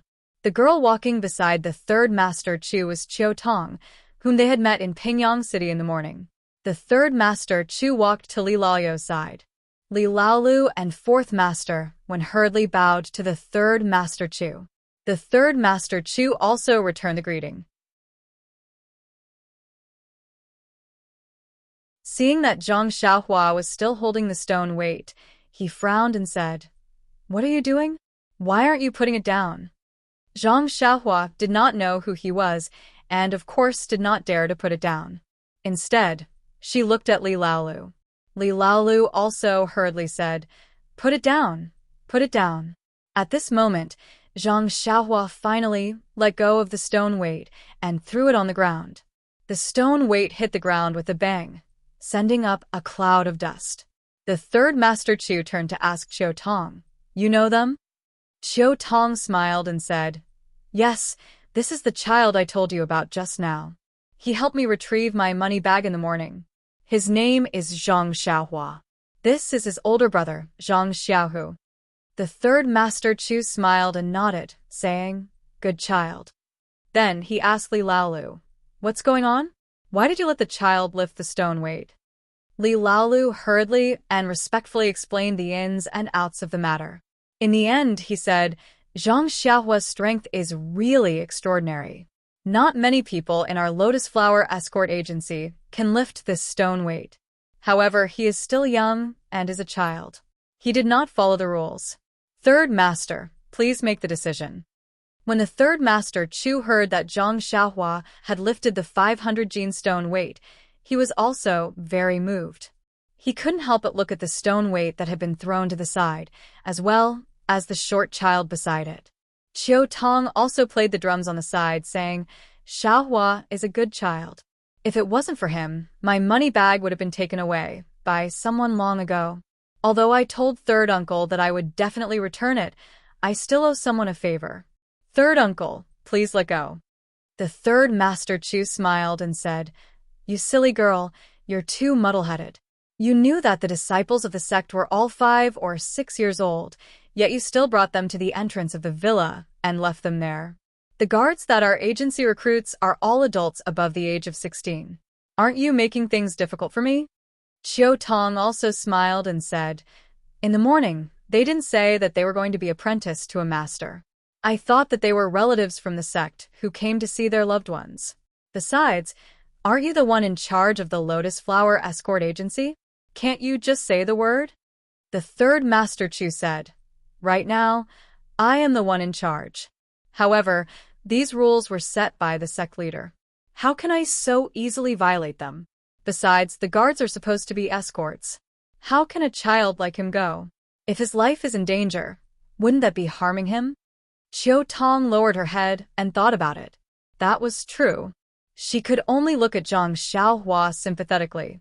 The third Master Chu continued, However, I do have a way to satisfy both sides.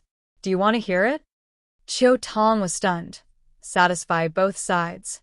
The third Master Chu said, Didn't you just say that the family of the person in charge of the medicine fields in the villa had passed away and that there was no one to weed and fertilize the fields? You wanted me to find someone who can farm and who is also quite strong to assist you? Isn't this child in front of you a very good candidate? Doesn't he just want to learn martial arts? Can't you just find a martial arts master in the villa to teach him? If that doesn't work, he can also find some time to come here and practice. Chiu Tong's eyes also lit up. She repeatedly said that it was a good idea. Then, Chiu Tong called Zhang Xiaohua to the side and explained the matter in detail to him. She asked him if he knew how to farm. Zhang Xiaohua naturally nodded and said that he knew how to farm. What a joke. Farming used to be his main occupation. How could he not know? At this time, what choice did Zhang Xiaohua have? The Misty School didn't accept him, and the Lotus Flower Escort Agency didn't want him. In any case, he could still practice martial arts at Huanxi Villa. He just had to farm. What was wrong with that?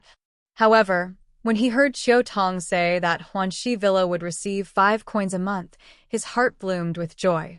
Zhang Xiaohu only received 6 coins a month as a guard.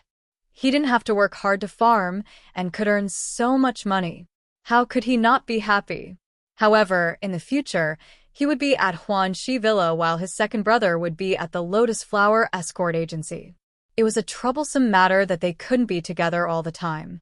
Zhang Xiaohu also heard the conversation and asked Chiu Tong, Where is Huanxi Villa? Chiu Tong said with a smile, It's right next to Misty Mountain Villa. Why didn't I tell you in the morning that it was on the way?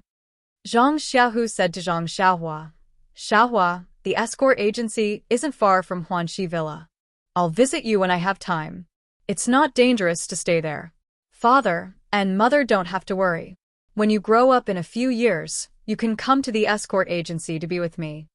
Zhang Xiaohua agreed when she heard her second brother say so. Chiu Tong was also very happy. She had hit it off with Zhang Xiaohua in the morning and looked at him as if he was her little brother. Now that she could help him and complete her mission, it was really the best of both worlds. Thus, Zhang Xiaohu and Zhang Xiaohua parted ways at the escort agency.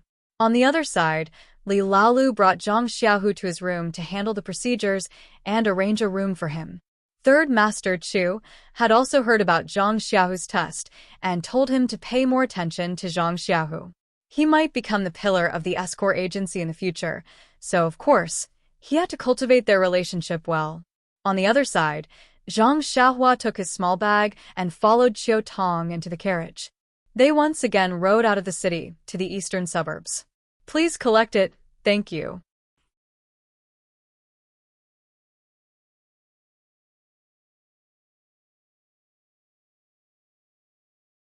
Chapter 72. Sitting in the carriage and looking at the familiar scenery, Zhang Xiaohua felt like she was in a dream. This was the third time she had taken this road today. However, her second brother, Zhang Xiaohu, was not in the carriage this time. Looking at Qiu Tong sitting beside her, she felt even more amazed by the mysteries of fate. If the thief had not stolen Qiu Tong's money pouch in the morning, if she had not run too slowly and had not recovered the emerald green money pouch, if she had not met this elder sister Qiu Tong, she would be on the carriage back to Lu Town now. After all, the escort agency and the Misty School did not want her. She could not possibly hold up her second brother's future here. Thinking of Zhang Xiaohu, Zhang Xiaohua's lips curled into a smile. Her second brother had originally wanted to explore the world in Pingyang City. She did not expect him to be dragged here to learn martial arts. His aptitude had even been praised by a martial arts master. It was only a matter of time before he learned martial arts. Fate made fools of people. Qiu Tong saw that Zhang Xiaohua's eyes were blurry and couldn't help but ask with concern, "Xiaohua, are you tired? If you're tired, then take a nap. When you see the young miss later, you must be alert." Zhang Xiaohua smiled and said, "I'm fine, elder sister Qiu Tong. I just feel that my arms are a little sore and I can't exert any strength. I'm not tired. Usually, I work from morning to night in the fields and I don't feel tired. Of course, I won't feel tired now." Qiu Tong looked at Zhang Xiaohua lovingly and said, "Looking at you is like looking at my younger brother. However, he is a student and can endure hardships like you. The heavens have pity on you. You have to work in the fields at such a young age. It must be hard on you." Zhang Xiaohua shook her head disapprovingly and said, "Elder sister, you don't know if you haven't worked in the fields. In the countryside, if you don't work in the fields and plant crops, you won't be able to eat. All the boys in the family have to work in the fields when they reach a certain age. I'm not the only one. I'm already used to it." However, Qiu Tong, who was overflowing with motherly love, didn't think too much about it. She felt that this Zhang Xiaohua was a replica of her younger brother. Zhang Xiaohua had suffered enough in the countryside. Now that he was under her wing, she had to ensure that he had a stable life. The love in her eyes intensified. Suddenly, Zhang Xiaohua seemed to have thought of something and asked, "That's right, Jie, you just said that Miss wanted to see me in a while. Who is that?" Is there anything I need to pay attention to?" When Qiu Tong heard this, she smiled and said, "Young mistress is the manor lord of our Huanxi manor. She treats us very well, so you don't have to pay too much attention to her. You just have to respectfully say some good things about her. Young mistress has always been kind. She will definitely take you in when she sees a little strong man like you." When Zhang Xiaohua heard the word "take you in," she couldn't help but feel uneasy again. After all, she was still a teenager. Although her state of mind was mature, she had been rejected again and again today. Although she didn't have the blindness of entering the world, the confidence in her heart had also diminished. However, this was a process of maturity after all. It was inevitable that she would sharpen herself in the cruelty of reality and find a balance from her uneasiness. The carriage still took the same road as it did in the morning. However, when it reached a junction, it didn't go forward to the main road of the Misty Mountain Villa. Instead, it turned to a small road on the right. There were many people living on the side of the small road. At this moment, it was already dusk and smoke was everywhere. For a moment, Zhang Xiaohua actually felt that she was in the Guozhuang house. The carriage walked for a while and passed through many small alleys. Suddenly, a large square appeared in front of them. There were many trees planted around the square, and it was very lush. Directly in front of it was a door bigger than the one of the Lotus Escort Agency. On both sides of the door were two stone lions, which looked more mighty than the stone lions of the Lotus Escort Agency. The red-painted door was not open and no one was standing there. There was a black plaque above the door, just like the escort agency. There were also 4 words on it. Unfortunately, Zhang Xiaohua only knew the 2 words manor. She guessed that this was the Huanxi manor. Sure enough, Qiu Tong whispered to Zhang Xiaohua, "Xiaohua, this is our Huanxi manor." At this time, Zhang Xiaohua's heart skipped a beat. she asked. Sister Chiao Tong, our Huanxi Manor is so close to the Misty Mountain Villa. Do we have any relationship with the Misty Mountain Villa? Chiao Tong looked at Zhang Xiaohua and said, I didn't expect your thoughts to be so meticulous. When you really stay in the manor, I will naturally tell you. However, I can't say it now. When Zhang Xiaohua heard this, she didn't ask further. In fact, she was secretly cursing in her heart. What relationship can we have? We are so close. Hee, are you bullying me because I am a child? In fact, even Zhang Xiaohua didn't think about it at this time. Why did she think so much? And according to Chiao Tong, how did she know so much? If it was her a year ago, would she still be able to obtain as much information from clues as she did now? The carriage sped to the main gate of the manor, but it didn't stop. Instead, it turned left in front of the gate and continued forward along the high wall. After a while, it stopped at a corner gate. Although it was called a corner gate, it was very big. At least 4 carriages could pass through it. There were guards at this corner gate. The guard was very familiar with Chiao Tong. He looked at the things in the carriage and asked about Zhang Xiaohua. He waved his hand and let the carriage in. Zhang Xiaohua had never entered the manor before. She thought that she would have to get off the carriage after entering the gate. However, the carriage didn't seem to have any intention of stopping. It went on for a long time, passing by many farmlands, forests, and even ponds before stopping in front of a small circular gate. Chiao Tong gestured for Zhang Xiaohua to get off the carriage. Then the carriage went straight away. Walking through the small circular door, it was a completely different world inside. In the courtyard, there was a huge shelf covered with green plants. The leaves were triangular and moved with the wind. Under the shelf, there was a stone table and stone stools. In the corner of the courtyard, there was a pond. Looking from afar, there were some red and green fish swimming in it. On the right side of the courtyard, there was a row of more than 10 houses. They looked even bigger than Mr. Liu's house in Balaga. On the left side, there was an empty space. There were some stone locks, weapons, and other things. It was probably the place where they usually practiced martial arts. In front of them was a circular door, but they did not know where it led to. Chiao Tong led Zhang Xiaohua into the courtyard. She pointed at the stone bench under the shelf and said, Xiaohua, sit down and rest for a while. I'll go and report to the miss now. I'll bring you to see her later. Zhang Xiaohua nodded in agreement. He placed a small bag on the stone table and sat down. Chiao Tong saw him sit down and smiled at him. Then, she walked past the small circular door in front of them. After a few turns, she disappeared from his sight. Zhang Xiaohua sat on the bench and waited. After a while, she still didn't see Chiao Tong return. She got a little impatient and stood up. She walked around, looking at the unknown plants on the shelf and the small fish swimming in the pond. In the end, she walked over to the weapons. She picked up a knife from the shelf and slashed it twice. Then, she picked up a spear and stabbed it twice.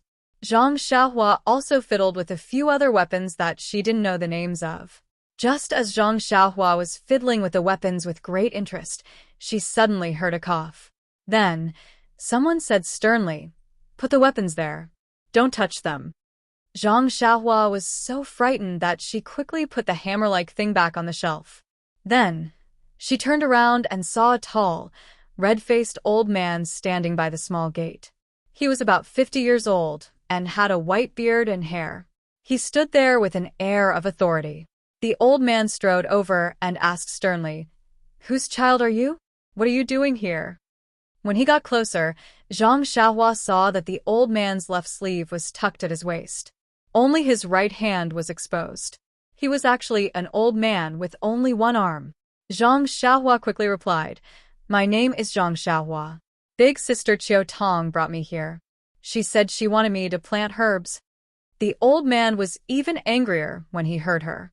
He stomped his foot and said, "What is this Chiao Tong doing? She brought a child here. How strong can she be to do farm work?" After speaking, he didn't wait for Zhang Xiaohua to reply. He turned around and walked through the small gate. Like Chiao Tong, he also disappeared after a few turns. Only Zhang Xiaohua was left standing under the shelf, confused. But this time, he didn't dare to move around blindly. He sat down obediently and counted the ants on the ground. Qiu Tong left Zhang Xiaohua in the courtyard while she entered the inner gate. She passed through several courtyards, gardens, and corridors before arriving at a rather large courtyard with red walls. If Zhang Xiaohua had been following behind Qiu Tong, she would have gotten lost long ago. She would have been overwhelmed by the scenery. Across the courtyard was a large hall. The doors and windows of the hall were carved with beautiful patterns. It was very beautiful. The sky wasn't completely dark yet, but the hall was lit. There were a few tables and chairs in the hall. There were also some decorations, all of which were very ornate. There was even an incense burner in the corner. The smoke from the incense drifted up, filling the hall with a faint fragrance. Qiu Tong entered the hall.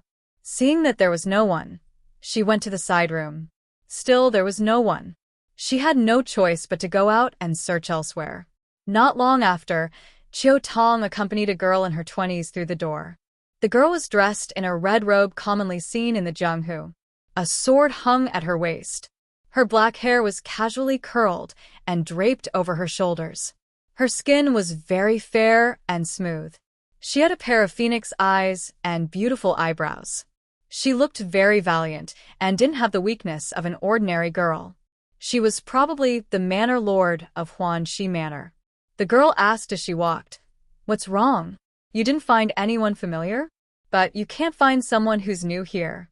How can you bring someone to the manor without knowing their background?" Although it was a reproachful tone, it didn't sound like she was angry. Qiu Tong smiled and said, "My good miss, are you still worried about Qiu Tong? Moreover, third Uncle Chu didn't stop me. He knows the severity of the matter. Why would he recommend someone to me if he wasn't 100% sure?" When the girl entered the hall, Qiu Tong carefully poured a cup of water for her and continued, "Moreover, his second brother is also in the Lotus Escort Agency. The Lotus Escort Agency will definitely investigate their house. If there's anything unusual, they'll naturally find out. Moreover, this little fellow is very interesting. Please add it to your collection. Thank you."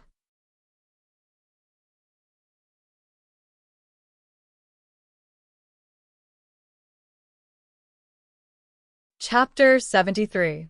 Before Qiu Tong could speak, the sound of footsteps could be heard. The two of them looked up to see the one-armed old man walking into the hall. The one-armed old man walked up to them and bowed. The young miss nodded, and Qiu Tong quickly returned the greeting. The young miss asked, "Elder Yu, why are you so flustered?" Boss Yu said with a straight face. "Young Miss Lu Er, who was in charge of weeding in the herb field, asked for leave yesterday because his mother passed away. The herb field is short of manpower, and I told Qiu Tong this afternoon, but I saw a 10-year-old child standing in the yard just now. Is he the helper that Qiu Tong found? Was there not even an adult standing over at the Lotus Flower Escort Agency? Isn't this just brushing me off?" Qiu Tong's face flushed red from the series of questions that were thrown at her. At this time, the young miss comforted Elder Yu. "Elder Yu, Qiu Tong has always been cautious. Why don't you sit down first and listen to her? If you're not satisfied, why don't we swap?" Elder Yu's expression softened as he apologized to Qiu Tong. "Qiu Tong, you know how impatient I am. Why don't you tell me first?" Qiu Tong also hurriedly said, "It's nothing, Elder Yu. The medicinal field is very important to begin with, and it was just a coincidence that I pulled Zhang Xiaohua over. I was just about to report this to the young miss. Why don't you listen before making a decision?" Elder Yu nodded and found a chair to sit down. Qiu Tong also poured some tea and placed it in front of Elder Yu. Then, Qiu Tong told the two of them everything that happened today. When they heard that Zhang Xiaohua helped Qiu Tong get back her purse, the two of them nodded and thought that she was a very good child. When they heard that Zhang Xiaohua lifted the 500 gene stone, the young miss was extremely moved. Elder Yu didn't quite believe it and asked, "Were you there? Did you see that stone weight was 500 gene?" Qiu Tong said, "I wasn't there when she lifted it. I was talking to third Uncle Chu. When I saw Zhang Xiaohua, he had already lifted it. I'm not sure if that stone weight was 500 jin, but I heard from the people around me that it shouldn't be wrong. Elder Yu shook his head and said, "It's just hearsay. That stone lock might not necessarily weigh 500 kilograms. 300 to 400 kilograms should be the limit." After all, Qiu Tong didn't have any experience in this area. She had only heard from the people in the escort agency that she didn't have any concept of weight. She could only agree and say, "That's possible." After all, I haven't personally seen the weight of the stone locks in the escort agency. Elder Yu smiled and said, "Qiu Tong, the weight isn't written on the stone lock. You won't know even if you look at it, haha." Qiu Tong blushed and said angrily, "Elder Yu knows that Qiu Tong doesn't know martial arts, yet you still use this to make fun of me." Seeing that there was no barrier between the two, the young miss was very gratified and said, "Elder Yu, even if it's 300 to 400 kilograms, it's still extremely rare for a 10-year-old child. However, his age is just as third Uncle Chu said, extremely awkward. With such aptitude, if it was discovered a few years ago, he would have been accepted into the Misty School and would have been a great help to our sect. However, now that he's been accepted into our Huanxi manor, it's not good to let him continue to be buried. Elder Yu, I'll leave this child with you for now. Let him do some manual labor, and there's no need for him to help out in the medicinal fields. Once the Lotus Escort Agency has received confirmation that we can use him without worry, we'll let him work in the medicinal fields. If that's the case, you'll have to take good care of him in the future. Take a look at his martial arts talent, and if there's a possibility of nurturing him, give him all the help you can." I'd like to see if our Huanxi manor can produce a stone cow. When Elder Yu heard this, he saw that the young miss's arrangements were watertight and didn't say anything else. However, when he heard the last sentence, he immediately thought of the giant stone cow's figure compared to Zhang Xiaohua's small and tender body. He couldn't help but shake his head. Were they clearly not on the same level? Then, he bowed to the young miss and took his leave. Seeing that Elder Yu had left, Qiu Tong couldn't help but pat her forehead and say, "Young miss, I was thinking about how to arrange for Zhang Xiaohua and completely forgot about Elder Yu. It's all thanks to young miss speaking up for me. Otherwise, this Zhang Xiaohua wouldn't even be able to enter his eyes." That young miss smiled and poked Qiu Tong's forehead, saying, "You little girl, I've never seen you do anything good all year round. Why are you helping Zhang Xiaohua today? If it wasn't for his young age, I would have thought it was you." Qiu Tong immediately refused and said with a smile, "Young miss, look at what you're saying. I only thought of my younger brother when I saw Zhang Xiaohua and saw how pitiful Zhang Xiaohua's situation was. That's why I wanted to help him. Why are you thinking of other things? Moreover, I'm even younger than young miss. Young miss doesn't even have a place to settle down, so what am I thinking of?" Ha ha ha. Qiu Tong actually started to tease the young miss. It seemed that this young miss really didn't put on any airs and had a very good relationship with the servants. The young lady didn't argue and sighed. Looking at the dark sky outside the hall, she said, "That's right. Blood ties are always strong. Someone you don't know made you think of your younger brother, and thus you have the heart to help. It can be said that love the house, love the crow. Only I don't know if my elder brother is progressing smoothly." Qiu Tong saw that the young miss was frowning and hurried forward to say, "Young miss, you don't have to worry. Chief O has achieved great success in his martial arts, and there are only a few people in the Jianghu who can hurt him. Moreover, this time we're not attacking any large faction, just a small Luo Shui gang. Our large Misty School has planned for a long time, and there's no reason we can't take them down. Moreover, our Misty School's strength has greatly improved, and we definitely won't give the Luo Shui gang any chance." This young miss was actually the Misty School's head, O Peng's younger sister, O Yen. Although Qiu Tong's words weren't without reason, O Yen still sighed and said, "If you stand by the river, how can your shoes not get wet? In the Jianghu, a storm of blood is common, and it's hard to guarantee that one day you won't make a mistake. We see the Luo Shui gang as a fat piece of meat, but won't others see our Misty School as a fat piece of meat as well? I only hope that Buddha will protect my big brother and allow him to return safely. Xiao Tong also said seriously, not to mention that Chief O is kind-hearted and has boundless fortune. Just based on the young Miss benevolence in everything, you'll be able to ensure Chief's safety. Oyen smiled and said, I know, little girl. Hurry up and make arrangements for your brother. If Elder Yu makes arrangements, won't he be wronged? Xiao Tong said, I won't go. Although I was the one who brought him in, he has to be like the others. Otherwise, Zhang Xiaohua will be lazy and Elder Yu won't be able to manage him. Oyen said, Xiao Tong, I've always said that you're smart. Why are you so muddle-headed now? Zhang Xiaohua is just a child who just came from the countryside. If he mingles with a group of young people, it's inevitable that he'll be bullied. Xiao Tong finally understood Oyen's meaning and said, I understand. And I have to hurry up and take a look. Those people in the medicinal field aren't good people. I can't let this child be bullied. After saying that, she bid farewell to Oyen and turned to leave the hall. Suddenly, Oyen called out to her, Xiao Tong, wait. Xiao Tong obeyed and returned, asking, Young miss, is there anything else? Oyen said, You don't have to go either. Let Elder Yu make the arrangements. Xiao Tong didn't know whether to laugh or cry, saying, My dear young miss, what do you mean by this? One moment you want me to go, and the next moment you don't want me to go? Oyen smiled and said, I'm not teasing you. I wanted you to go just now because I was afraid that the child would be wronged. I'm not letting you go now because I want the child to be wronged a little and see his mentality. He's a child after all. Being wronged a little is good for him to understand the ways of the world and grow up well. Zhang Xiaohua grew up in the countryside and doesn't know how to scheme against others. It's good to let him experience it.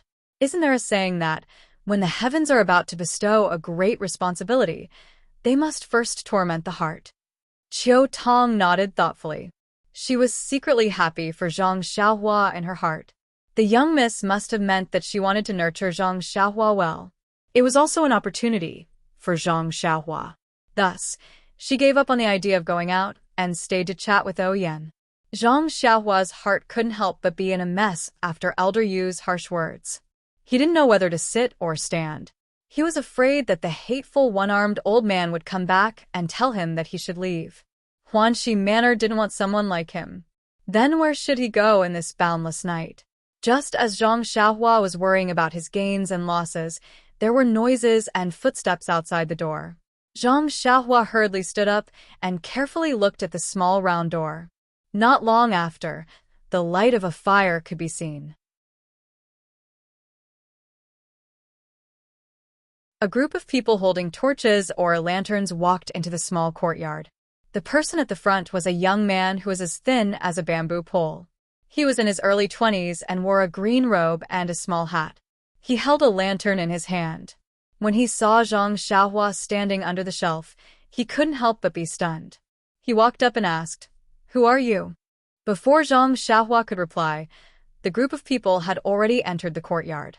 Zhang Xiaohua didn't count them, but there were about 10 people. Most of them were holding lanterns and wearing green robes and small hats. There were also some who held torches and were dressed in martial attire. Zhang Xiaohua noticed that the people dressed in martial attire didn't mingle with the people in green robes and small hats. They didn't even walk into the courtyard together. The people in green robes and small hats came in first, and the people in martial attire walked in last. Moreover, the people in martial attire were obviously burly and looked very powerful. The people in green robes and small hats were slightly more ordinary. Zhang Xiaohua knew that the young man in front of him was probably the leader of this group of people. Thus, he respectfully replied, This one is called Zhang Xiaohua. I'm here to plant the medicinal herbs. However, there seems to be a problem. Just now, a one-armed old man went inside to look for someone. Zhang Xiaohua? Ha ha ha, Xiaohua. This name is not bad. Hearing Zhang Xiaohua introduce himself, some of the people in green robes and small hats couldn't help but laugh. They all whispered, Hearing this name, it's a girl's name. However, he looks ordinary. Now that the sky is dark, I wonder how his skin is? How can he be worthy of the name Xiaohua?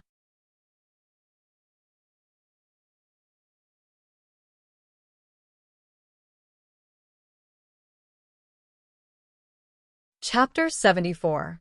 When they said this, although they were whispering, their voices were actually quite loud. They didn't have any intention of avoiding Zhang Xiaohua. Someone even said, "Who said that only girls can use this name? My aunt's second sister has a puppy called Xiaohua." "Oh right, my uncle's second aunt's granddaughter also has a kitten called Xiaohua." After saying that, it made the people in green clothes and hats laugh. The people in black clothes looked at them and didn't say anything. They also didn't laugh. There was only ridicule on their faces, but it wasn't clear whether it was directed at Zhang Xiaohua or the people in green clothes and hats. When Zhang Xiaohua heard this, her face couldn't help but heat up. She was very embarrassed. She had used this name for more than 10 years, so why hadn't she heard so much talk about it? When she was at home, there were many boy children who played with her, but she had never heard them laugh at her. Now that she had just left home, even her name was problematic. Zhang Xiaohua didn't know if she should blame her mother for giving her the wrong name, or if she should blame this group of people in green clothes and hats for being experienced and knowledgeable. Hearing everyone's laughter, the thin leader seemed to feel that something was wrong. He turned around and scolded, "How can you be so unruly? How can you bully a newcomer like this? Quickly go back to your room."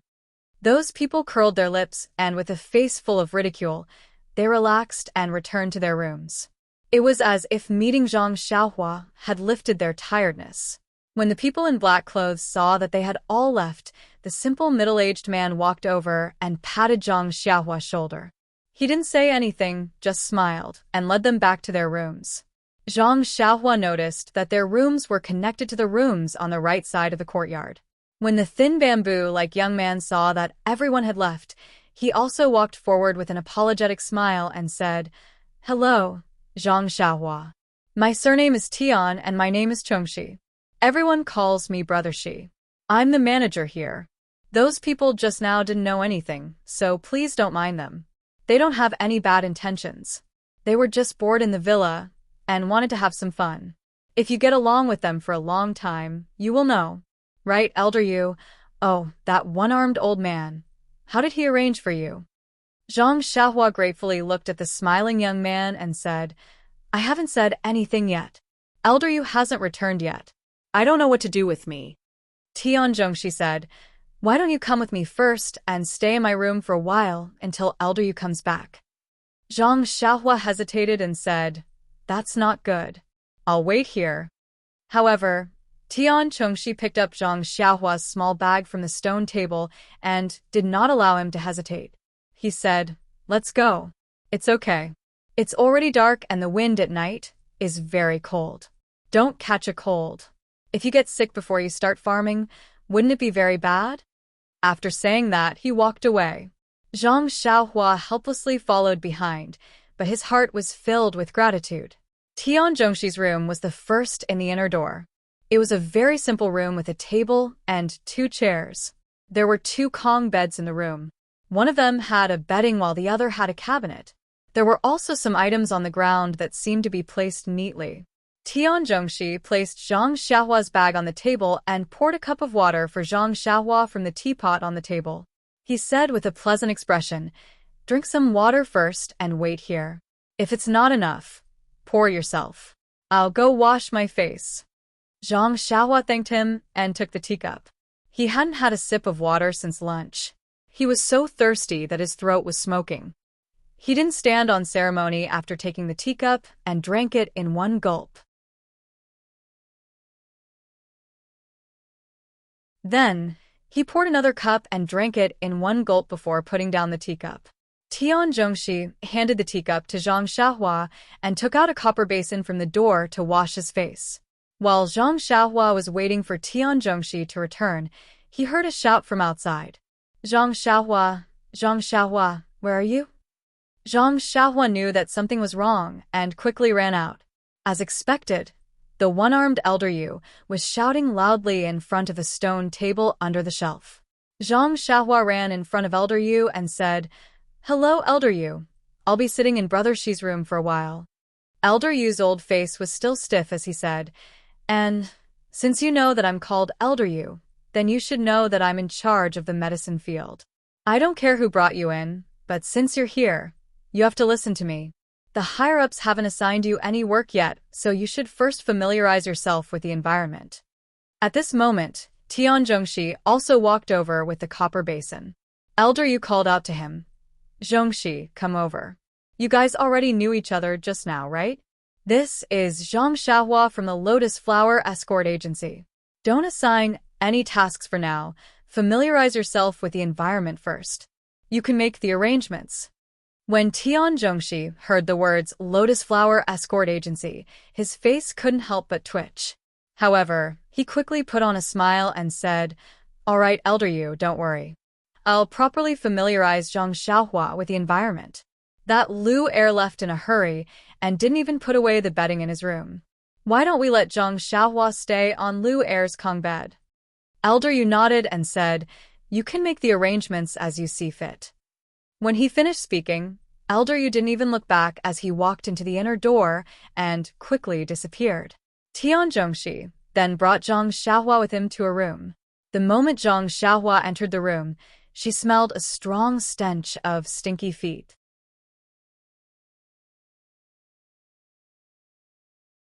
She looked up and saw a skinny middle-aged man wearing green clothes and a small hat sitting at the head of the Kong bed with his eyes narrowed. He was humming a little tune while rubbing his stinky feet with both hands. From time to time, he would even bring his fingers to his nose to sniff, as if his hands were stained with Yi Lai Xiang. Not only did Zhang Xiaohua furrow her brows, that Tian Zhongxi even called out, "Ma Jing." Then, he quickly walked over and pushed open the window. When Ma Jing heard Tian Zhongxi's call, he quickly jumped down from the Kong bed and put on his shoes.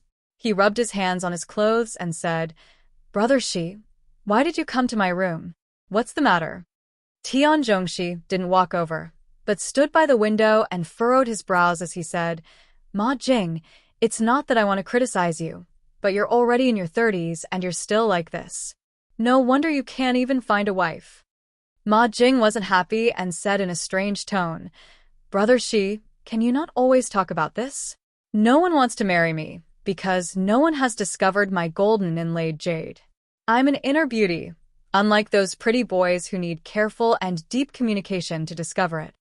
Not only was Tian Zhongxi happy, Zhang Xiaohua looked at this shifty-eyed wretched man who was only half a head taller than her and laughed out loud. Ma Jing immediately asked, "Zhang Xiaohua, could it be that you have an opinion?" Zhang Xiaohua quickly gave him a thumbs up and praised, "Brother Ma is a character. I just saw you and felt that you have a dignified appearance. How could I have an opinion?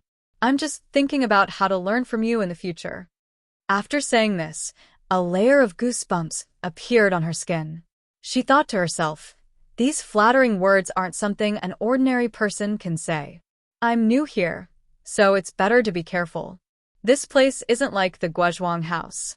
If I want to survive, it's better to change. Maybe it's good to be simple, but Lu Kai was right. Survival of the fittest. If I can't survive, how can I be simple?" Inadvertently, Zhang Xiaohua's mind had matured greatly. An embarrassed country boy was gradually growing up in the world of mortals. When Ma Jing heard Zhang Xiaohua's words, he happily said, "Brother, there's nothing to say. In the future, I'll take care of you. Come sit." As he said this, he reached out to pull Zhang Xiaohua. Zhang Xiaohua looked at the pair of hands and felt uncomfortable in her heart. She quickly said, "Oh, wait a moment. Let's listen to what Brother Shi has to say." When Ma Jing heard this, he stopped and nodded. "And what you said makes sense. Brother Shi, should we let Zhang Xiaohua stay on Lu Er's Kong?" Tian Zhongxi nodded and said, "Yes, it's already late today. There's no time to prepare. For the time being, let's let Zhang Xiaohua stay here. We'll see how Lu Er is doing." Ma Jing said, "No problem. Since you've entered our Huanxi mountain village, you're our brother. Everything can be discussed. Come, brother, I'll put your bag down." As he said this, the pair of hands reached out to take Zhang Xiaohua's bag. In the blink of an eye, Zhang Xiaohua took 2 steps forward and walked to the empty Kong. She shook her hands and threw it on top of it, saying, "Brother Ma, you should rest more. I'll do this myself." Ma Jing stood there, chuckling and not saying anything. Tian Zhongxi glanced at Ma Jing and Zhang Xiaohua and said, "Zhang Xiaohua, you can stay here for the time being. If there's anything you can't solve, come find me. You can't wear this here. However, what clothes you wear is a problem. I'll have to ask Elder Yu later." Ma Jing said from the side, "Brother Shi, Zhang Xiaohua's height is a bit small. However, there are many manservants like him in the village. The steward has many clothes of his size. Just find him a set. Why do you have to ask Elder Yu?" Tian Zhongxi didn't say much to him. He smiled and turned to leave the room, leaving behind a sentence. Zhang Xiaohua was found from the Lotus Flower Escort Agency. It's not good to use the style of the village. Ma Jing was stunned and muttered, "Lotus Flower Escort Agency?" He turned back to look at Zhang Xiaohua and laughed wildly. "You Lotus Flower Escort Agency?" Ha ha ha. He laughed and sat back down on the Kong bed, then sat cross-legged. His hands naturally supported his legs as he said, "A child from the Lotus Flower Escort Agency? Who would believe that? However, this is fun." Then he curled his lips. He said to Zhang Xiaohua, "That, Brother Xiaohua, you can do as you please. From today onwards, we're roommates. You don't have to be polite. If there's anything you need, just tell Brother. Brother isn't afraid of trouble." Zhang Xiaohua smiled and said, "Okay, Brother Ma. I know. If there's anything I need, I'll definitely tell you." Although this roommate had a different quirk from ordinary people, Zhang Xiaohua was also very satisfied when she saw this spacious and bright room. This room was bigger than 2 of the rooms in her house. Staying here, she could sleep soundly at night. However, she didn't know how second brother was doing. There was also her mother and father at home. She had only left for a few days, and she was already missing them. However, Zhang Xiaohua immediately warned herself that she couldn't slack off or be homesick. Whatever she did now was so that she wouldn't bleed or lose her life in the future. It was all for the sake of her family's safety in the future. With this thought, the homesickness gradually faded. Please add it to your collection. Thank you. You're tuning in to the Dreamy Chapters YouTube channel. We're so grateful for your support, and don't forget to subscribe to join us on this incredible journey through captivating stories. Your generosity through donations truly makes a world of difference, as it's the primary source of revenue that allows me to expand and enhance this channel for you. Thank you from the bottom of my heart for being a part of this adventure.